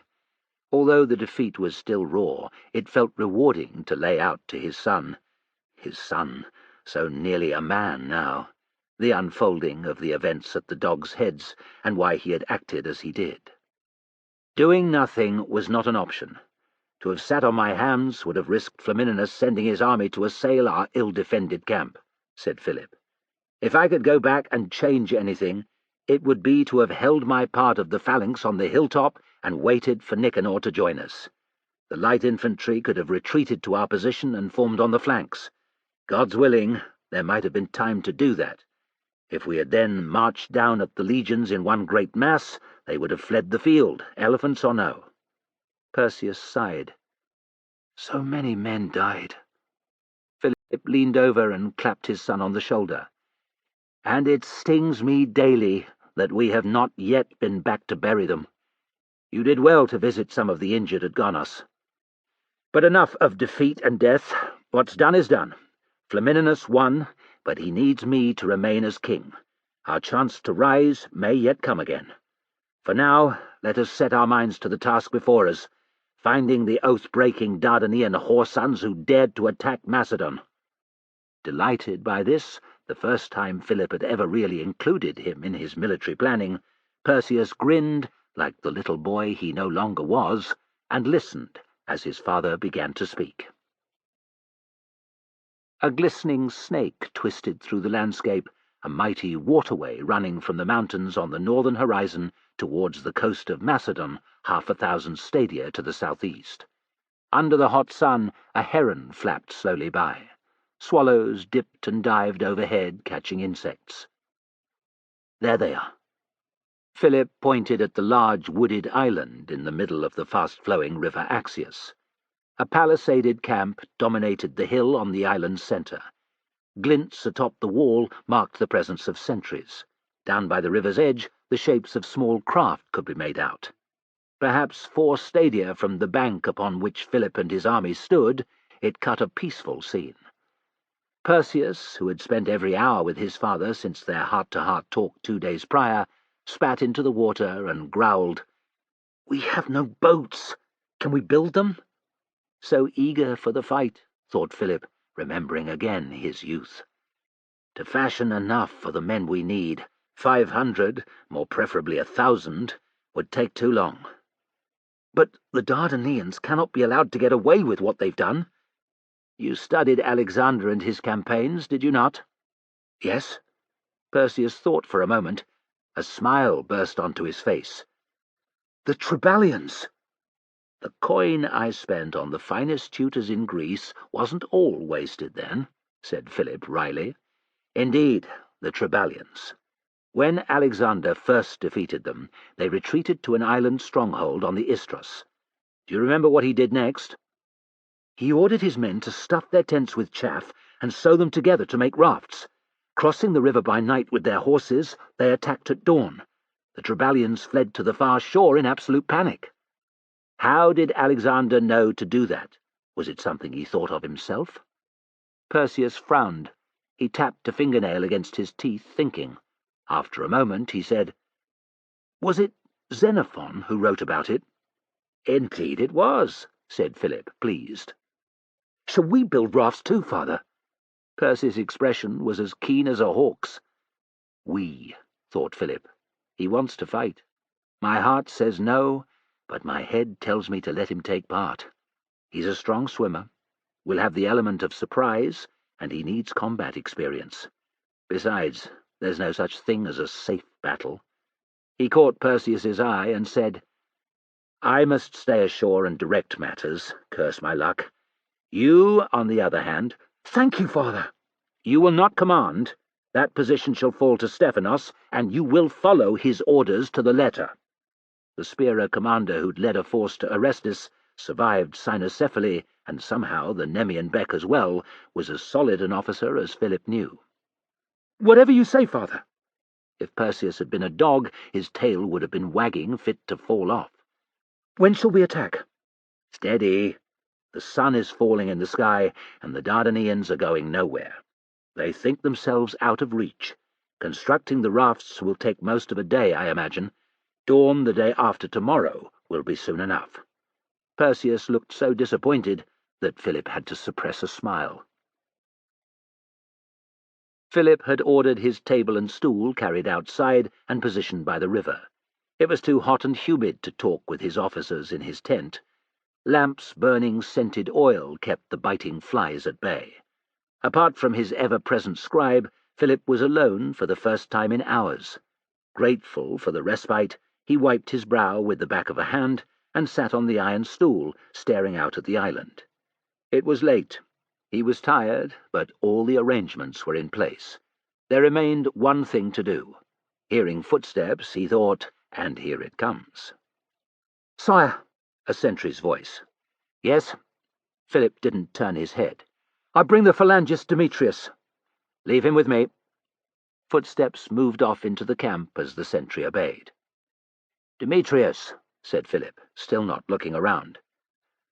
"I am here, sire." A flutter in the words revealed his nervousness. Amused, knowing exactly why, Philip asked in a hard voice, "Wondering why I summoned you?" "Is it to do with your son, sire?" "It is."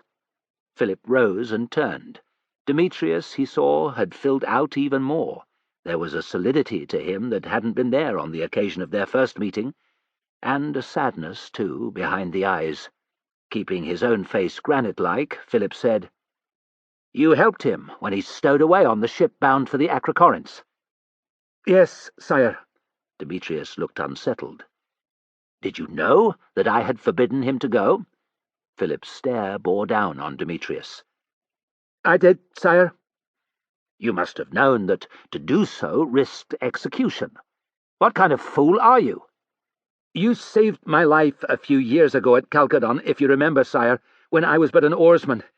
If my vile leader hadn't seen something in me soon after, I'd still be on the benches. Perseus wanted to fight like I did. I thought he deserved a chance. That's why I helped him." "And if he had died at the Nemean Beck?" demanded Philip. Surprising him, Demetrius countered, "But he didn't, sire. He acquitted himself well, or so I'm told, and came back the better man."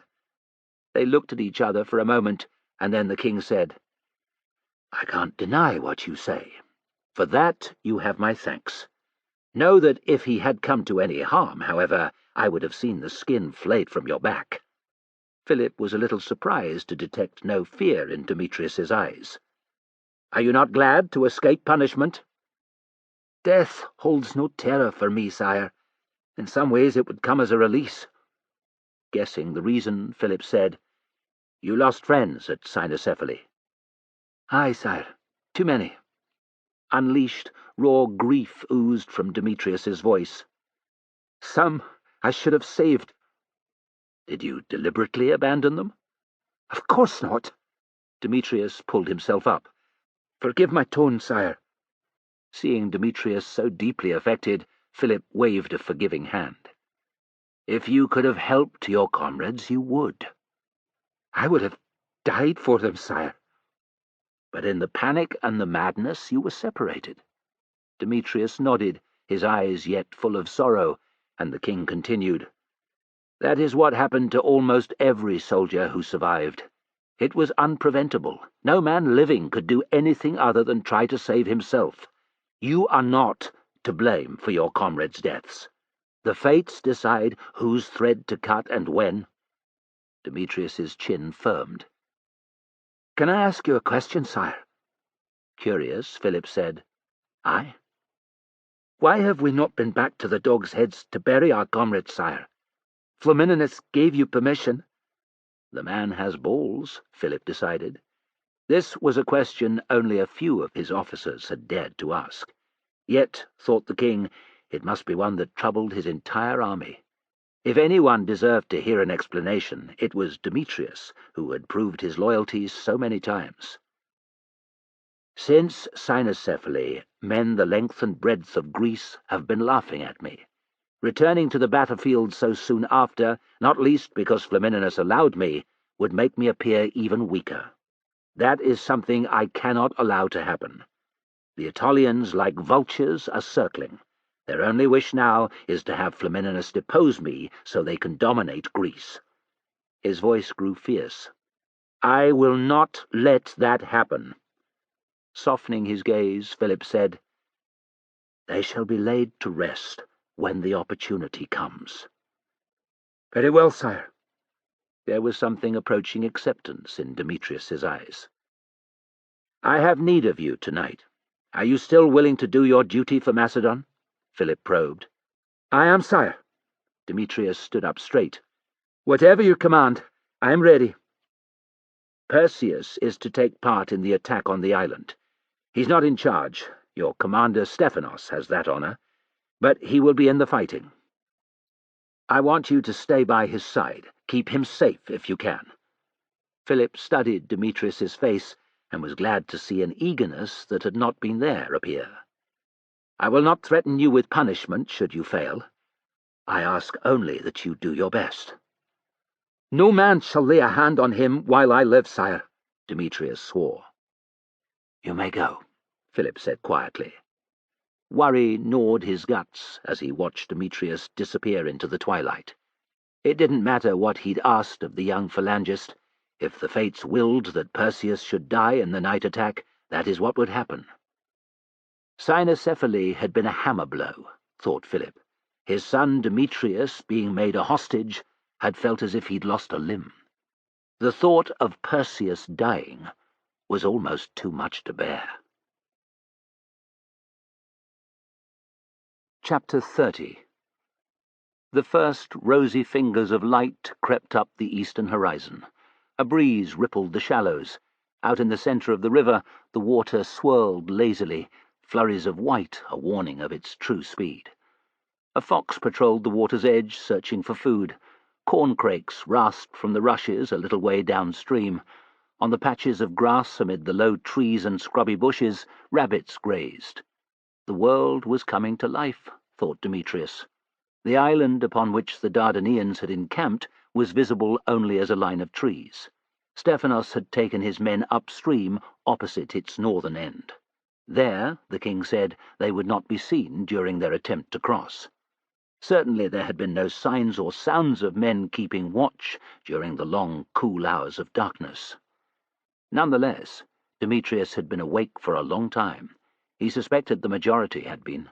Wrapped in his cloak, the hood shadowing his face, he was lying by the shore beside his comrades. Empedocles, worse luck, was on his left. Simonides, Andriscus, and Perseus were to his right, Stephanos a pace beyond that. 3 spearii composed the attack force. Weakened from the recent battles, they numbered about 500 men. 70 companions had been delegated to cross with them. Their horses' bulk would protect the phalangists from the worst of the current. "Down to move," whispered Stephanos. "Spread the word. Into the river with the rafts, quiet as you can. Cross quickly and silently. On the island, stay low and wait for the order to move. Go."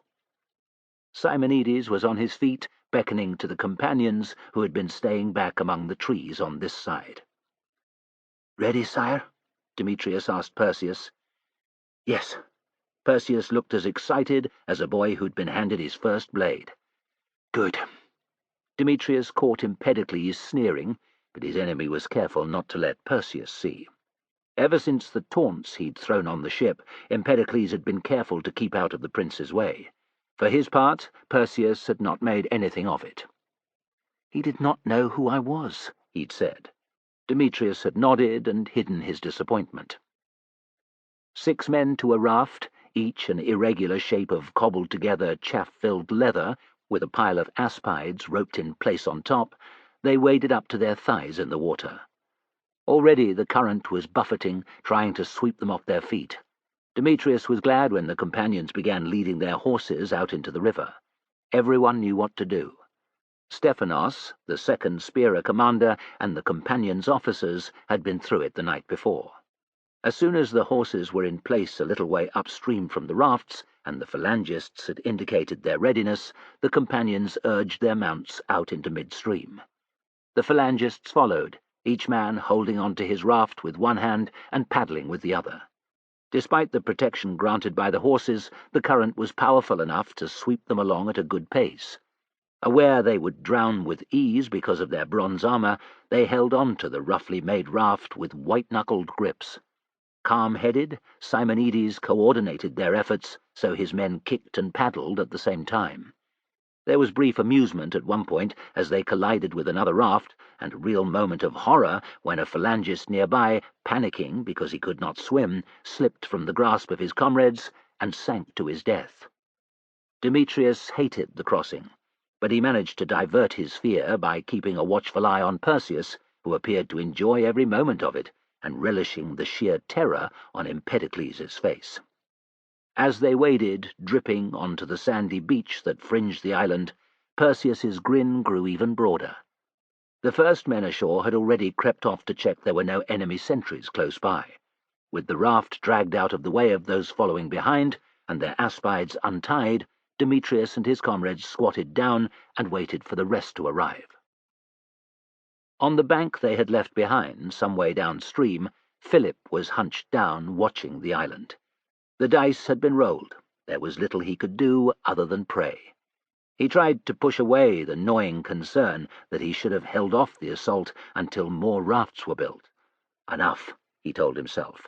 Stephanos and his fellow spearer commander are good leaders, and their phalangists are some of my best troops. 500 men should be enough. That didn't mean disaster couldn't strike, of course.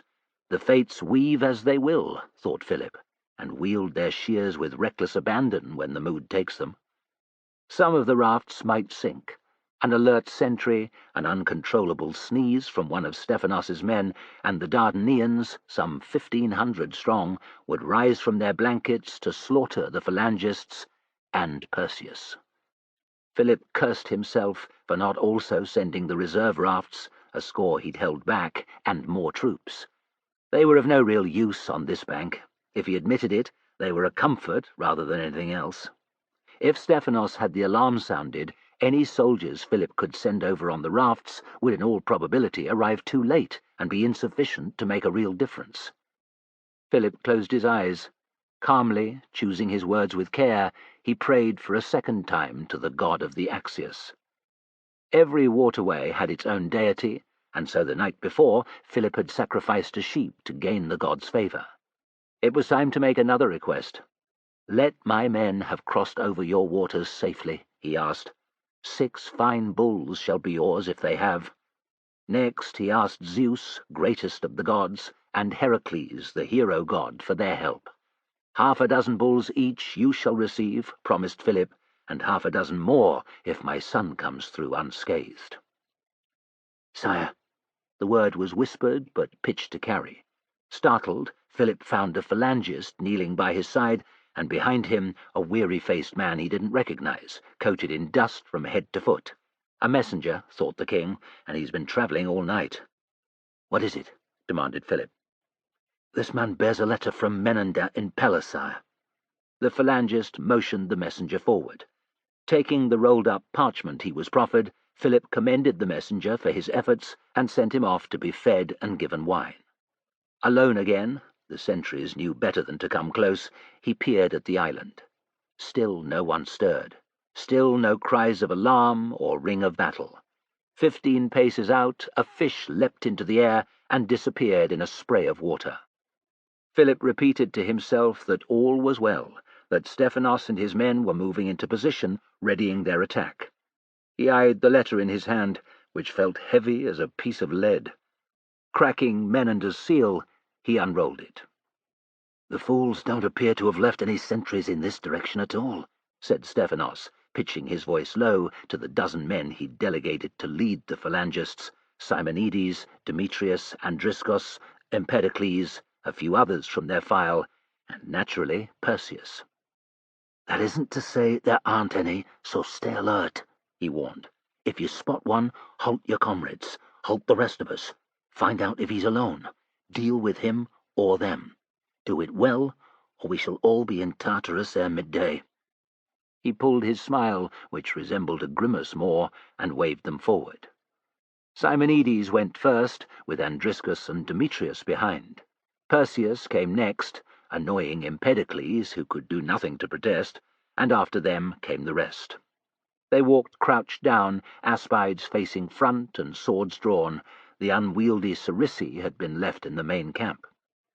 Low-hanging branches whipped at their faces, dry grass rustled at their feet. A small creature skittered away through the undergrowth. Demetrius could see little but Simonides' back and the evergreen bushes that were replacing the home oaks fringing the shore. Every time his file leader stopped, Demetrius did too, a pulse pounding in his throat. After a pause, sometimes for 3 heartbeats, at others a good deal longer, Simonides would signal it was clear to continue. Demetrius would let out a hissing breath and glance back at Perseus, who, youthful and inexperienced, waved an impatient hand to get going. In this fashion they covered perhaps 500 paces. Demetrius was starting to think they would make it to the Dardanellian camp unseen, when, without warning, Simonides stopped dead. So did Andriscus. Demetrius managed to pull up, just, but Perseus walked into him. An unmistakably metallic chime was the result as their breastplates made contact. They all froze. No alarm was raised. No voice shouted a challenge. After what seemed a lifetime, Simonides threw a furious glance over his shoulder. Demetrius made an apologetic face. Perseus went crimson with embarrassment. Simonides mouthed, "1 man, 50 paces." He raised an eyebrow at Demetrius, who nodded yes, he would come with him. Setting down aspis and sword, he drew his dagger and moved past Andriscus to the file leader's side. Simonides placed his lips against Demetrius's ear and said, "Straight ahead. He's sitting with his back against a tree. He must be asleep. That noise would have alerted a deaf man." Demetrius studied the ground in front. They were on an animal trail. Bushes, fallen branches, a sprawl of brambles. He spotted the sandals first, then, his gaze moving, the legs, and last, 1 arm and the torso of a man. The sentry's head was hidden by the tree trunk against which he was lying. Demetrius eyed Simonides and whispered, "Is he on his own?"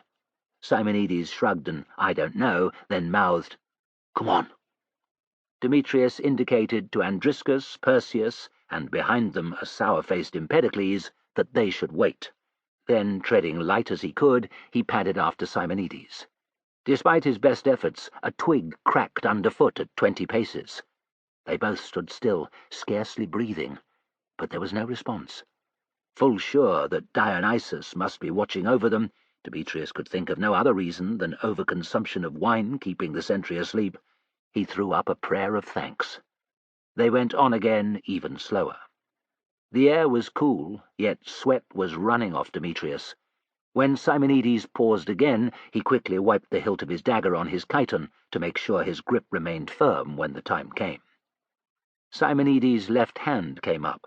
He stabbed a finger to their left and signalled 1. A second sentry, thought Demetrius in alarm. He peered over Simonides' shoulder. The warrior his file leader had seen was lying on his back snoring.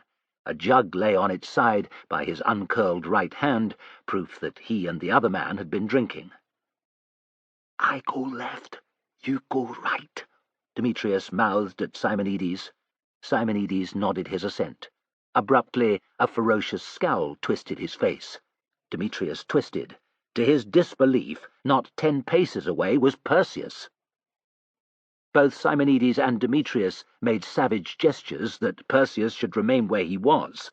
That was the only thing he could do if the entire enterprise was not to be jeopardized, and split up, each padding towards their target. The Dardanellian on his back was about Demetrius's age. Long-haired, bearded, like most of his kind, he wore a rough-spun tunic and simple leather sandals. His relaxed, peaceful face didn't look cruel or murderous. He and his kind sacked Stobby, Demetrius told himself. They raped women and slaughtered children. Nonetheless, he hesitated over the prone Dardanellian. In that moment, several things happened. A meaty sound, that of a blade sinking deep into flesh, came from Simonides' direction and was followed in close succession by two more. The warrior at Demetrius's feet opened his eyes. They instantly filled with horror. From somewhere else altogether, but still close, came the unmistakable noise of a fart. A third sentry, thought Demetrius in utter panic. Dropping to the ground, he clamped a hand over his victim's mouth and slit his throat. Blood spattered Demetrius's face and neck. The warrior's eyes widened in shock. His feet drummed the earth. His hands made a feeble attempt to stem the torrent issuing from his throat. It was all in vain. The wound was mortal, and Demetrius was already up and turning. Expecting to see the third warrior running for his life, bellowing at the top of his voice, he saw instead a Dardanian with a dagger buried deep in his chest, sinking to his knees. With a bubbling cough, the man fell onto his face and lay still. Demetrius turned to find Perseus walking towards him. "You threw your dagger?" he asked in disbelief. "I did," said Perseus proudly. "I was too far from him to do anything else." "I told you to stay behind, sire." Simonides finished wiping his blade on the tunic of the warrior at his feet and gave Perseus an exasperated look. "If I had, you'd have been chasing after the third man as he screamed the alarm. Tell me I'm wrong," said Perseus, grinning as he retrieved his dagger. Simonides swore. "All right, sire, it was well done, but you can't keep on disobeying orders. It's a quick route to Tartarus come a real battle. I don't want to be the one who has to tell the king you got killed doing something rash." Perseus's face grew serious. "I won't do it again unless I have to. Sometimes there's no thinking, you just have to act. You know what I mean, surely?" Shaking his head, Simonides said, "Aye, sire." To Demetrius he muttered, "He's his father's son and no mistake." "And he has the makings of a fine soldier and leader," thought Demetrius. "I could follow a man like him." The contents of Menander's letter were as bad as Philip had expected. The Acarnanian stronghold of Lucas had fallen to the Romans around the same time as Cynocephaly. News of the king's defeat had caused the rest of the Acarnanians to surrender. It was no surprise, thought Philip with resignation. Isolated on the southwestern coast of Greece, small in population, Acarnania had ever been at risk from his enemies. He could only be thankful to its people for staying loyal for so long. Philip read on, and his mood darkened. For some time his territories on Asia Minor had been under attack by the Rhodians and a force of Achaeans, but the enemy's initial successes had been countered by his generals there. Now, wrote Menander, this threat had been superseded by the Seleucid emperor Antiochus, whose large fleet was sailing up the western coastline of Asia Minor, attacking and taking every settlement and town of any size. Soon his ships would reach the Hellespont. With no real opposition, it seemed probable that he would gain control of the vital waterway before the harvest. The glorious heyday of Philip's campaigning in Asia Minor, when he had marched and sailed its coast at will for 2 summers, was long gone. It had been more than a year since he'd had even the possibility of sending aid to his commanders there. Antiochus's move had a feeling of inevitability, therefore, but Menander's neat writing and his precise descriptions of Philip's losses rammed home grim reality like a hammer blow. There would be no peace with Antiochus, no mutual treaty against the Romans. Menander made no mention of Hannibal, in whom Philip had also placed some hope. The Carthaginian had lost interest in an alliance, decided the king. It was hard to draw any other conclusion, given the lack of communication since his encounter with the soldier Hanno. The only other power he might call on for aid was Egypt, but its Ptolemaic ruling family was weak and in disarray. The chance of it sending soldiers or ships was as likely as Zeus coming down from Olympus to destroy the Romans. Weary from lack of sleep, wearied more by the unending setbacks sent his way, Philip closed his eyes. Can it get any worse? He wondered. Perseus, he thought. Philip's eyelids jerked open. Dry-mouthed, he studied the island. Atop the Dardanian palisade, he could see no sign of life. On the shore below, nothing moved save the tribesmen's boats, tugged to and fro by the current. His gaze travelled back to the trees that fringed the hill upon which the Dardanian encampment was built. Nothing. Philip's worries, held at bay overnight, fueled now by the bad news in Menander's letter, threatened to surge out of control. Something was wrong, he decided. Some of the rafts, most of them maybe, had sunk. Men had drowned. Even if Perseus had survived, he was trying to save himself or other men, rather than attack the Dardanians. I should never have sent him, thought Philip. The attack could have been delayed until more rafts or even boats were built. I am a fool, an arrogant fool. A short time had passed since the 3 sentries had been slain. The Phalangists' advance since had been uneventful. Demetrius and his comrades crouched down, sheltered by the last of the trees that skirted the hill upon which the Dardanians had camped. Silence reigned over the enemy positions. Not a sentry was to be seen. Less than 100 paces of open ground lay between the Phalangists and the first tents. "Ready?" hissed Stephanos, who had been off to confer with the commanders of the other spearii. The 3 units had spread out to encircle the hill. Demetrius and the rest gave him eager nods. "Guard the prince with your lives," he said, ignoring Perseus's glower, "and wait for the signal." A trumpet would have been the best way to alert all 3 spearii, but that risked the Dardanians hearing. A bird call, one often heard at dawn, was to be used instead. Stephanos moved off, checking for a last time that everyone knew what was expected of them. Demetrius's stomach was tight, as it always was before a fight. He would have given 5 years' pay, more, for his dead friends to have been present. The giant Philippos, with his friendly face and infectious belly laugh. Cimon, ever interested and curious, and Antilion, loyal and argumentative. Sadness lashed him that he had only Andriscus and Simonides, and the whoreson Empedocles. There was the file closer Zoticos, of course, and a few others, but they weren't friends like those who had gone to the underworld.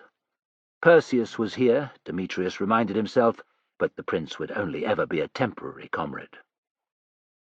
"I'd give anything to have my coppice right now." Somehow Empedocles had wormed his way in alongside Demetrius. "Remember that, eh, filth?" Demetrius' reply was furious. "How like you to mention a piece of kit rather than our fallen comrades? What about Philippos, Cimon, or Antilion? Wouldn't it be better to have them with us than a stupid sword?" "That goes without saying," said Empedocles, but his eyes told a different story.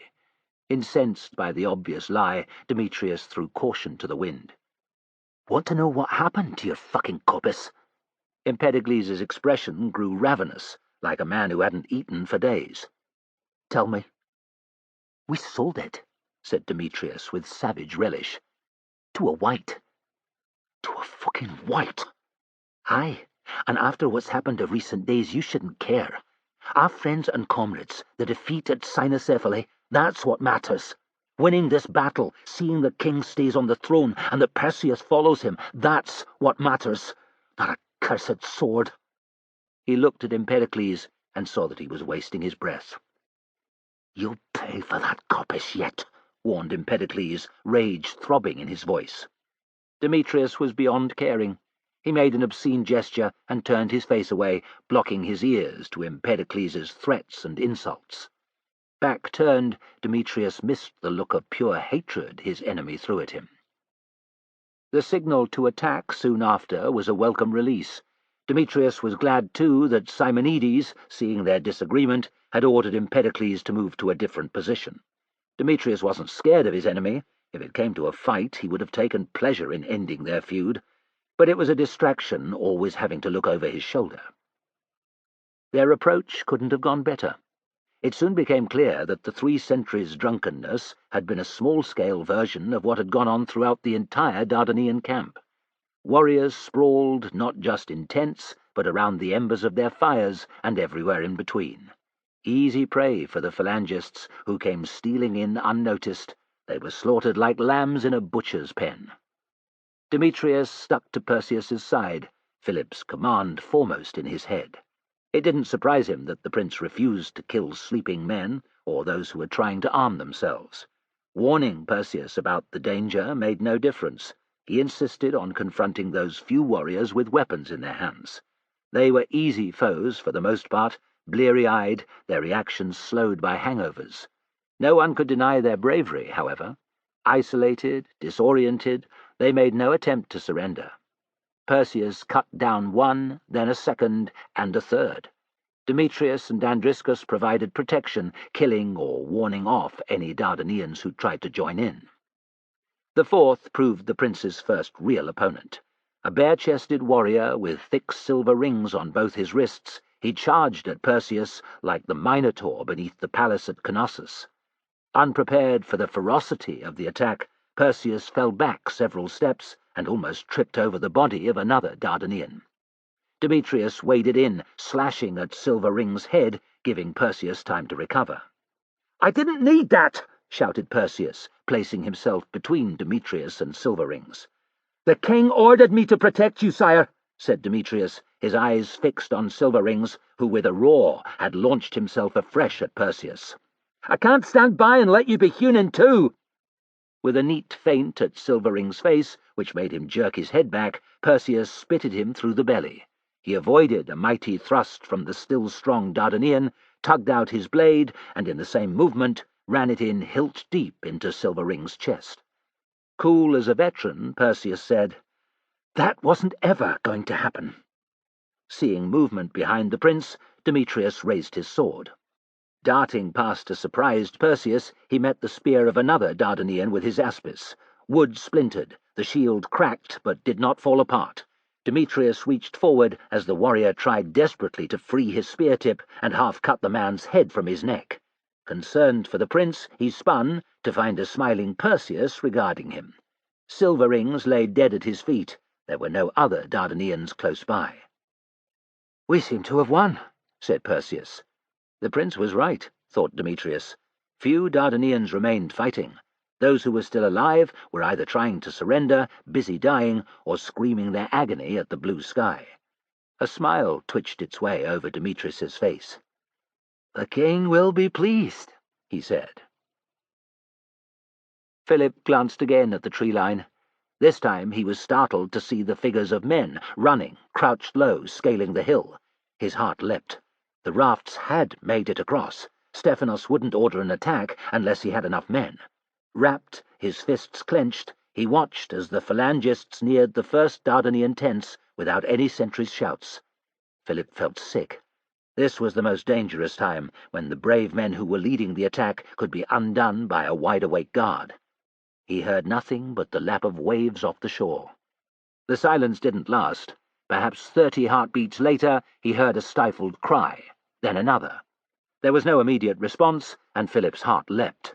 The longer peace reigned over the enemy positions, the greater chance of success Perseus and his phalangists had. Uproar broke out on the island, but gradually. Shouts, cries, shrieks, the clash of arms, a roar of "Mass at dawn." Not long after that, the dominant sound, almost the only sound, was that of screams. The long, drawn-out trumpet blast from the ramparts was merely confirmation that the Dardanians had been defeated. When a raft crossed with the news that the Dardanians had been crushed, that Perseus had led the attack, and that there had been less than 20 Macedonian casualties, Philip could have cheered. After a moment he did cheer. Falling to his knees by the water's edge, he gave loud thanks to the river god, Heracles and Zeus. Their future remained uncertain, but there was hope. Chapter 31. Elatia, early spring 196 BC. Flamininus was in his tent outside the small town of Elatia. He still felt a little uncomfortable sighting his winter quarters here. It was hard not to think daily of the innocent Passian and his horrific, pain-filled last moments. It had been a terrible mistake, Flamininus would think, and Lucius had paid for his treachery, but Elatia's perfect location was more important. Partway between the important cities of Athens and Corinth, close to Thessaly, Flamininus was well situated to react, should trouble arise anywhere in Greece. Several supply routes offered themselves, the Corinthian and Ambracian Gulfs, and the coastline of Boeotia and Locris. Best of all, Galba could be kept busy and at arm's length by ensuring that his legion had to patrol the territory around Elatia. It was frustrating that Flamininus's spies continued to come up with nothing that would give him a hold over his enemy, but persistence tended to yield results, and so his orders to his agents here and in Rome remained the same. Keep digging. Grease more palms with coin. Cajole. Threaten. Blackmail, if needs be. Flamininus didn't know when something juicy would turn up, but he had faith that the gods would reward him before he'd had to pay Galba all his money. In that regard, time was on Flamininus's side. Oddly, given that it had happened in his own camp, he had been unable to discover Benjamin's whereabouts, or the reason for his disappearance, but the Judean was no longer with Galba, and that sufficed. Flamininus had slept easier at night since. Annoyingly, he was far enough from Aetolia for the treacherous bastards to continue plotting and scheming. As ever, Flamininus had spies in place there, and the news they sent was disquieting. Far from accept his decision to leave Philip in control of Macedonia, the Aetolian council and generals were trying to destabilize the situation at every turn. Hardly a 10-day period went by without something coming to light. An assassination of a Macedonian noble here, a supposed attack on Greek territory by Macedonian troops there. A sizable portion of his energy was expended in keeping the war from breaking out for a second time. Flamininus's own hands weren't clean either. His mind roved back to the winter, some 3 months prior, when the Boeotians had come to him requesting the return of their general Brachillus and his men, all of whom had been serving in Philip's army. Sure that those in power in Boeotia would punish Brachillus, and eager to win favour among them, thereby bringing another city-state into Rome's fold, useful against the threat of Antiochus, Flamininus had brought to bear his influence. To his surprise, Brachillus had only been home for a few days when the Boeotians elected him as leader. To Flamininus's rage, they had then sent thanks not to him, but to Philip. The humiliation could not go unanswered. With the help of an Aetolian general, who had the means to get close to Brachillus, Flamininus had conspired with the Boeotians to have the recently returned general meet a grisly end. He had not anticipated the backlash. The murder of leading pro-Roman Boeotians had followed, and soon after more than 500 Roman troops were slaughtered in an uprising. But this bloody result had allowed Flamininus to march in with his legions and restore order at the point of the gladius. A somewhat uncomfortable peace now lay over Boeotia, which was another good reason he was camped nearby, thought Flamininus. Petitius coughed and entered. There was no lip-licking. Incredibly, his scribe appeared to have broken his revolting habit. Flamininus looked up, eager-faced. "Have they arrived?"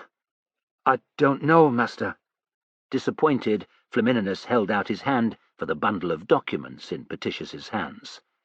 The victor at Cynocephaly or not, conqueror of Greece or not, there was no escaping the drudgery of paperwork. "What are these? Please tell me there are no letters of outrage from Aetolia or Achaia." "None of those, master." Flamininus wasn't sure whether he was pleased or not. "It's the usual soul-sapping material, then?" "Yes, master. Approvals for supplies for the army, grain, timber, leather and wine, and so on. A request for a particular medicine from one of the surgeons, reports from various units that require your signature before being sent to Rome, a letter from a tribune who wants to go home to attend his dying father." Petitius seemed about to continue, but with a roll of his eyes, Flamininus interrupted. "Yes, yes. Have you read them all?" "I have, master." "Do they seem in order?" The tip of Petitius's tongue traced a line from one side of his mouth to the other. Yes, master." "Good."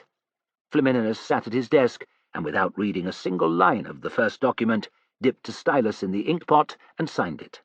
Handing it to an astonished Petitius, he scrawled a signature on the second and passed it over too.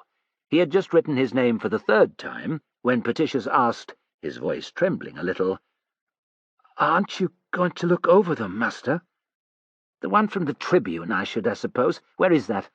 Flamininus let Petitius search through the pile. Taking the letter, he read it fast.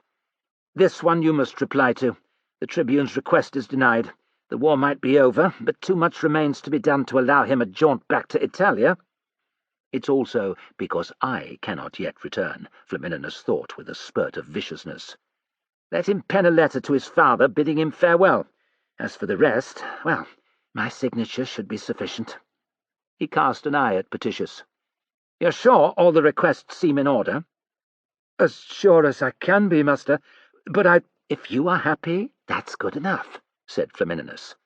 Unless there's a mistake, then I will hold you accountable.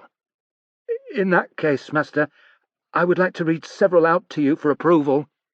Horrified by his forthrightness, Petitius licked his lips, and then, terrified by that, stared at his ink-stained hands. Flamininus checked his temper. The lip-licking was so rare now he could let that pass, but he wasn't used to a slave standing up to him. He decided that Petitius had balked because he suspected what had befallen Passian, and was worried that he would meet the same fate. Rumours must be rife between his personal slaves, Flamininus decided. He could overlook this one infraction. Very well, but be quick. Leaning on the stylus, Flamininus signed another document as he listened to Petitius. Despite Flamininus's intention to cut short the time spent dealing with official paperwork, he was still at his desk an hour later. When a messenger arrived with the news he'd been waiting for, the arrival of commissioners sent by the Senate, Flamininus could take no more. The rest can be dealt with tomorrow, he told a dismayed Petitius. Attend me in the meeting room. Bring writing materials. Making a quick detour to his private quarters, there to change into full panoply, a victorious general must look the part, Flamininus had always believed, he was in place to receive the commissioners, just arrived by horse from Antisera, where their ship had docked. Content that the room looked presentable, clean carpet, comfortable seats, polished lamps, and on a lion-legged table rare blue-glass tumblers and a silver jug of the best Cuban, he smoothed down his hair and ordered the visitors brought in. "I bid you welcome," Flamininus cried as the 10 commissioners filed in. It pleased him that the 2 already in place, his legates Villius and Galba, were at the back. Villius was of little concern, but Galba was ever a worry. At the rear he would have it harder to make a scene. Of the 8 others, half were known to Flamininus. Lucius Terentius, a short, self-important type, was the leader. Publius Lentulus, a quiet, well-spoken man, was the deepest thinker. Lucius Statinius and Gnaeus Cornelius were typical of many senators, solid, dependable, and without an original thought between them. "How was your journey?" Flamininus's tone was solicitous. "You must be tired, in need of a bath." His words were a courtesy, and everyone knew it. The news carried by the commissioners needed to be delivered at once. "I thank you, Flamininus," said Terentius. "I think I speak for us all in saying that we must speak with you before taking our ease." "You shall have wine, at least," said Flamininus expansively, waving forward the waiting slaves. No one protested, and when everyone had a cup in his hand and had saluted one another, Flamininus made sure to ignore Galba. He dipped his chin at Terentius and asked, "Is Philip to be granted the peace he asked for?" "He is." Flamininus smiled. "Marcus Claudius Marcellus did not succeed, then?" Intelligence from his spies had carried to him word of the new consul-elect's efforts to prevent the peace accord being agreed by the Senate and the Centuriate, the People's Assembly. Terentius's eyebrows rose, that Flamininus should already know this. "He did not. It was clear that his reasons were wholly personal, and not in the interests of Rome or its people." Terentius acknowledged his fellow's murmurs of approval, and continued.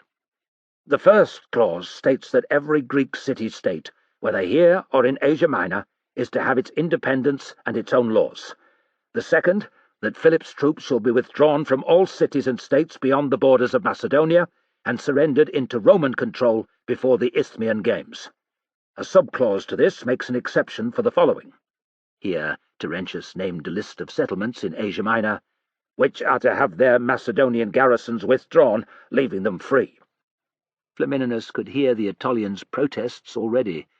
How was it, they whined, that towns in Greece were to come under Roman control, while those further away were set free? Let them grumble, he decided. Although the move would antagonize the Aetolians, it was being made in order to deny Antiochus, the new threat, easy-to-attack targets in Greece. It wasn't just that, of course. Flamininus had grown to dislike the Aetolian leaders so much that it was pleasing to spite them. "All prisoners of war and deserters in Philip's hands are to be handed over to us," Terentius went on. "He is to surrender all his warships, save 5 lembi and his royal galley. Henceforth his army is not to exceed 5,000 men in number, nor is he permitted to own any elephants. Under no circumstances is he to wage war outside Macedonia without the permission of the Senate.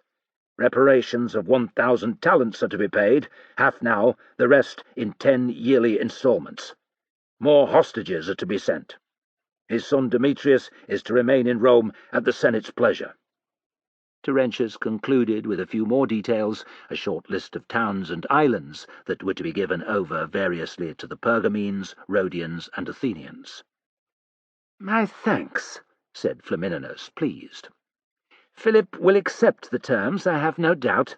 Since his defeat at Cynocephaly, he has acceded to every demand made of him. Receiving what they asked for, I imagine that almost all the Greek city-states will also agree.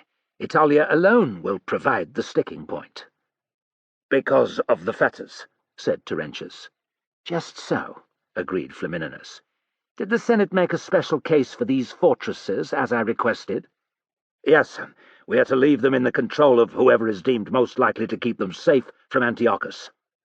"There is only one answer to that," said Flamininus with a snort, "although it would not hurt, I suppose, if we were to give the city of Corinth to the Achaeans." "The Aetolians will be angered if Rome assumes control of the fetters," said Galba, eyeing the other commissioners. Several nodded, and he added, "I am not alone in thinking this." Incensed by his enemy's intervention, Flamininus snapped, "To Hades with the Aetolians! They will accept the treaty or suffer the consequences." "Roman garrisons in these fortresses will be a far greater deterrent to Antiochus than a Greek rabble," ventured Terentius. "We must remain focused on what is most important. Now, is that pleasing the Greeks or preventing an invasion by the Seleucids? Search your hearts, fellow commissioners, and tell me that Flamininus is not right." After a period of muttering to each other and with apologetic glances at Galba, his supporters agreed that Terentius, and therefore Flamininus, were right. "And so it is settled." Flamininus saluted Terentius with his glass, and thought, he is a useful ally. "We shall inform the Greeks tomorrow. For now, let us drink each other's health." Catching Galba's eye on him, Flamininus thought, "Except for yours, you snake." He spent the next while circulating the room, thanking the commissioners for their support, and listening to tales of their voyage from Rome and the political situation at home. An expert flatterer, Flamininus nodded and smiled at the right moments, and chuckled at every joke. He repeated the promises he'd made to several commissioners in times past, when their backing had been crucial, and came to agreement with 2 others that they would vote again with him should the need arise. Convinced that the entire group bar Galba was on his side, Flamininus made time to press the flesh with Terentius, someone who liked to be known as incorruptible.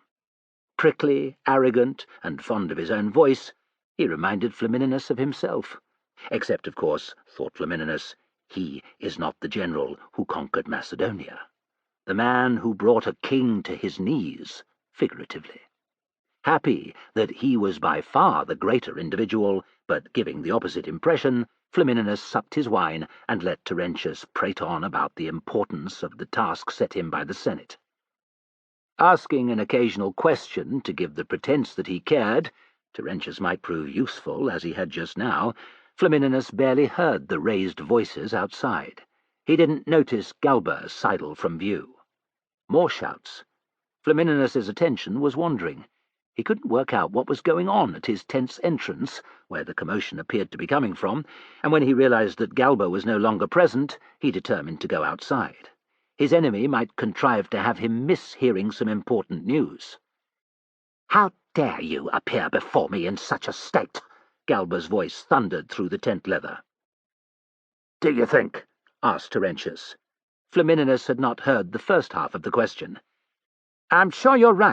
he said to Terentius. Worried by the surprise on the other's face, he hoped that he had not said anything too stupid. Promising to conclude the conversation at the earliest opportunity, he made his excuses and left. Galba was barking questions at someone, but in a low voice. The answers he was getting were also indiscernible. Flamininus picked up his pace.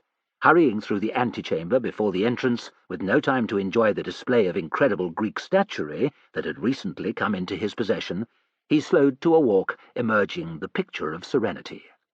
Silence fell. 11 faces turned to regard him. 8 unhappy-looking sentries.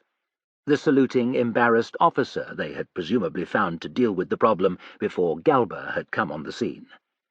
Galba, incandescent with fury because of the 11th figure, thought Flamininus, or because he had appeared, perhaps both.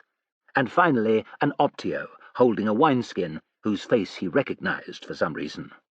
Drunk, swaying at attention before Galba, the Optio seemed delighted to see Flamininus. "Sir!" he cried. "Silence, filth!"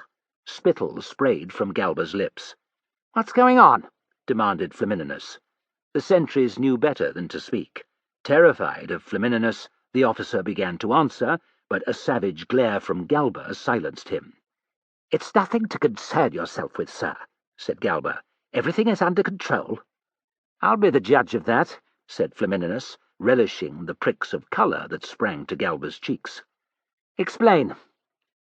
"This excuse for an Optio came demanding an audience with you, sir. He's as drunk as Bacchus. He wouldn't listen to the sentries here or their officer. I heard the argument and came to investigate. Turns out the prick is in my legion. I even know him. Believe it or not, he hit me in the face with a harpastrum ball once." "That's where I recognize him from," cried Flamininus, staring at the Optio. "You're the princeps I promoted at Cynocephaly, the one who alerted Bulbus to the enemy's exposed flank." "Aye, that's me, sir," said the Optio in a pleased voice. "You've got a clown's name. What was it again?" "Cecirus, sir. Felix Cecirus." Happy to overlook the Optio's behaviour because of his valour, and assuming that the man had come to thank him for his promotion or some such, Flamininus turned his attention back to Galba. "He's had a drop too much to drink, and why wouldn't he? His brother fell at Cynocephaly." Studying Galba, Flamininus didn't see Felix's mouth open and close. He continued, "The Optio hasn't struck anyone, has he? Or refused to obey a direct order?" Galba threw an unhappy glance at the sentry's officer, who shook his head. "He didn't try to force his way in, sir, when I barred his way. The fool just stood there, shouting that he wanted to see you." Galba's gaze returned to Flamininus, and he muttered, "It appears not, sir." "There we are. Punishment is merited, but not too severe." Flamininus held Galba's gaze until the legate nodded, then he said in a bright tone, "Good. I will leave you to it." Delighted to have humiliated Galba, if only a little, Flamininus turned his back and went back inside. He missed the imploring look the Optio threw after him. Chapter 32. It was midday, and despite the fresh spring breeze, the sun was hot. Felix was standing to attention in front of Falto's tent, his position since dawn. Dark patches of sweat marked the armpits of his tunic. Trickles of it ran from under his lambswool arming cap. He had a throbbing headache, thanks in no small part to the wine he'd drunk, but also because of his helmet, which appeared to have doubled in weight. It was a small mercy, he decided, that Falto had allowed him to rest his shield on the ground some time before. The muscles of his left forearm still ached from the first hour of holding it in the ready-for-combat position. Felix dreaded to imagine what else Falto had in store. His centurion had not been best pleased to have Felix dragged in front of him by an officer, the same who'd been on guard outside Flamininus's tent, of a different unit. Falto had listened in stony silence as Felix's sorry tale was told, and had nodded grim assent that he should be punished, but not overly so. Cuffing Felix round the head, Falto had roared to get out of his sight and to present himself again at dawn. And here he had been for 5, maybe 6 hours. Alone for the most part, Felix had had plenty of time to consider his situation. In an effort not to think about what Falto might do to him, he had thought about the events since Cynocephaly, 8 months before. The demands of being an Optio kept him busy from sunrise to sunset. It was a fulfilling existence, and for the most part prevented him from brooding about Antonius's death. Evenings afforded a little free time, but not wishing to sink into wine-soaked moroseness, Felix often sought out Falto, trying to learn from someone with experience of the command ladder. They weren't friends yet, but Felix could see, until this episode, how it might have happened. Only a fool could doubt that his foolish behaviour outside Galba's tent would have set that prospect back several steps, if not driven it into the realms of impossibility. A potential friendship with Falto paled beside the opportunity he'd lost the night before, however. The thought of it dragged Felix's spirits to a new low. The plan had seemed simple, easy even, after a skin of wine. He would approach Flamininus, Felix had owlishly reasoned, and thank him vociferously for his promotion. Once the general remembered who he was, the Optio with the clown's name who had turned the tide of battle at Cynocephaly, Flamininus could not fail to grant his humble request to find and bury his brother's bones. I was a fool, Felix thought, a stupid, grieving, drunk fool. Even if Galba hadn't intervened, there was no surety that Flamininus would have agreed to his appeal. Felix had himself to blame twice over, first for approaching Flamininus's tent when pissed, second for giving up to Galba the reason he was there. Yet it was hard to see how the situation could have played out any differently, for the malicious legate had seemed to sense that he had an ulterior motive for appearing outside Flamininus's tent. Galba had threatened not just to punish Felix, but to have his former comrades flogged if he didn't reveal everything. Tears of rage pricked Felix's eyes as he remembered Galba laughing at his wish to give Antonius a decent burial. Not 2 heartbeats before Flamininus had emerged, Galba had hissed, "After what you did to me with the Harpaster ball, I will see that you get no leave. Done." A malicious smile. "At least until the Legion is sent back to Italia, whenever that is. Years, I expect." Scraped raw again, Felix's sorrow grew so acute that he almost cried out. The chances of finding Antonius's grave were already slim. Galba's pronouncement ensured that if he ever managed to make his way back to Cynocephaly, those chances would be close to impossible. Antonius's remains would moulder into dust with the thousands of others who had died there and never be found. Felix's heart ached at the thought of it. "I will not forget you, brother," he decided.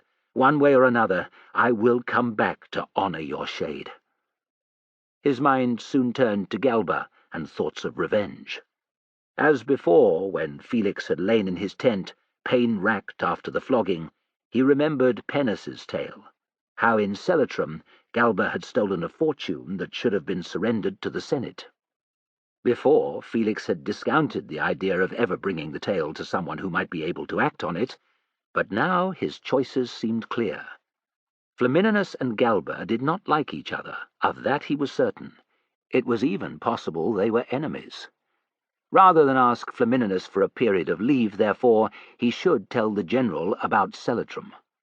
Backed up by the word of Penis and his comrades, Flamininus could use the information to bring down Galba. That thought warmed Felix's heart. Galba wouldn't be executed for the crime. The harsh reality was that high-born Romans did not receive the punishment ordinary legionaries did for stealing 1,000th of the amount. But his political career might be brought to a juddering halt. For a schemer like Galba, Felix decided, that would be akin to death. "Uncomfortable?" barked Falto, emerging from his tent. "You look it." "I'm fine, sir," lied Felix. Vetus tapping off a greave, the habit of so many centurions, Falto paced to and fro in front of Felix, and then, in another terrifying habit beloved of centurions, he walked behind him. Felix didn't dare move a muscle. Falto might launch an attack with his Vetus, or whisper in his ear, a host of other unpleasant things, but if he, Felix, stirred, he would definitely feel the vine-stick. So, dry-mouthed, stiff-backed, he stared at Falto's tent. "A good Soldier, you seem to be. Falto's breath was hot in his ear. The men speak highly of you, as do other officers. You fought well at the Dogs' Heads, and by all accounts were one of the reasons we broke the enemy's phalanx. Quite an accomplishment. Some even say that you killed an elephant at Zama. I haven't been able to corroborate it, mind. My inclination is that it's just a tall story you like to hear men talking about. He's been asking questions, thought Felix. The old fear that he would be discovered flared anew in his pounding heart. After several years in the Eighth, with Matho the only incident that might have seen him and Antonius executed, Felix had of late worried less about having illegally re-enlisted. Falto's curiosity represented a real danger. Tell the truth, Felix thought, and the centurion might be interested enough to keep digging. So many soldiers had stayed in the army since the victory over Hannibal that there had to be a man or men in Flamininus's host who knew what had happened to the two brothers. Better to lie, Felix decided. Falto would think him a rumour-spreading fool, but that was better than the fustuarium. Well? Falto's Vetus drove into the small of his back, hurting despite his mail shirt. Are you a liar, as well as a wineskin? Stung, Felix blurted. I'm not, sir. The story about the elephant is true. Falto whipped around to stand in front of him, very close, almost eyeball to eyeball. The odour of onions, olives, and cheese was strong. It was what Falto had eaten for breakfast, sitting at a table in front of Felix. Slow and deliberate, Falto said, You killed an elephant? What have I done? Felix asked himself in utter panic. Antonius would never have been so stupid. I did, sir. Tell me. Hades, thought Felix. I'm a dead man. He had to obey, though, or Falto's scrutiny would become more intense and painful. There was still a tiny chance he might get away with it. Avoiding mention of units or his legion, Felix described the Battle of Zama, including his near-death experience of bringing down the elephant. Falto stepped back a little to listen, but his stare moved not a hair's breadth from Felix. Not until the story had finished, Felix was careful to end it with the defeat of the Carthaginians, not later, did he even stir. That's quite a tale. 'Tis, sir. Felix held Falto's gaze. He'd told the truth. It was important his demeanour gave the impression he'd done so, too. I was there. Aye, sir? Felix tried to look interested, even as his heart sank. This was a topic dear to Falto's heart. You were, too, from the things you described. Sir. Felix dropped his gaze, praying that Falto would just beat him or give him a punishment duty, anything but continue this interrogation. Your centurion must have been proud of you. Felix flailed for an answer about Matho that wasn't an obscenity. He was an awkward sort, sir. Not much given to praise. Surprise writ large on his face, Falto asked, You got nothing in the way of reward? No, sir. You must be glad he's no longer your centurion, said Falto with feeling. Gods above and below, he's going to ask Matho's name next, Felix screamed in his head. You could say that, sir. Falto's snort was amused, but the look he turned on Felix was as stone-hard as ever. I reward my men for their bravery, I'll have you know, but I also punish them when they break the rules, or do something incredibly stupid, as you did last night. He leaned in again, close enough to be uncomfortable. What were you doing, drunk, demanding to see the general? Has the loss of your brother scrambled your wits? I've not gone mad, sir. Give me a reason, anything, not to make you wish you'd never been whelped. It's one thing for a legionary to do what you did, and quite another for an optio. Contempt dripped from Falto's voice. I wanted to ask for some leave, sir. Aye? Falto's expression blackened. Aye? Before he could react further, Felix said, As you know, sir, my brother Antonius died at Cynocephaly. I buried him after, but the only marker I could put up was made of wood. I want to take a proper tombstone there and set it up over his grave. That's been my plan, sir, God willing. I thought perhaps the General might see his way to granting my request." "There are proper channels to get such things done," growled Falto. "You request leave from me. If I approve, the request moves up the chain of command, and so on. You know that." "I do, sir," said Felix humbly. "It was the wine, and the fact that I met the General after cynocephaly, when he promoted me. I wanted to ask him direct." "You think Flamininus is a friend of yours?" "No, sir," said Felix, thinking, but he would love to hear what I know about Galba. "You're a fool," said Falto, but there was less heat in his voice than before. Felix wondered if he could even detect a note of sympathy. "Yes, sir. I should have come to you instead. I'm sorry, sir." He put on his most mournful, apologetic face and prayed. Falto looked at him long and hard. Felix prayed even harder. Half a dozen heartbeats tripped by. "We've all done something stupid when we're drunk. Hades, I have. The loss of your brother must be grievous hard to live with. But it's hard to come up with a prank as ill-advised as yours yesterday." Falto's Vetus shot up to rest under Felix's nose. He moved it up, forcing Felix to raise his head until he was looking Falto in the eyes. "One serious mistake is all I allow my men and my officers. One.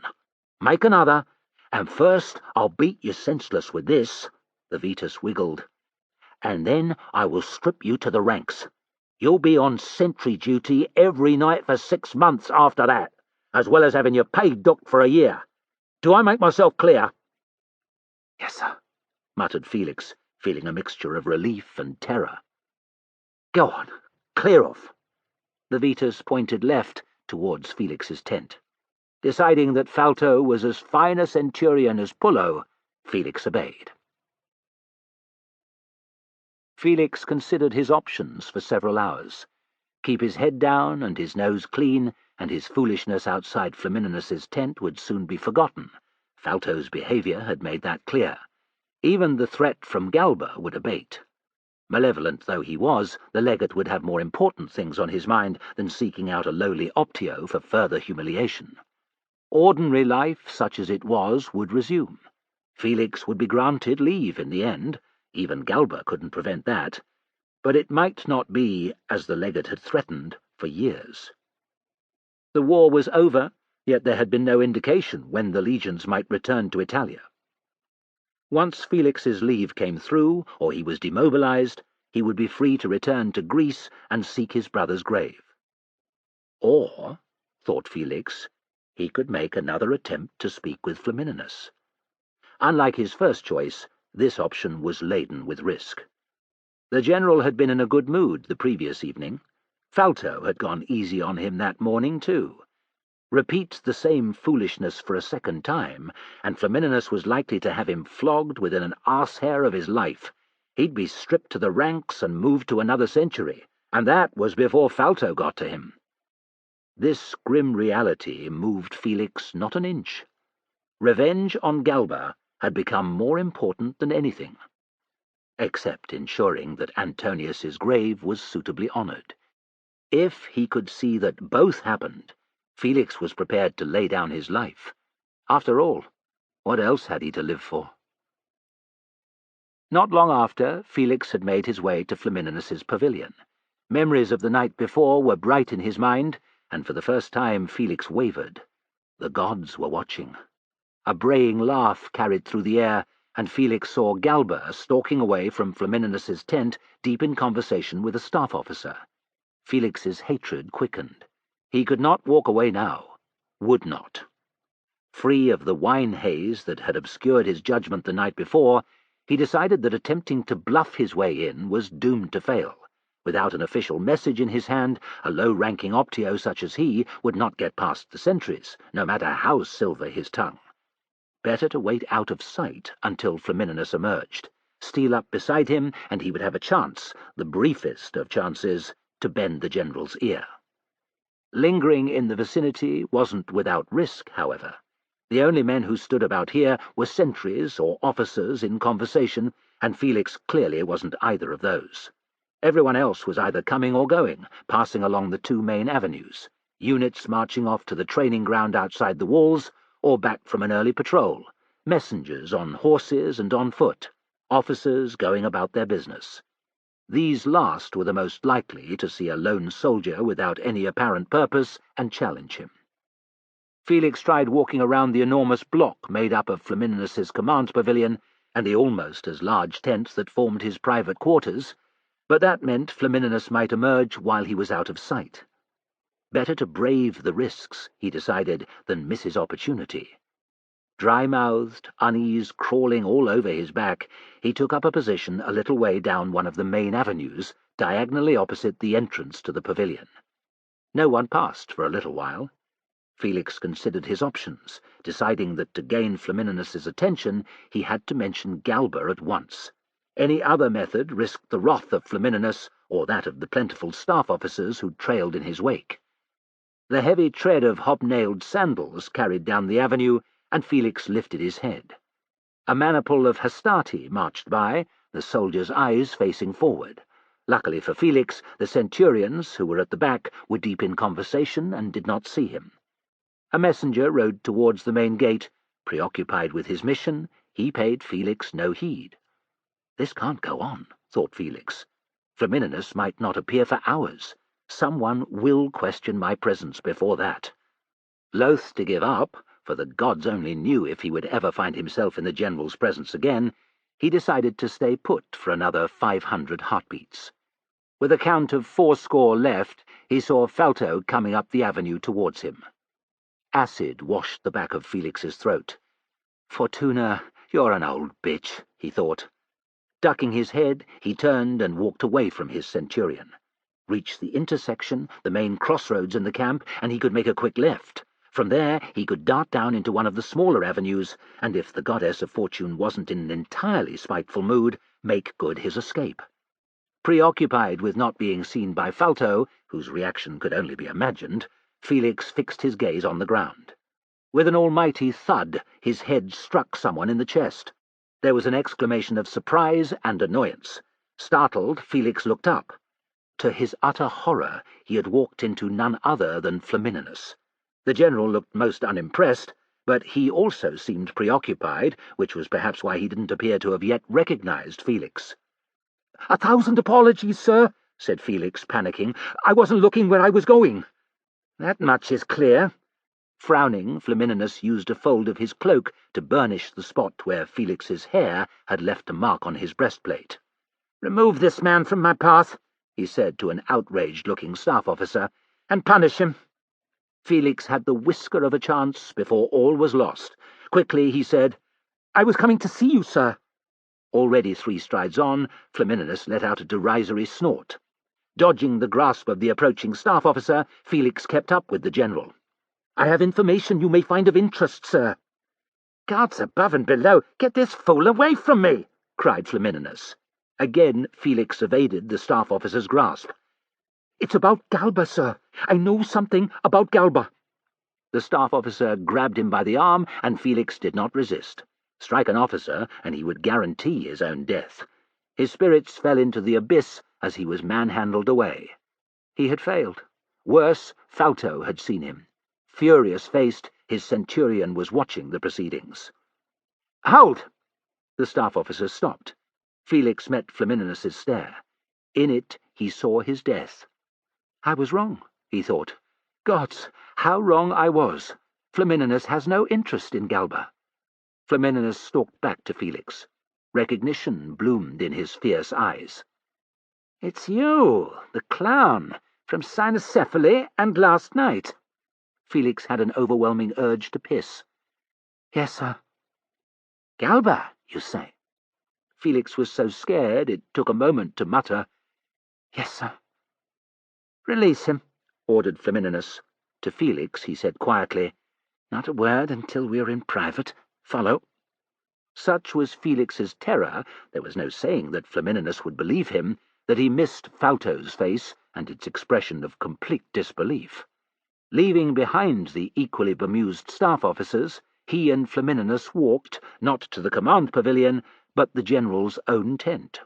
Past the saluting sentries they went, into the grand antechamber, where Felix presumed Flamininus received visitors.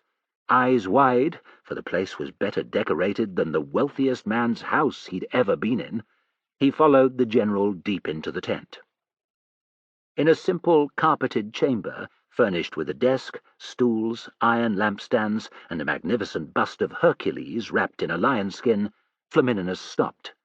He sat down, but gave no indication that Felix could do the same. A worried-looking slave hurried in, carrying a stylus and writing tablet. "Do you need me, master?" "No, leave, Petitius." "Master." With a surreptitious lick of his lips, the slave absented himself. Flamininus threw a glare after the slave, and fixing his eyes on Felix, said, "You spoke of Galba?" "I did, sir." Flamininus's gaze bore down on him flint-hard. "Why would I want to know whatever trifling detail you claim to know?" Hades, thought Felix. The disagreement I saw between him and Galba has long since been repaired. Now they get along well. He had to answer, however, so he muttered, "At Cynocephaly, I saw you and Galba arguing, sir." Flamininus let out an amused snort. "I had forgotten about that. Nothing like a public argument to get tongues wagging. No doubt you're hoping for some coin." Horrified, for he hadn't thought how Flamininus might question his motives, Felix replied, "No, sir, I don't want a single ass." "Every man has his price," said Flamininus with a disbelieving look. He clicked his fingers. "I'm a busy man. Get on with it." Felix nodded, as nervous as when Matho had ordered the fustuarium. Without mentioning that he had met Pennus at an inn, drunk, Felix repeated every detail of the maimed ex-legionary's story. With growing interest, Flamininus listened, interrupting only to confirm that the town's name had been Celatrum. When Felix was done, Flamininus said nothing for a time. Felix's worry that he would end up being flogged again resurged. Miserable, wondering if he should have kept his head down, he resigned himself to Galba escaping justice forever. "I made it my business to be familiar with every aspect of the war with Macedonia before assuming command," said Flamininus. "Celatrum was a small town. Official records detail that the moneys recovered there amounted to a middling sum. Certainly not the fortune you allude to." Again his gaze pinned Felix. "Did you think this veteran, this Pennus, was telling the truth?" "I'd stake my life on it, sir. He was so bitter, maimed, destitute, he has no future, while Galba's star continues to rise. Pennus would do anything, pay any price to see justice done, to see Galba punished." "And he has comrades still living, who were also at Celatrum?" "That's what he said, sir." "Do you know where Pennus lives?" "Aye, sir. Me and my brother, we helped him home from the inn." Felix felt a momentary panic. Mention of the inn would lead Flamininus to correctly assume that they'd been drinking heavily, and that might lead him to doubt not just Felix's story, but that of Pennus as well. Flamininus's eyes gleamed. He barely seemed to notice. "I have you now, Galba," he whispered. "Oh, Jupiter, I have you now." Felix thought, Flamininus does hate Galba. Better still, he believes me. "If things are indeed as you have related, Optio, you shall be rewarded in royal style." For the first time, Flamininus's tone was warm. "You will travel to Rome and meet with my men. Find Pennus and as many of his comrades as possible. Take a statement from every man. Of course, some may still be in the legions here. You can seek them out upon your return." "It will be my honor, sir," said Felix, thinking with savage glee, Galba won't see the punch coming until he sees the floor coming up to meet him. Flamininus twisted around and unlocked a metal-bound chest. Its top creaked as he heaved it open. Coins chinked. He turned back to Felix and dropped a leather purse on the desk. "That's for your trouble." "Thank you, sir." Felix bobbed his head. The purse's size and the weighty thud told him there was a sizable sum within, several years' pay, he'd wager, but he made no move to pick it up. Flamininus's expression clouded, his mouth twisted. "Always they want more. You shall have the same again, Optio, but only if your information about Galba proves to be true." "It's not that, sir." said Felix, pushing the purse towards Flamininus. "You are more than generous, but I didn't do this for coin. All I ask, sir, is that I might take a tombstone to Cynocephaly for my brother." Flamininus stared at him. "That's all I want, sir, on my brother's life." Felix had never meant anything more. "He asks not for money or advancement, but for time to honour his brother," said Flamininus softly, looking surprised. He nodded. "You shall have your leave, Optio, as soon as this matter is laid to rest. For now you have my gratitude. You may go." Delighted, Felix saluted and turned on his heel. "One last thing, sir. Not a word to anyone, on pain of death." Flamininus's face had lost any trace of amity. Felix thought of Falto and said, "My centurion tore strips off me for last night, sir, and he saw us meet outside. He'll have questions for me." "I'll see to it he leaves you alone." "Thank you, sir." Flamininus waved a hand in dismissal. Felix's heart pulsed with a new-found joy as he exited the tent. He had done it. Galba would get his comeuppance, and Antonius would have his tombstone. Chapter 33. Pella. Demetrius was stretching in front of his tent. It was still early, but the army's camp was already busy. Half the size it had been, thanks to the losses at Cynocephaly, the tent still stretched for many stadia in every direction. Military routine continued, Philip had seen to that, and so the trumpets sounded each dawn. On the open ground between the camp and Pella, officers would soon be drilling their phalangists, and cavalrymen would practice their skills on straw targets. Men would be sent to fell trees for firewood and to the river for water. Demetrius's mood was lighter than it had been.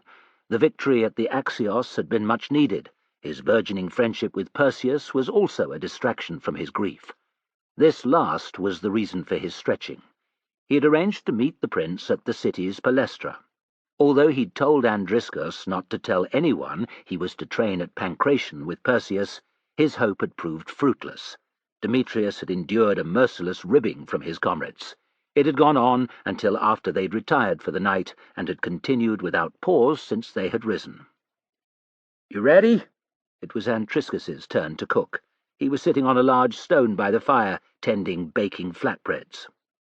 "Remember to lose the first bout. It wouldn't do to beat Perseus at the outset." "I'd throw the second as well," added Simonides, who was running a whetstone up and down the blade of his coppice. "And the third," Andriscus chortled. "I wouldn't try to win at all," added Taurian to a chorus of laughter. Demetrius rolled his eyes and went back to stretching. Although the joking was a little annoying, it was done with love. He did the same to the others if he got an opportunity. It was one of the ways to show each other they cared. They few were the survivors of Cynocephaly, and the bond holding them together was as strong as that of family.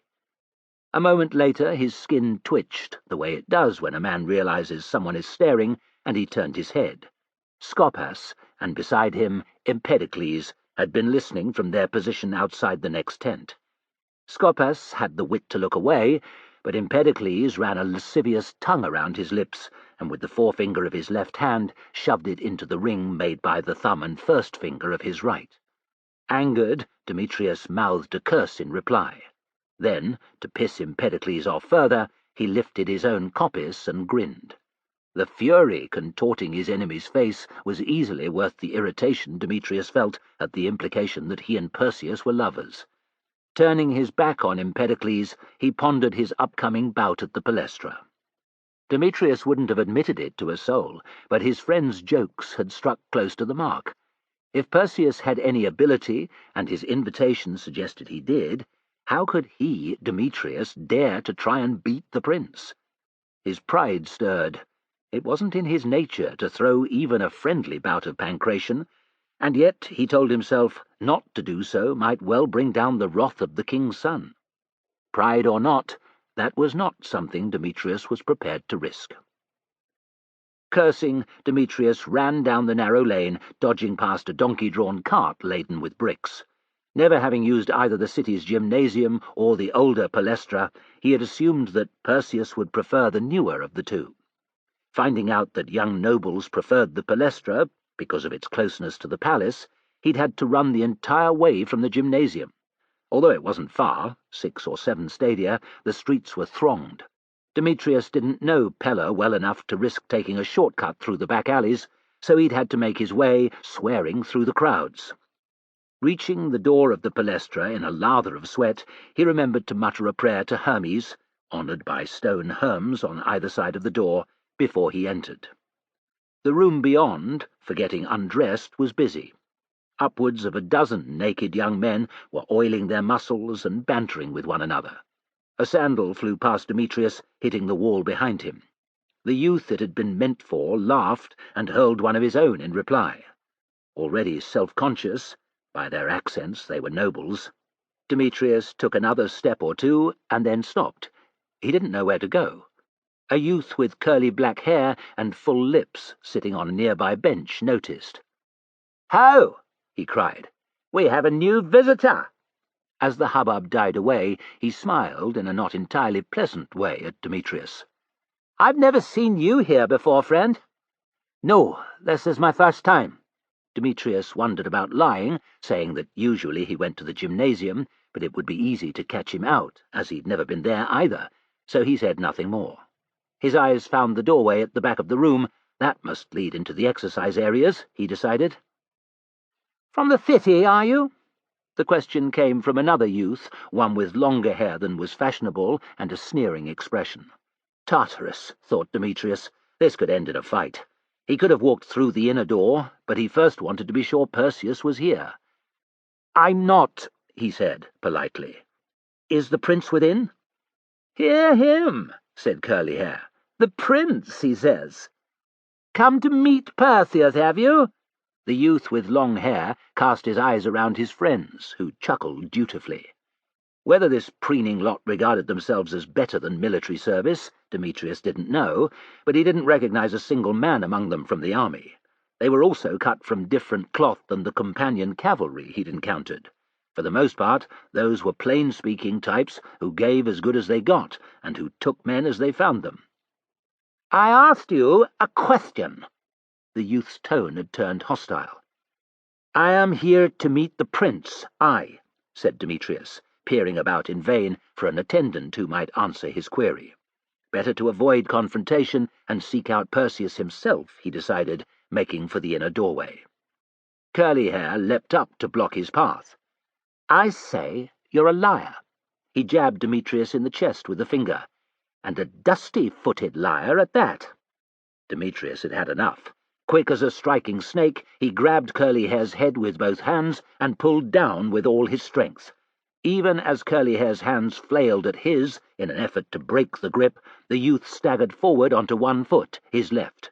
Slipping his hands down to Curly Hair's armpits, to gain better purchase, Demetrius tripped him over his outstretched right leg. Curly Hair landed hard on the floor, yelping in surprise and pain. Demetrius stepped past. He turned, filling the doorway, and gave the whimpering Curly Hair and his friends, who had swarmed towards them, a hard stare. "I did not start this, but by Hades I will finish it." "I twisted my ankle." Curly Hair's voice was petulant. "You'll hurt more than that if I have to come at you again," said Demetrius, eyeing the rest and wondering how many he could down before they overcame him. "Oh, now! What's going on?" boomed a voice. Demetrius found himself being shoved aside. A bandy-legged, shaven-headed instructor, old enough to be his grandfather, stepped over Curly Hair and into the changing room. "Trust you to be at the heart of this," he cried, pointing his stick at several youths. Sheepish grins replaced their murderous expressions, and the trainer wheeled to face Demetrius and Curly Hair. "Fights take place in the mud-room or on the scammer, nowhere else. Every half-wit knows that," he growled. "He threw me. I hadn't done anything," said Curly Hair, with a spiteful look at Demetrius. The instructor's attention moved to Demetrius. "Who are you?" "I'm a phalangist in the Brazen Shields, meaning no disrespect, but you should be in the gymnasium. the instructor interrupted. "This place is for the nobles, as you can see." "I'm here to train with Perseus," said Demetrius, colouring. The instructor's face changed. "The prince?" "Aye. Meet him here," he said. "I'm late, so he may already be inside." "That he is. He mentioned something about a phalangist joining him, now you mention it."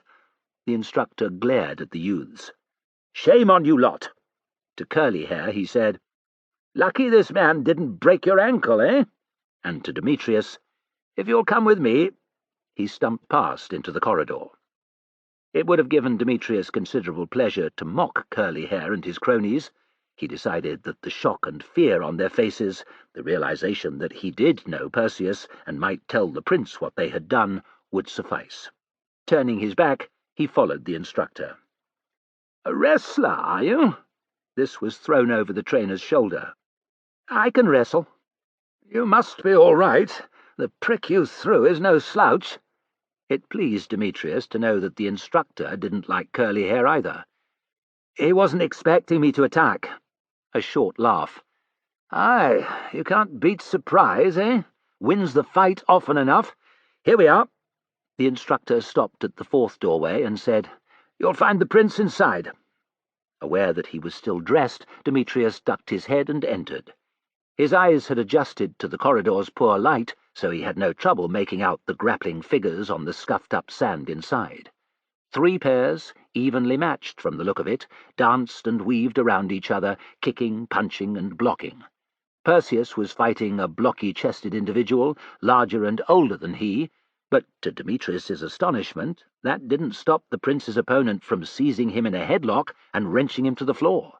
Laughing, Perseus slapped the sand to indicate he'd lost, and the blocky-chested man released him at once. "Majesty," he said without a trace of sycophancy. Perseus dipped his chin by way of recognition, and in the same instant launched a furious combination of kicks and punches that sent his opponent back several paces. As if sensing Demetrius's surprise at the equality with which the pair treated each other, the instructor said quietly from behind him, "There are no princes or lords in here, friend, or even kings. Every man is equal on the scammer.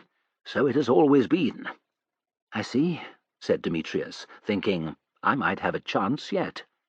Perseus succeeded in throwing the blocky-chested man soon after. The victory seemed to be the end of the bout, for the two shook hands and separated. Seeing Demetrius, Perseus approached. "What have we here? I thought you had snubbed me." "Forgive me, sire," said Demetrius, his embarrassment flooding back. "I went first to the gymnasium, thinking to find you there. Realizing my mistake, I hurried here as fast as I could." "He would have been with you a little sooner, sire, if it hadn't been for the young fools in the changing room." The instructor let out an evil chuckle. "This one knows a few moves, mind. He left Melanthius mewling on the floor like a newborn babe." "Is that so?" Perseus's teeth flashed white. "Melanthius has ever been a fool, wont to act before he thinks." "They thought I was lying about meeting you, sire," said Demetrius. "And if I know Melanthius and his friends, they didn't like a commoner stepping across the threshold either." Perseus clapped him on the shoulder. "Men like them never learn. In the storm of bronze, a man's station in life counts for nothing. It's what's in a man's heart, eh?" "Yes, sire."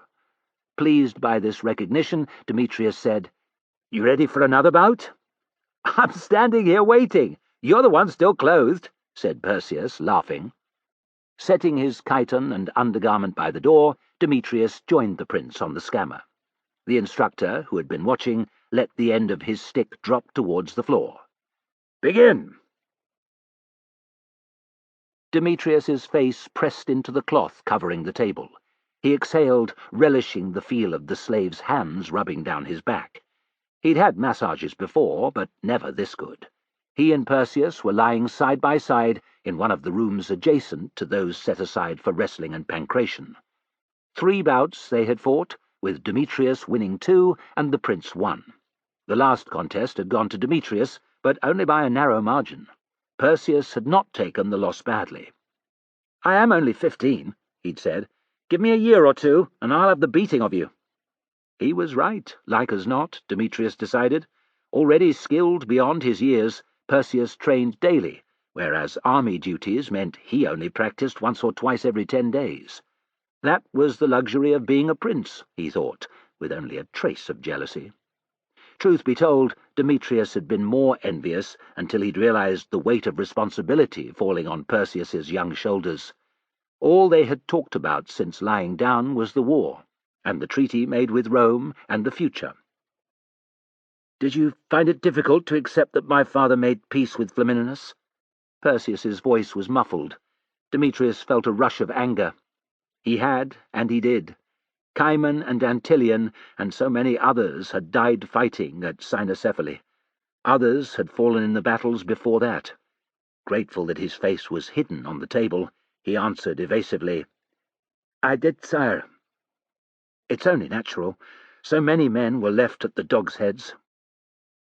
Unburied, thought Demetrius, shame stinging him that he had not honoured his slain comrades.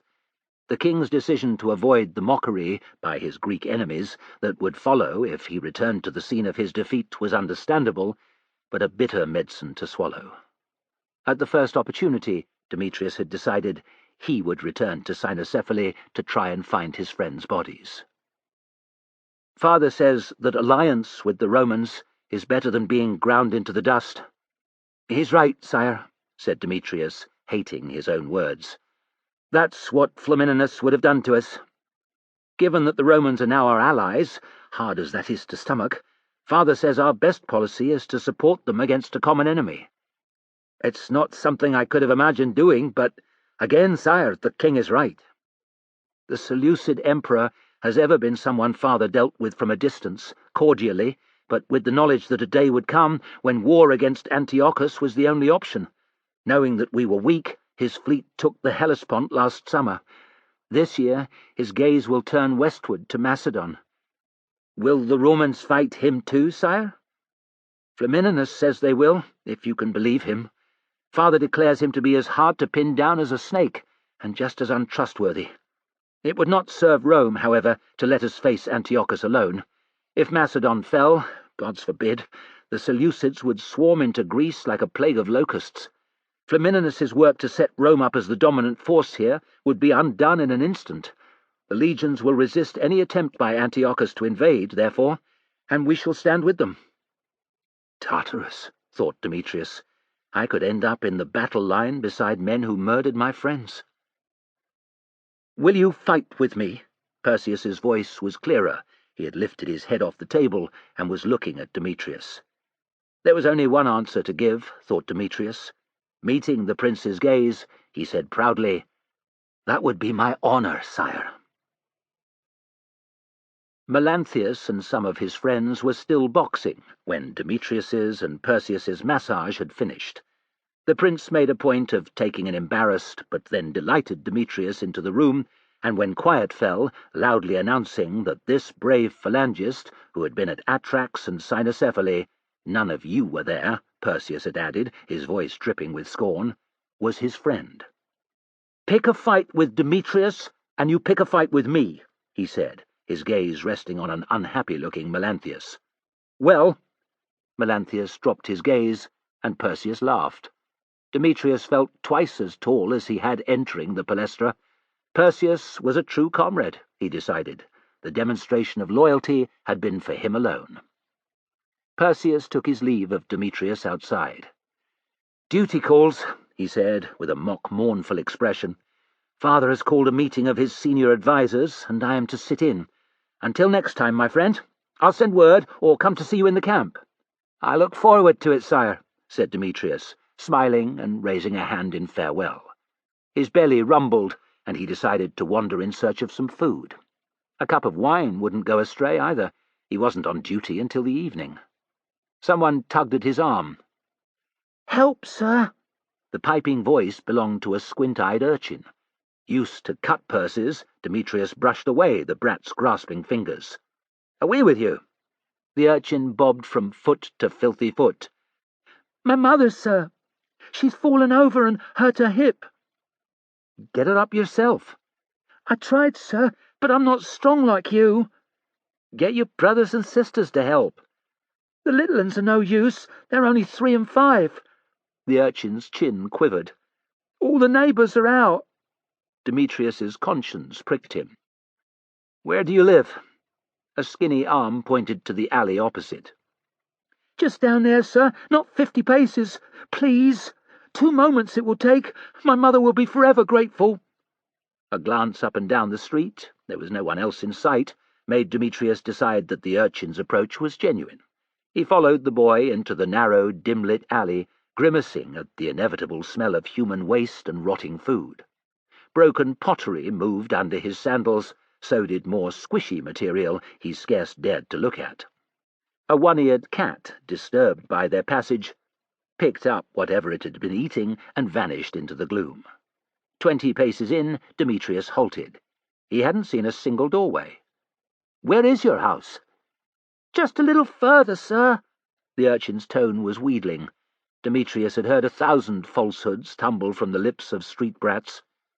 "You're lying," he said, turning. "Philippos? Is that you?" A woman's voice. She made to speak, then groaned as if in pain. Demetrius peered, could see no one. "Philippos?" called the woman again. "It's me, mother. I brought a kind man to help." The urchin regarded Demetrius with a pleading expression. The boy's called Philippos, thought Demetrius. He's trying to do his best for his mother. Cursing himself for being distrustful, he waved a hand. "Lead on." They passed an opening to the right. Dark, narrow, Demetrius didn't even glance into it. "It's here, sir." The urchin came to a stop by an open door. Demetrius peered into the hovel, but could see no one. "Where is your mother?" "In the back room. I'll show you." The urchin slipped past, and before Demetrius could react, slammed the door in his face. There was a heavy thump as a locking bar fell into place. Baffled and annoyed, Demetrius pounded on the timbers. "What's going on, boy?" "The man said he'd hurt my mother if I didn't obey," came a muffled voice. "Eh? Had a nice tryst in the palestra with your lover?" The hairs on the back of Demetrius's neck stood on end. He turned, seeing a figure silhouetted against the light from the street. A figure that must have been lurking in the opening he'd ignored. A figure that blocked his way out. "Empedocles," grated Demetrius. "I should have known it was you." "You should, trusting fool. Where's the woman? Tell me you haven't cut her throat." A snort. "What do you care if I have or haven't?" He's murdered her, thought Demetrius with real alarm. Left her body in the gap where he was hiding.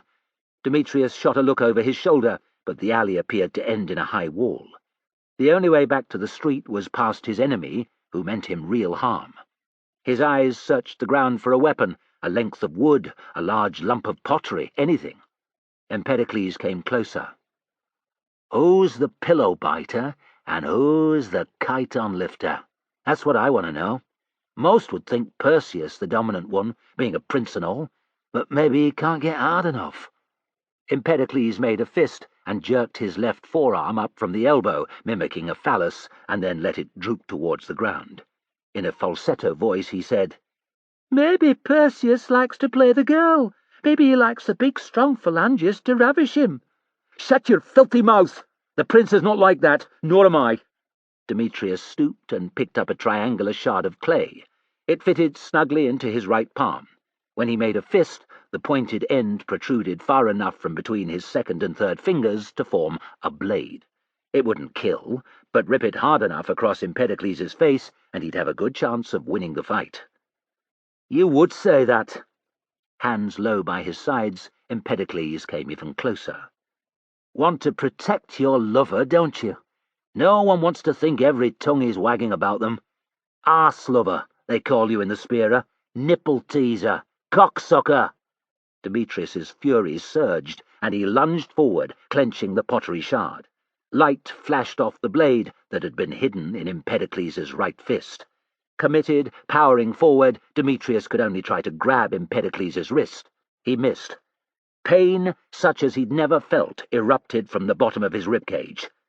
"He stuck me," thought Demetrius. "I could still take him." His left hand went down, gripping Empedocles' right, and he tried to tug the blade free. Oddly, his strength had gone. Tartarus awaits, hissed Empedocles in his ear. He shoved hard, driving the sharp iron deeper. The agony was so exquisite now that Demetrius cried out.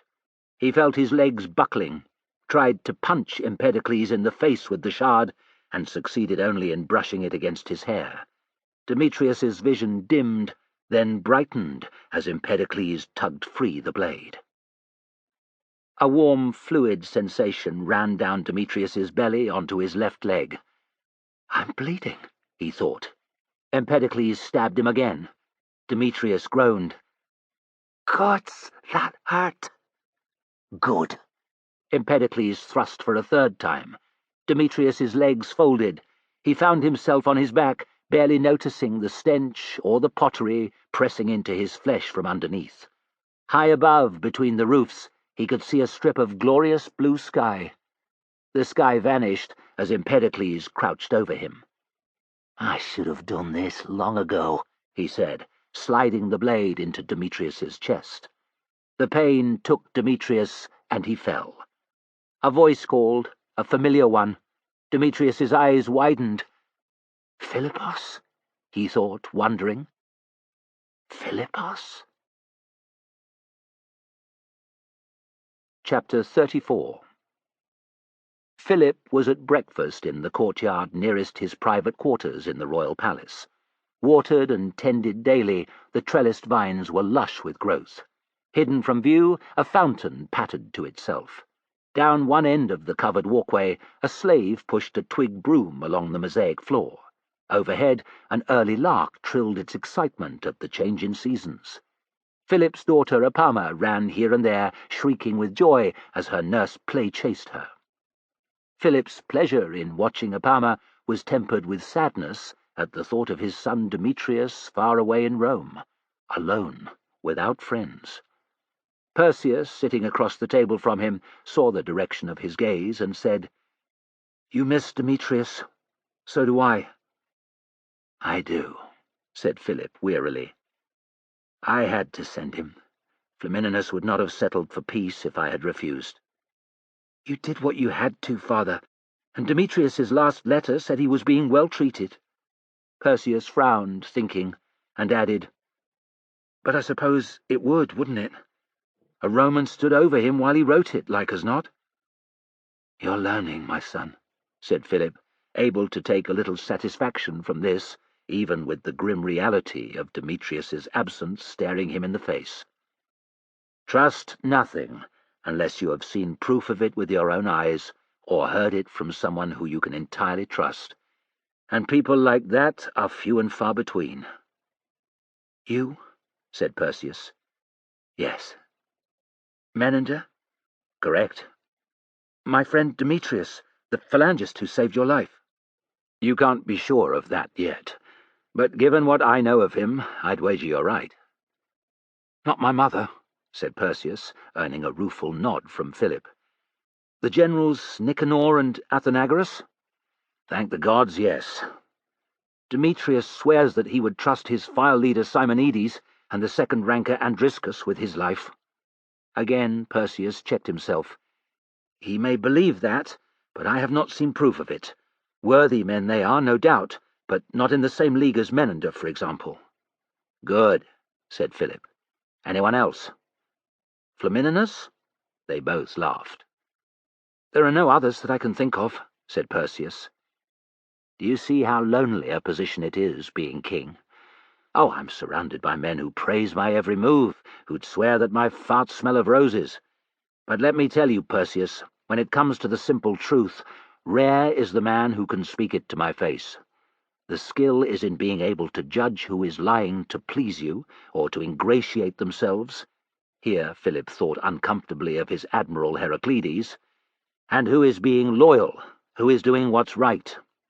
Perseus sighed. Philip laughed and tossed a hazelnut at him. "You have years to learn, my son. I intend to be a greybeard when the fates cut my thread."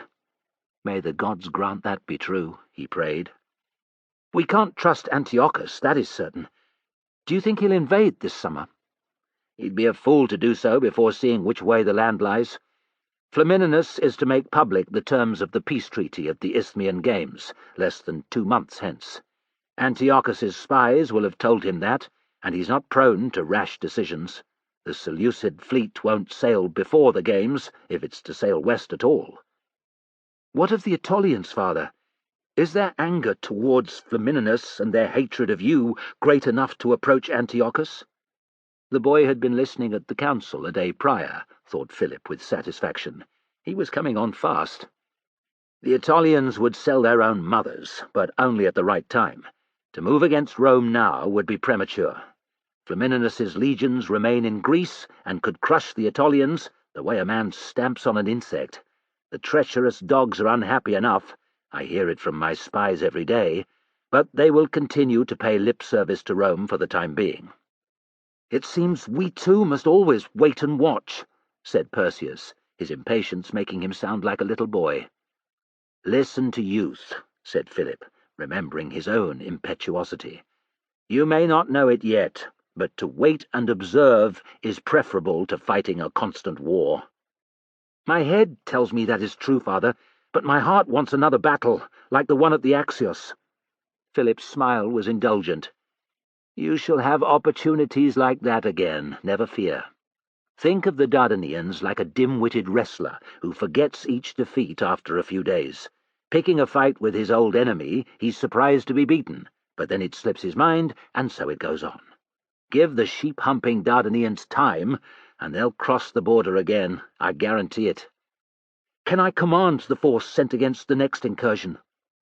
Gods, but they grow up fast, thought Philip. Once it was, could he stay up to have dinner with me? Then he asked for a real sword. Now he wants to lead my troops into battle. Maybe. He held up a hand as Perseus shouted with delight and said, "I did not say yes." "You didn't say no, either," cried Perseus.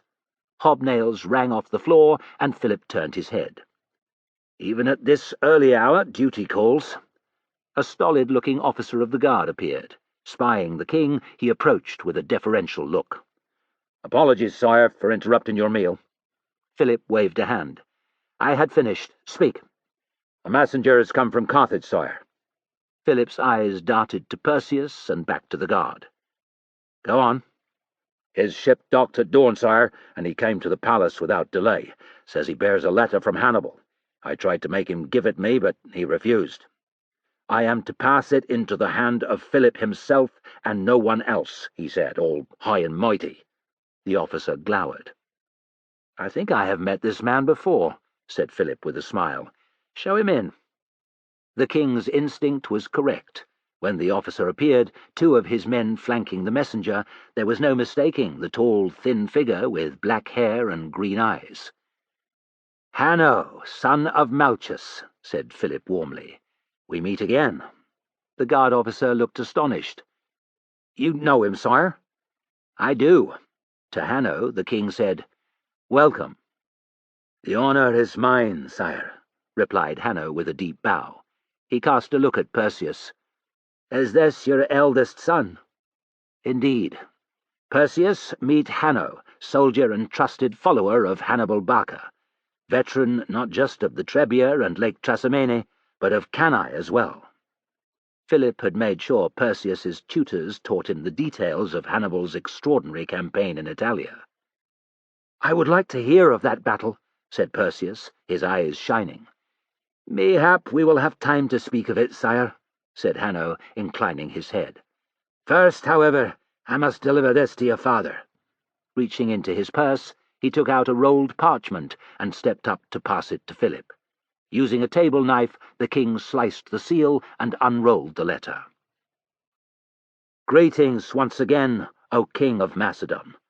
Here in Carthage, Rome pressures my enemies to move against me. Very soon I must leave, never to return. It saddens me that after all my efforts, few of my people will mourn my departure. Regretfully, I must inform you that I will not be sailing to join you in Macedon. Word of your defeat at the Dogs' Heads reached me a little time since.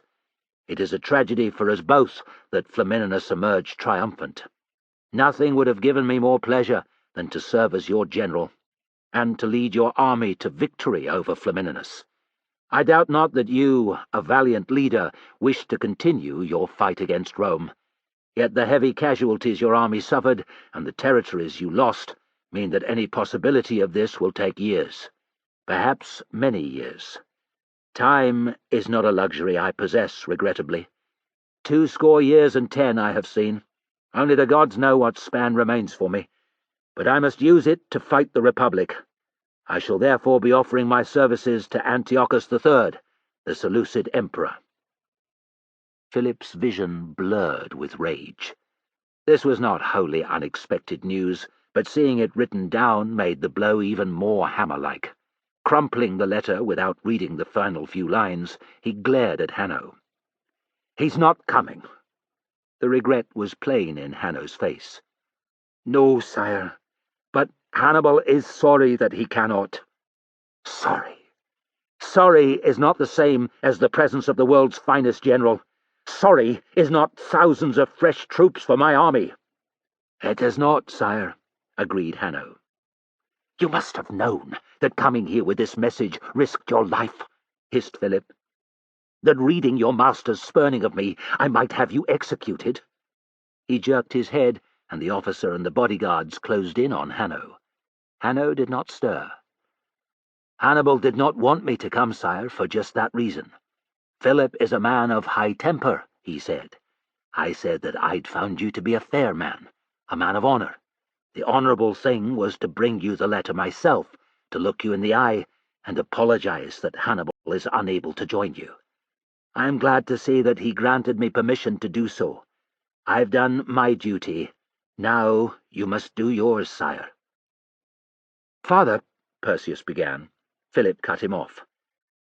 "Curse you, Hanno, son of Malchus," he said without heat. "You give me no choice at all. I cannot blame the messenger for what he carries, not least because he has acted with honor himself. You shall leave here unharmed. Before you go, you shall enjoy my hospitality." Hanno made a deep bow. "Gratitude, sire." "I don't suppose I can persuade you to join my army. I'd make it worth your while." "You show me great respect, sire, but I must refuse. I have served Hannibal for more than half my life. To leave him now, when his fortunes are on the ebb, would seem traitorous to me. I'm his man until I die." Philip laughed. "I suspected that was the case. Very well, you shall return to Carthage and your master. But you'll also stay a night in the palace and dine with me and Perseus here. That's my only condition." "A condition it would be my pleasure to endure, sire." "Until later, then," said Philip. To the guard officer, who seemed disappointed by Hanno's sudden elevation in status, he said, "Find this man the best quarters in the guest wing. See that his every need is met." Smiling, Hanno was guided away. Philip glanced at Perseus, who looked delighted by his response, and said, "If I had 10,000 soldiers like this man, Cynocephaly would have been my victory, not Flamininus's." "I don't know why, but I can tell, father. There's an air about him, a confidence. It's hard to describe." "He's turning into a fine judge of character," Philip decided, pleased. Footsteps from the entrance to the courtyard drew both their attention. "Perhaps Hanno has changed his mind?" joked Perseus. "I doubt that," said Philip. "It will be another messenger."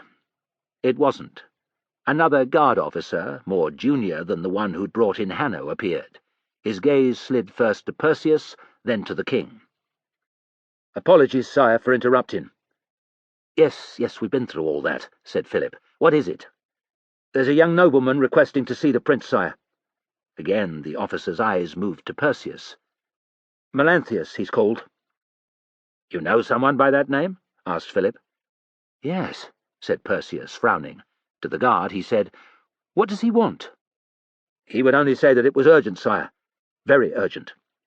Perseus exchanged a look with his father, who nodded. "Bring him in," Perseus ordered.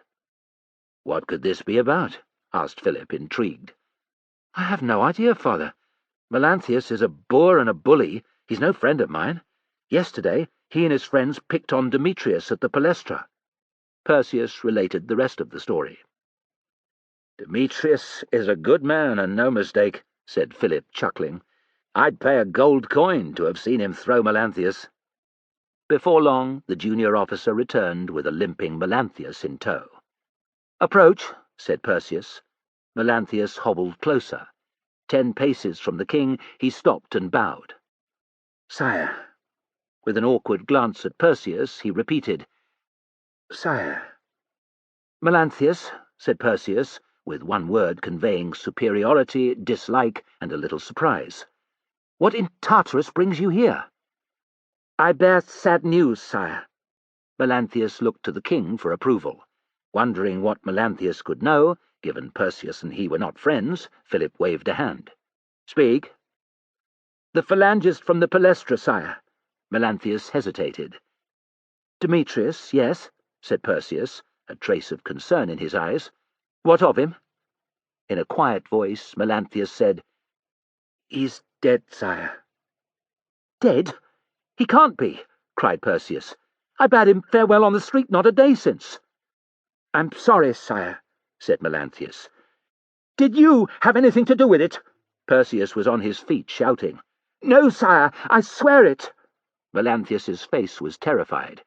"My friends and I, we were all together still when you and Demetrius left. Not long after, we were in the changing room, when there were shouts outside. We ran naked onto the street and found your friend lying in a pool of blood down an alleyway opposite." Saddened, for Demetrius had been a loyal follower, Philip glanced at his son. Perseus's face was white as snow, apart from twin pricks of red at his cheekbones. "Go on," whispered Perseus. "He was already close to death by the time we arrived, sire. Someone fetched a surgeon from the Agra. He tried to stem the bleeding, but it was no use.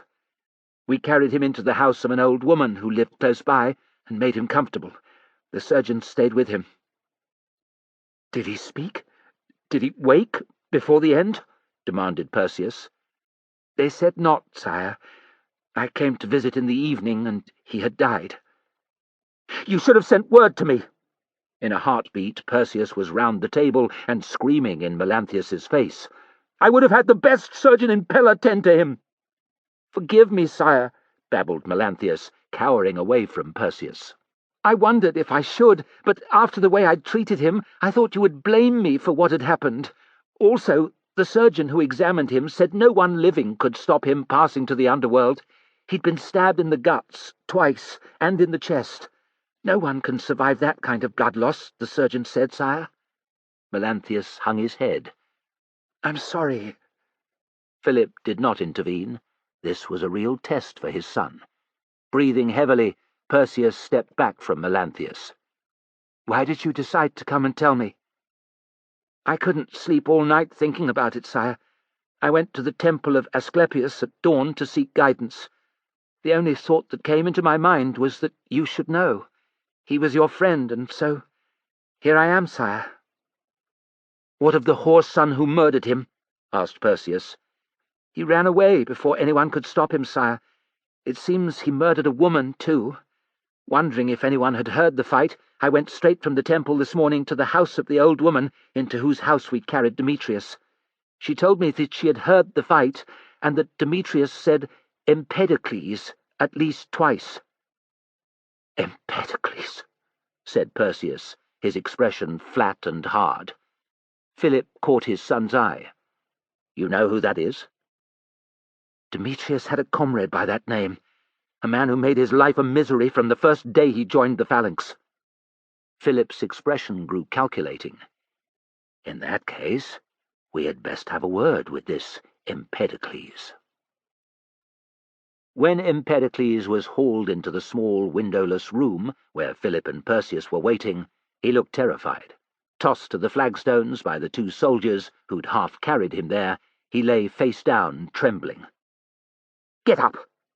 Perseus's voice cracked like a whip. Empedocles pulled himself to his knees. His eyes moved from Philip to Perseus. "Majesties," he muttered.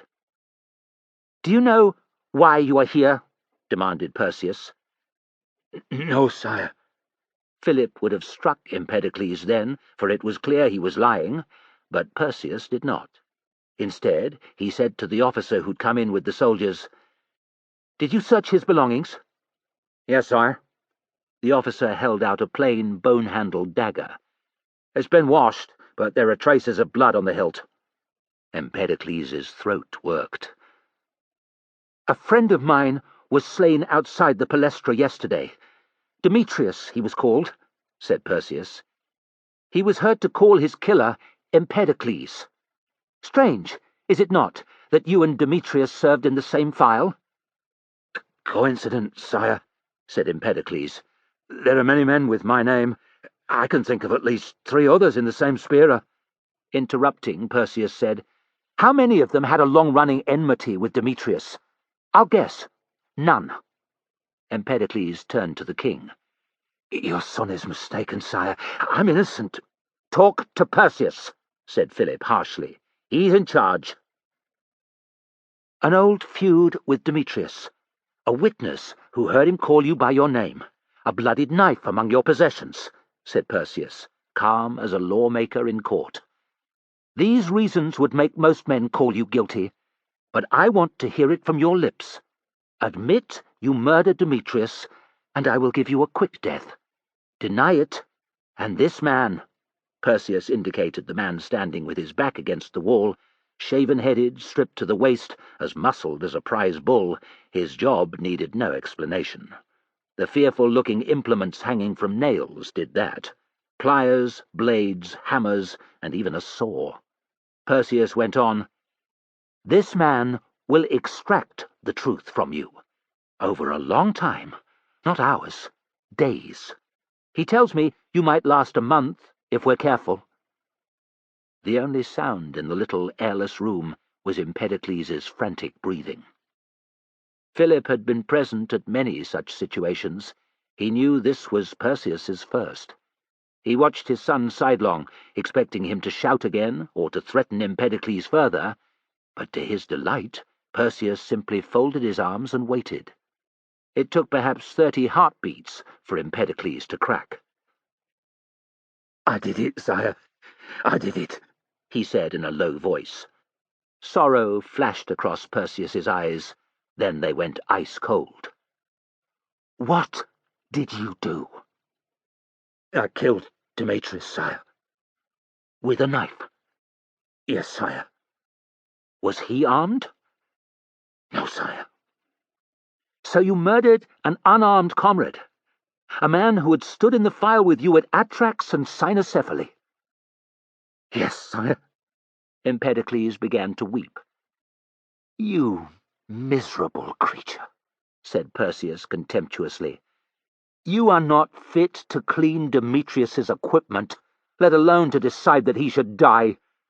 There is only one suitable punishment for you." Empedocles' head lifted. His expression wavered, terrified, pleading, disbelieving, as he wrung his hands at first Perseus and then Philip. "A swift death, you promised me, sire. Let it be a quick death." "I lied," said Perseus with a laugh. "You are without honor and deserve to be treated with no honor. I am of a mind to give him to the bronze bull, father." Over Empedocles' wails, he added, "Would you object?" Impressed by his son's composure and a little shocked by his ruthlessness, Philip shook his head. Philip did not go to watch Empedocles cook to death inside the bronze bull. An instrument of torture devised more than 3 centuries before for the tyrant Phalaris, Philip had inherited one from his stepfather, whose advice had caused him never to have it used. A great bronze rendering of a bull with a door in its side, the machine could hold a crouching man inside. Placed over a fire, which could be slow-burning or fast, it roasted the prisoner within. Specially fashioned tubes in the bull's nostrils were supposed to convert the victim's screams into bellows, but Philip's stepfather said they did a poor job. Philip had seen enough men depart this life, in particular of recent months. Although he was glad that Empedocles was to die, Demetrius was a sore loss and deserved to be avenged. He had no desire to listen to Empedocles' screams. He'd heard some before they had taken the murderer away. Perseus's self-control had weakened a little, and he'd smashed one of Empedocles' knees with a hammer. "That's for my friend," he had snarled. I shall leave him to it, Philip had thought in that ear-splitting shriek of a moment. My son has become a man. When the time comes, he will be fit to rule Macedon. Life could be worse, Philip decided. Yes, he had been beaten by Flamininus and lost thousands of his men, but he remained king of Macedon. A recent exchange of letters with Flamininus had bolstered his position. It hadn't all been good news. In the first communication, Philip had had to accept the loss of the fetters. Flamininus had no major objections to them remaining Macedonian, or so he said. At first, Philip hadn't been so sure, but it seems the Senate insisted on the fortresses being occupied by Roman troops. Writing back to express his disappointment, Philip had suggested that after a period of time, dependent on his loyalty to Rome, his soldiers might be allowed to reoccupy the fetters. "A reasonable proposition," Flamininus had replied. "I, for one, would have no reason to argue against it, for the Aetolians need constant monitoring. I can think of no one better to do that than you." Philip had taken great heart from this support. Rome might dominate Greece now, but it was keen to see his position remain strong, and not just because of the Aetolians. Antiochus, wrote Flamininus, is a major threat. He has ever been so, Philip had replied. I have eyes in his camp. I know his every move. If he sets sail for Greece, my army will be ready. Your determination heartens me, Flamininus had written back. Know that the legions will stand beside your soldiers. Together we shall throw the Seleucids back into the sea. Philip's two greatest concerns closest to home, the Aetolians and Antiochus, had effectively been negated. Even with Hannibal's aid, the Seleucid emperor could not prevail against his phalanx and the legions combined. Nor could the perfidious Aetolians. Thanks to Philip's efforts, Flamininus, and through him the Senate, now regarded him as a faithful ally. True, he was paying reparations, and his son Demetrius was a hostage, but the signs for the future were good. Years it might take, Philip decided, but I can wait. Give it time, and the Romans will come to trust me entirely. That is when I shall strike again. Chapter 35. Isthmia, near Corinth, spring 196 BC. Flamininus's mood was buoyant, triumphant.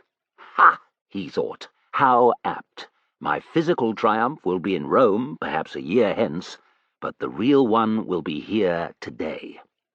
He was in his tent, which he'd ordered pitched outside the stadium where the Isthmian Games were held every 6 years. Its location went against convention. Those attending the games were supposed to set up camp in a designated area some distance away, but Flamininus was unconcerned. No one would dare object to his tent or to the presence of large numbers of his troops. The gods wouldn't be angered either. Almost the first thing Flamininus had done upon his arrival was to have delivered to the nearby sanctuary of Poseidon an extravagant offering of 12 bulls. That would see the game's patron happy. The other deities continued to favour him too. Cynocephaly and the subsequent peace treaty, which contained Flamininus's every recommendation, were proof of that. Hosted by Corinth, at a site 10 miles to the east of the city, the Isthmian Games had been held for at least 3 centuries, and were outrivaled only by their Olympic cousins. Flamininus's journey here had been memorable. Like most Romans, he had never attended an Olympiad or the Isthmian Games. He had known something about the festivals, but had never quite imagined their scale or splendour. Or, he thought wryly, their filth. The piss and shit of tens of thousands of people was not inconsiderable. He had known that many would attend the games, but hadn't quite appreciated in what numbers. The roads here had been thronged with carts, horses, mules, and people on foot. If it hadn't been for his accompanying cavalry, which had cleared his path, he'd still have been trying to reach the site. The travellers were almost exclusively men, on their own, in small groups and large. Now and again Flamininus spied bands of women come to take part in the music and singing contests, and well guarded by male relatives. There were men from Argos, Elis, and Messenia, simple, rough, but good-natured types who joked and laughed with everyone. Proud, red-cloaked Spartans, ignoring the other road users. Athenians, with their noses in the air, also imagining themselves better than all the others, just because of where they came from. Boeotians and Locrians, Thessalians and Achaeans, and men from a dozen smaller city-states and regions. Macedonians, who glared first at his cavalrymen and him after. There were even a few Romans, allowed to enter the Isthmian Games these past 25 years or so. Unsurprisingly, they cheered to see Flamininus. He'd stopped to talk with these athletes, chariot drivers, boxers, and wrestlers, and called on Fortuna to favour them all. He'd even sent Petitius to lay down some coin on the strongest of them with the bet-takers. Any winnings he might receive would be tiny in comparison to the wealth of Greece soon to be at his disposal, but few things pleased Flamininus more than a wager come good. He had arrived the day before the games opened, and for the first time in many years had wished to be anonymous. Although many might have come to hear his word on the morrow, the majority had come because this was one of the biggest events to occur in all Greece. The sense of occasion was undeniable, and Flamininus longed to wander about the temporary town of tents that had sprung up close to Poseidon's temple and the stadium.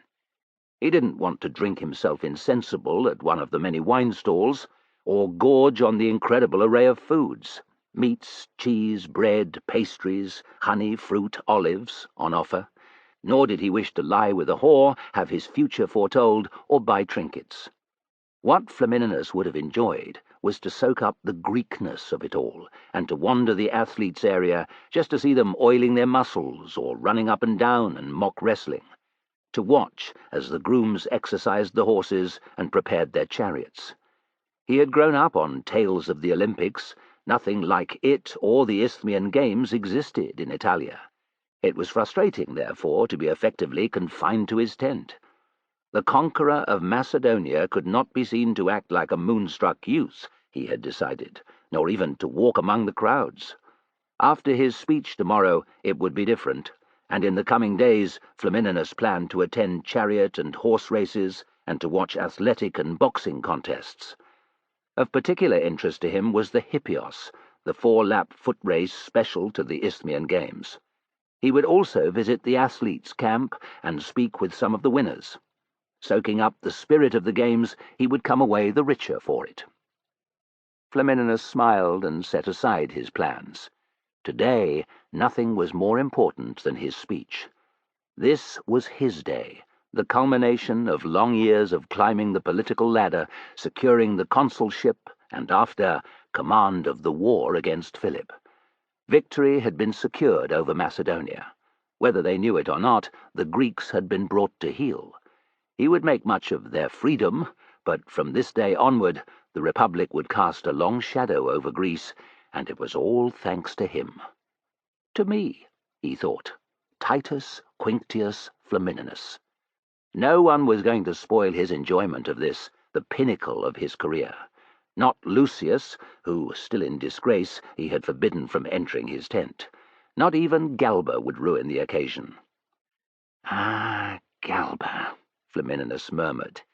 "How I long to become the conqueror of Greece! How I burned to be free of you! How sweet it is that these two desires shall be granted on the same day, today." "Master?" Flamininus smiled. Even Petitius could make him smile today. "You have paperwork for me?" "No, master. It's all been dealt with." Surprised, Flamininus looked around. "Surely not."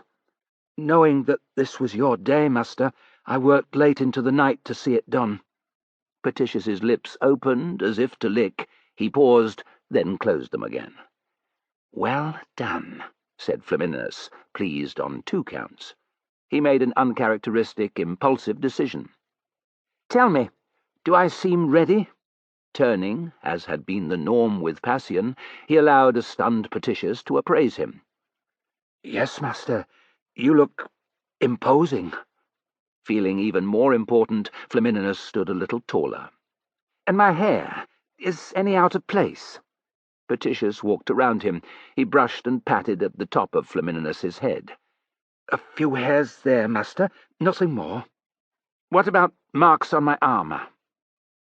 Flamininus had ordered his body-slave to make his sculpted breastplate, fashioned especially for today, shine like the sun, but he was concerned that the fool had marked it while helping Flamininus to put it on. Tongue protruding with concentration, Petitius used a strip of cloth to polish here and there. "It's magnificent, master," he declared, "worthy of a triumphant general." "The knot on my belt?" Befitting his status, Flamininus had a red sash tied around his midriff over his armour. Petitius adjusted it a fraction. "I think I'm ready," Flamininus pronounced.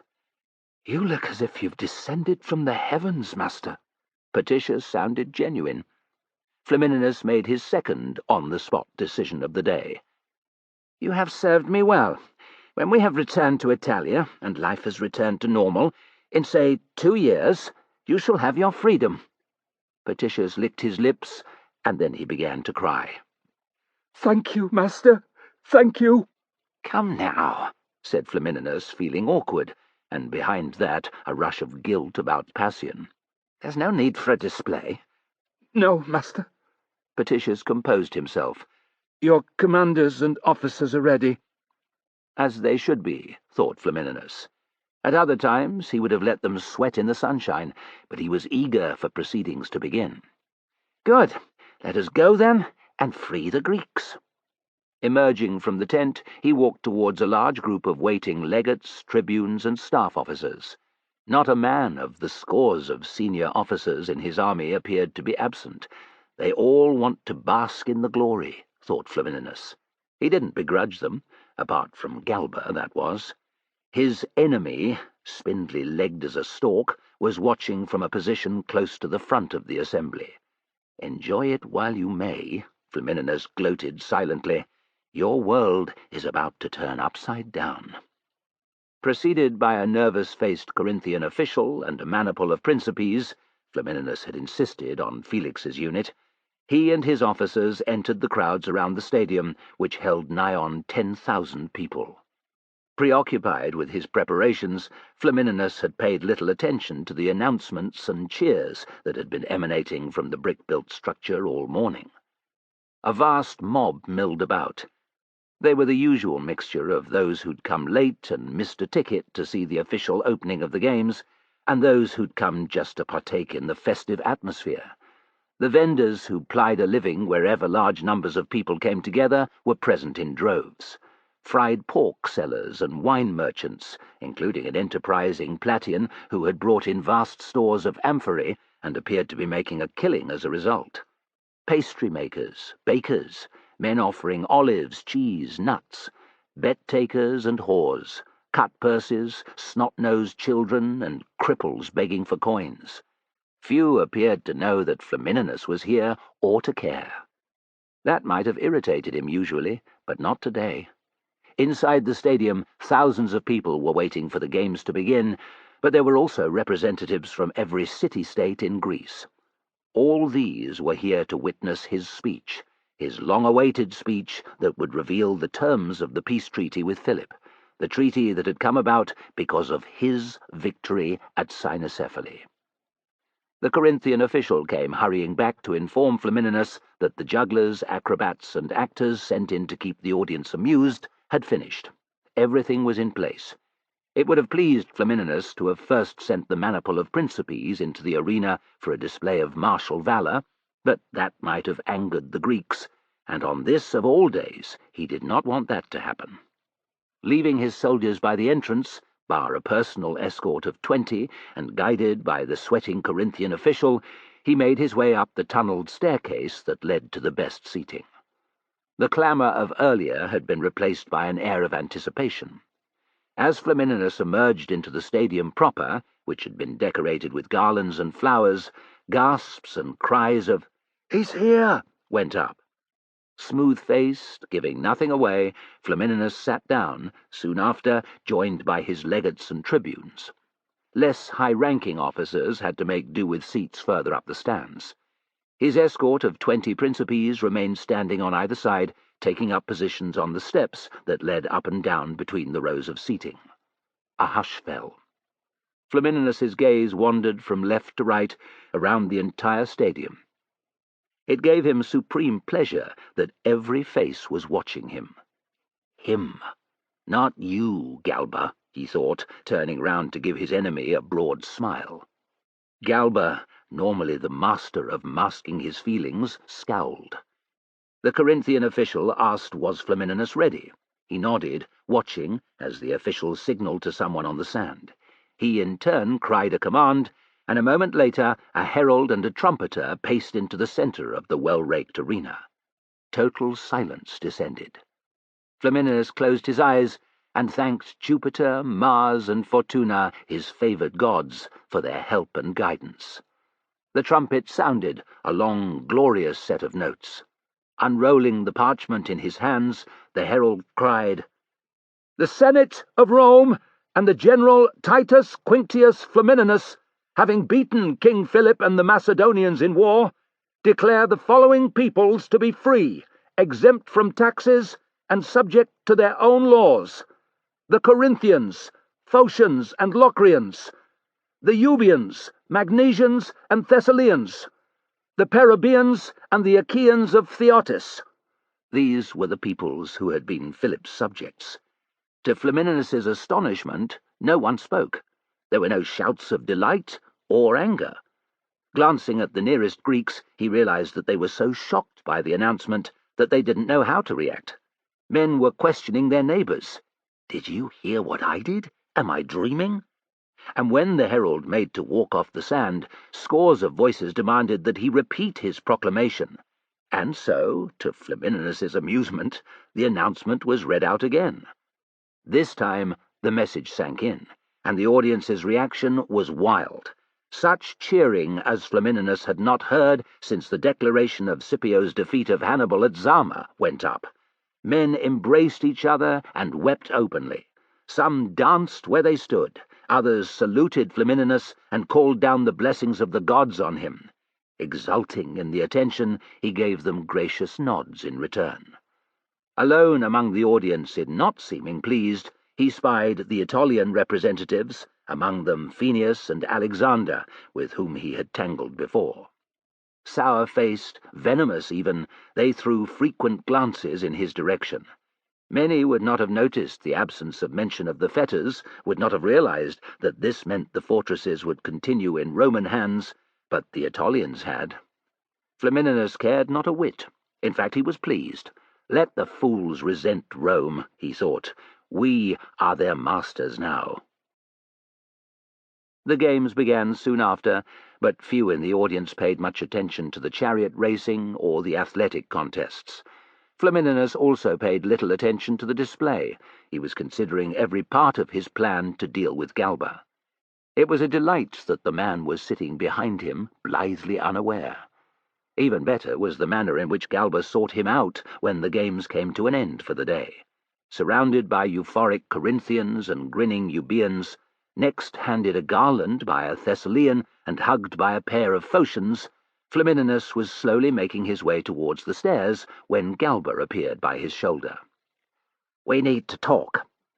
"Indeed we do," said Flamininus in a friendly tone. Galba shot him a suspicious look. "Now?" "An excellent idea. I was thinking the same thing." Flamininus smiled as a Magnesian showered him with thanks. When the man made to give him another garland, he shook his head and indicated Galba. Unable to refuse for fear of offence, Galba muttered something ungrateful and allowed the Magnesian to place the flowers around his neck. They walked on. "The riches of all Greece will start to flow into Rome's coffers now," Galba said in Flamininus's ear. "Indeed they will," said Flamininus, thinking, "I'll be as wealthy as Croesus." "I want my money." "Let us talk somewhere quiet," said Flamininus warmly. "I have some better than tolerable local wine." With an irritable nod, Galba agreed. It took longer than expected to reach Flamininus's tent. The crowd outside, which had scarcely noticed him during his walk to the stadium, erupted as he made the return journey. buffeted by claps on the shoulder, wearing half a dozen garlands, kissed on both cheeks 100 times, and thanked 1,000 times if it was once, Flamininus enjoyed the experience thoroughly. Galba, on the other hand, looked as if he'd rather be anywhere else. Reaching Flamininus's tent, they entered, leaving everyone else outside. Telling his officers that he would see them at the planned feast later, and that he had an important matter to discuss with the legate Galba, Flamininus led the way to his private quarters. Filling a cup from a silver jug, a Greek one from Thessaly, he offered it to Galba. "Wine?" Galba hesitated. Flamininus laughed and poured a second for himself. Quaffing a large mouthful, he glanced at Galba. "Satisfied?" Looking a trifle embarrassed, Galba took the cup. "To victory over Philip and the freedom of the Greeks," said Flamininus, raising his own. Galba repeated the toast, and they drank. "Make your move," thought Flamininus. "Walk into my trap." "About the body you will pay me," began Galba. "Go on," invited Flamininus. A trifle surprised, Galba issued a list of demands. Appreciating that not all the treasure that came into Flamininus's hands would be coin, he already had valuers in place to assess the goods' worth. He had made arrangements with a shipping agent in Athens. That was the port his share was to be sent to. When Galba was in full flow and seemed confident that he was to be paid, Flamininus held up a finger. Galba didn't notice, so he coughed. Galba paused. He frowned. "Have you not been listening? Must I repeat myself?" No, I have heard every detail. It's just that I have no intention of paying you. Oh, you can keep what I gave you before, a goodwill gesture, if you like, but not a single drachma more will you receive. From this moment, our agreement is over." Galba's eyes bulged. "What?" "You heard, you old goat. The Greeks' acclaim has gone to your head, as I thought it would, you arrogant fool," said Galba, his voice shrill with scorn. "The Senate shall hear of your dealings with the Aetolians. I will see you condemned as a traitor. Your life will be ruined when I am done with you. Ruined!" "Are you done?" asked Flamininus sweetly. Lifting a parchment from his desk, he said, "Do you know what this is?" Suspicious, Galba tried to grab it, but Flamininus stepped backwards out of reach. "This is the testimony of a one-armed legionary by the name of Pennus." "There are 1,000 maimed fools like him on the streets of Rome," said Galba, curling his lip. "What have you paid him to say?" "I have not just his statement, but that of 5 of his comrades, as well as his centurions."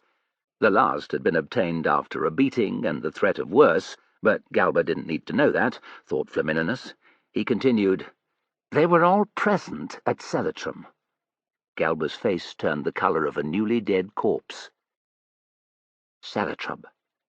Ah, you remember it," Flamininus gloated. "Seletrum," said Galba again, like a simpleton. "Indeed, a town where you stole a fortune that belonged to the Senate and people of Rome. And here's the proof." Flamininus waved the parchment. "And before you get any ideas, Galba, know that this is a copy. The originals lie in the strongbox of a trusted friend in Rome. If anything untoward should happen to me, he will send the lot to the Senate." Galba's shoulders hunched. "What do you want of me?" "Why, not a thing," replied Flamininus. "You shall never speak a word of what you know about me, and I shall keep silent about the fortune you stole. Oh, and as I mentioned, I won't be paying you any coin, either."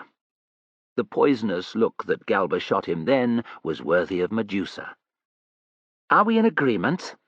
Flamininus rested his hand on the desk beside the dagger he had left there for this exact purpose. "I will happily kill you now, Galba," he thought, "and come up with an explanation afterwards." Galba's eyes darted from Flamininus's face to the dagger and back. "Yes." Flamininus couldn't help himself. "Who is the conqueror of Macedonia and Greece?" Silence.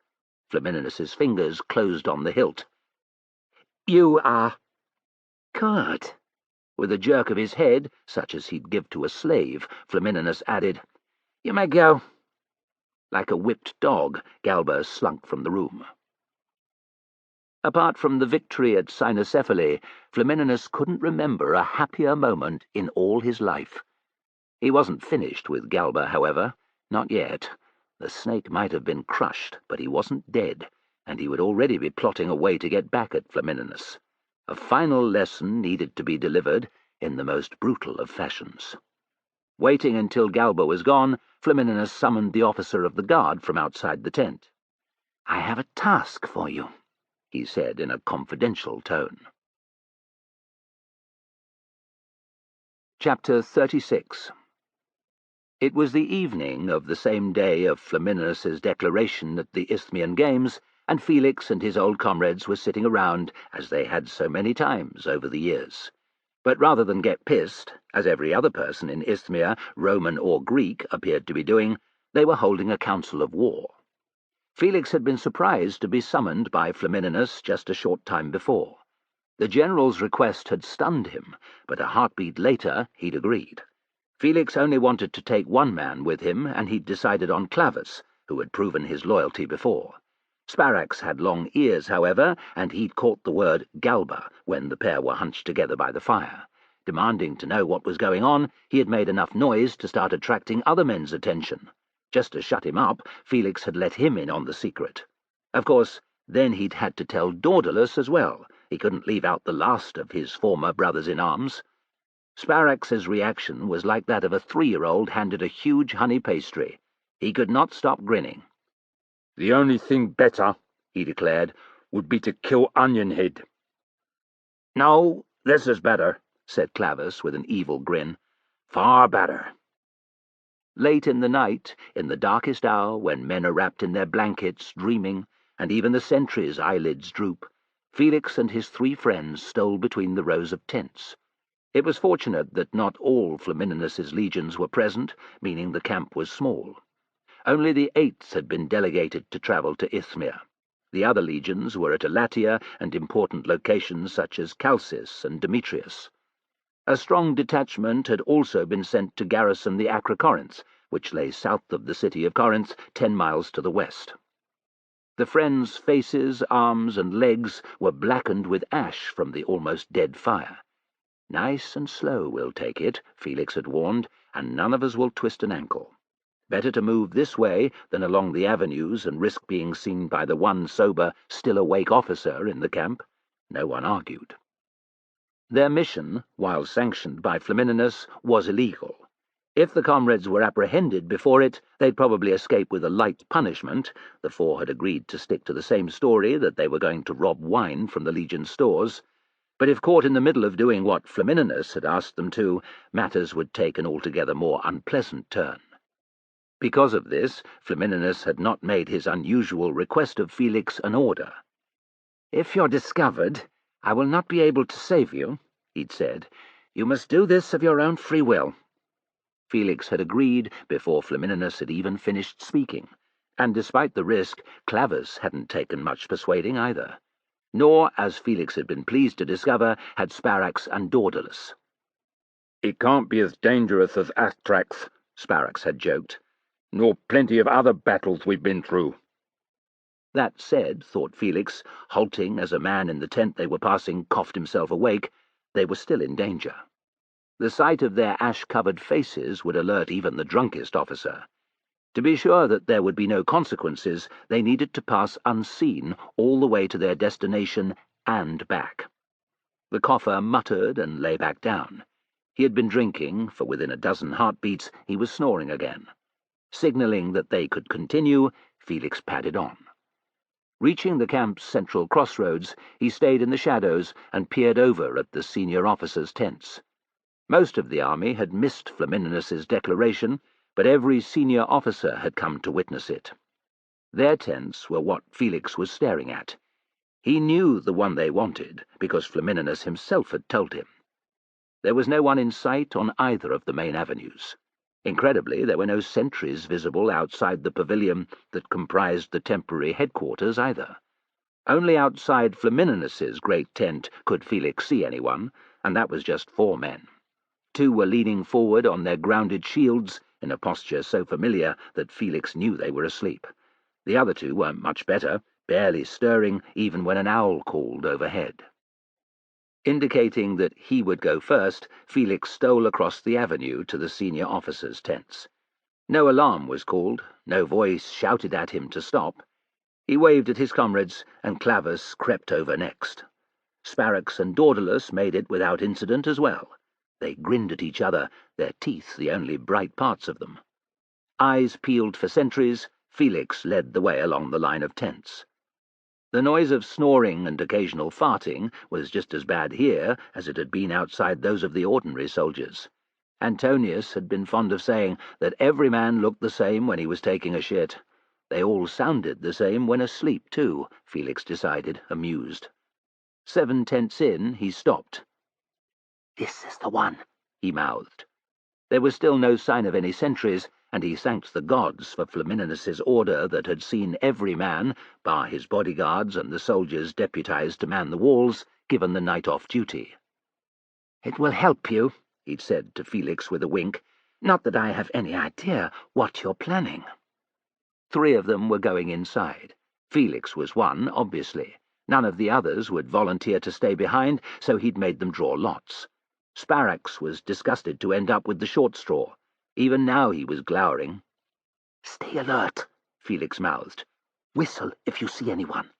Still scowling, Sparax nodded.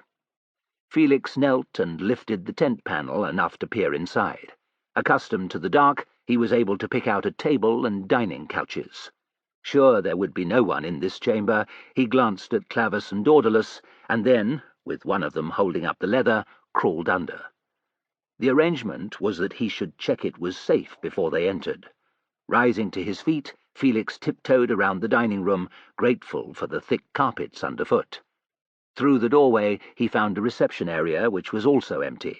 That was good enough. Back he went to get the others. Once all 3 were inside, they took off their neckerchiefs and tied them around the lower halves of their faces. Daggers ready, strips of cloth for gags in hand, they crept in single file towards the sleeping quarters. Felix knew where to go, but Flamininus had explained the tent's layout to him. They found the first sleeping slave in a small office. Felix didn't hesitate.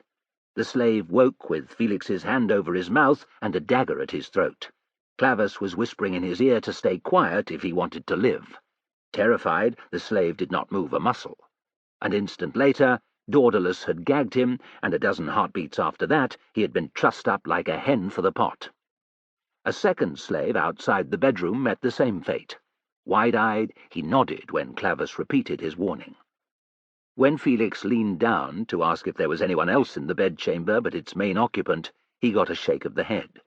Felix's heart sang. "Ready?" he mouthed at the others, who grinned their assent. Dagger at the ready, Felix lifted the fabric partition and entered the room.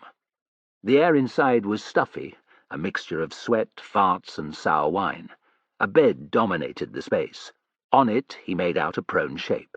10 paces, and Felix was standing over the sleeping man. Gods, how he had longed for a moment like this, but never thought to see it. Clavus took up a position on the other side of the bed. Daedalus was at its foot. "Galba," Felix said in a low voice. The figure stirred and settled again. "Galba, you piece of shit," muttered Felix. Galba's head lifted off the pillow. "What?" Placing his dagger tip under Galba's left eye, Felix eased the legate's head back down. "Apologies for disturbing your rest, legate," he said quietly. "We won't take up much of your time." Petrified, Galba did not resist, as Felix gagged him as he had done the slaves. Clavus and Daedalus pulled back the covers and bound the legate's hands and feet with strips of leather. Methodically then, and in complete silence, the 3 began to beat Galba. To Felix's regret, they didn't deliver the kind of punishment they might have received, because that would have killed him. "He must not die," Flamininus had ordered. "Try not to break any bones, either. Hurt the horse son enough that he'll be in pain for days, but don't cripple him. To Galba, the humiliation will be almost worse than the beating." Galba tried to roll into a ball, so Daedalus and Clavus tied his wrists and ankles to the legs of the bed. They continued thrashing him. Little sounds of pain escaped Galba's bound mouth, whimpers, moans. Then he began to weep. When Felix noticed, he was glad. Not long after, Galba had wet himself and stopped struggling. With great reluctance, Felix signalled to the others. "Any more, and we'll kill him," he whispered. Clavis and Daedalus looked disappointed, but they stood back. Felix stooped to place his lips against Galba's ear. "We come from Flamininus, in case you hadn't guessed." Galba went rigid. "Regard this as a polite message. You will never again interfere with Flamininus's business. You will never obstruct him in the Senate or anywhere else. In fact, you will avoid him at all costs. When it can't be avoided, thanks to your duties here in Greece, for example, you will defer to him in every way. Make but a single transgression, and we will return. Our next visit will not be so pleasant." Flamininus had given no further instructions, but Felix wasn't done. His revenge was not yet complete. He reached down and lifted Galba's sleeping tunic. Pulling aside the undergarment, he laid his blade under the legate's wizened scrotum. Galba trembled, and Felix said, "You will forget that we were even here. You will not seek me and my comrades out, or make any attempt to find us, because if you do—" and here Felix moved his wrist so that Galba's balls were balanced on the dagger, "we, or some of our many comrades, will come back and cut these off. After that, we'll slit your scrawny throat. Do you understand, legate?" Galba's head went up and down very quickly. Felix stared into his eyes from a hand's breadth away. He saw the kind of mad terror he'd seen before in panicked men who were trying to flee the enemy, whose minds were empty of everything except the burning desire to live. Long and hard he stared, to be sure that Galba had been scared witless. A foul smell hit Felix's nostrils. Galba had lost control of his bowels. It was enough. Stay any longer, Felix decided, and the malicious legate's heart might give out. That would have been satisfying, but it went against Flamininus's orders, and he preferred the knowledge that Galba would live the rest of his life with the memory of being utterly humiliated by ordinary legionaries. Justice had been served, Felix decided. He went to report to Flamininus the next morning. Announcing himself at the entrance to the general's tent, he was admitted at once. It was hard to believe the change in his fortunes, thought Felix. Little more than a year before, he'd been tied to the back of a wagon and flogged. Now, with his revenge on Galba complete, he was being ushered into Flamininus's presence. Flamininus, his new ally. They entered an airy chamber, carpeted, Greek statues lining the sides.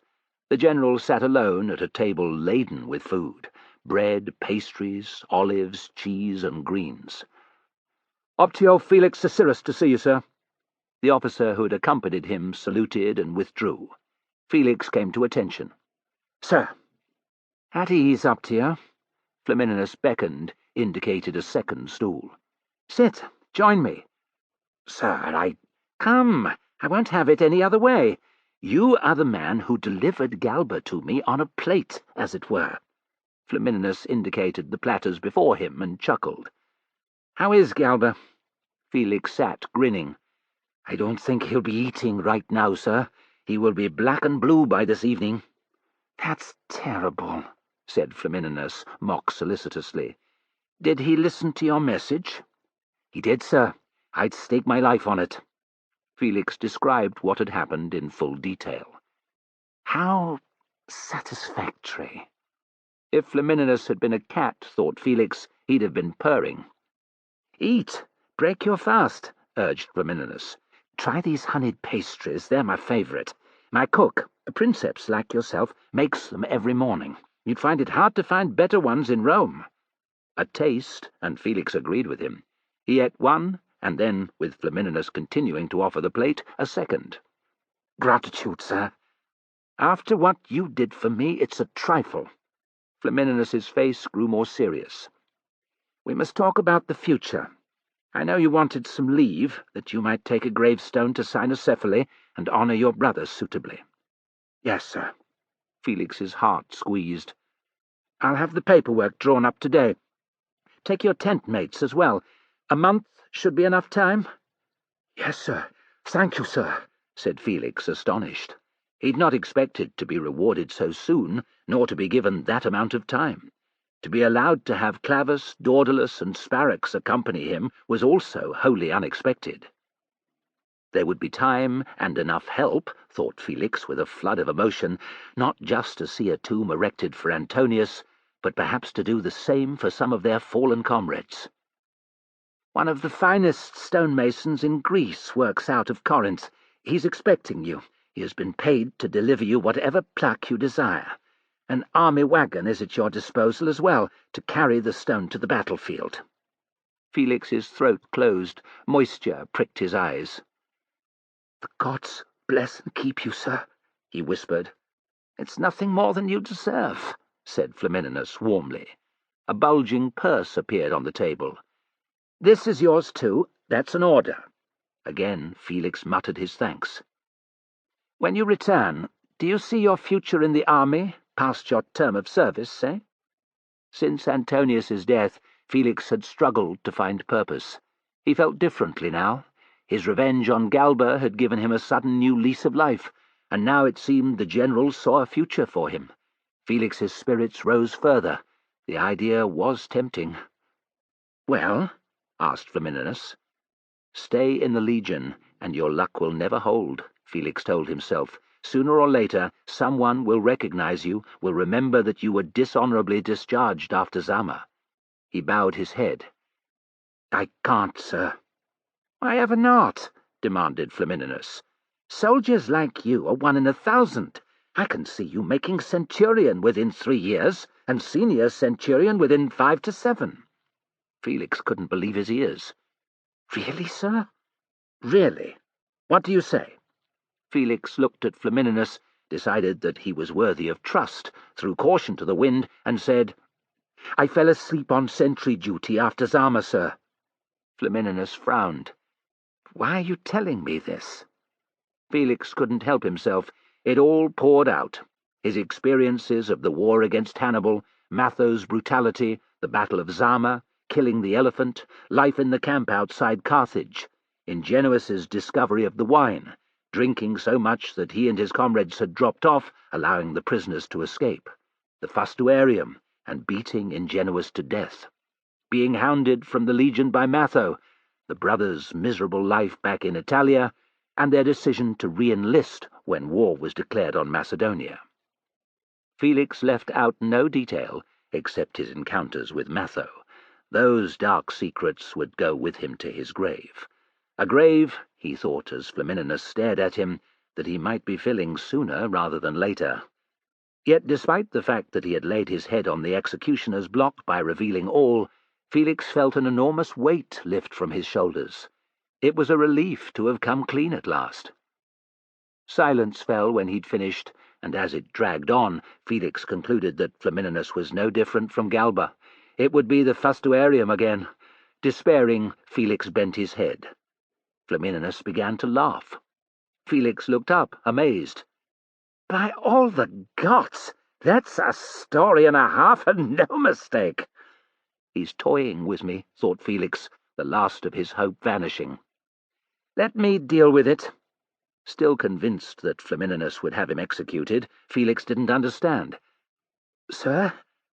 "I have just conquered Macedonia, Optio.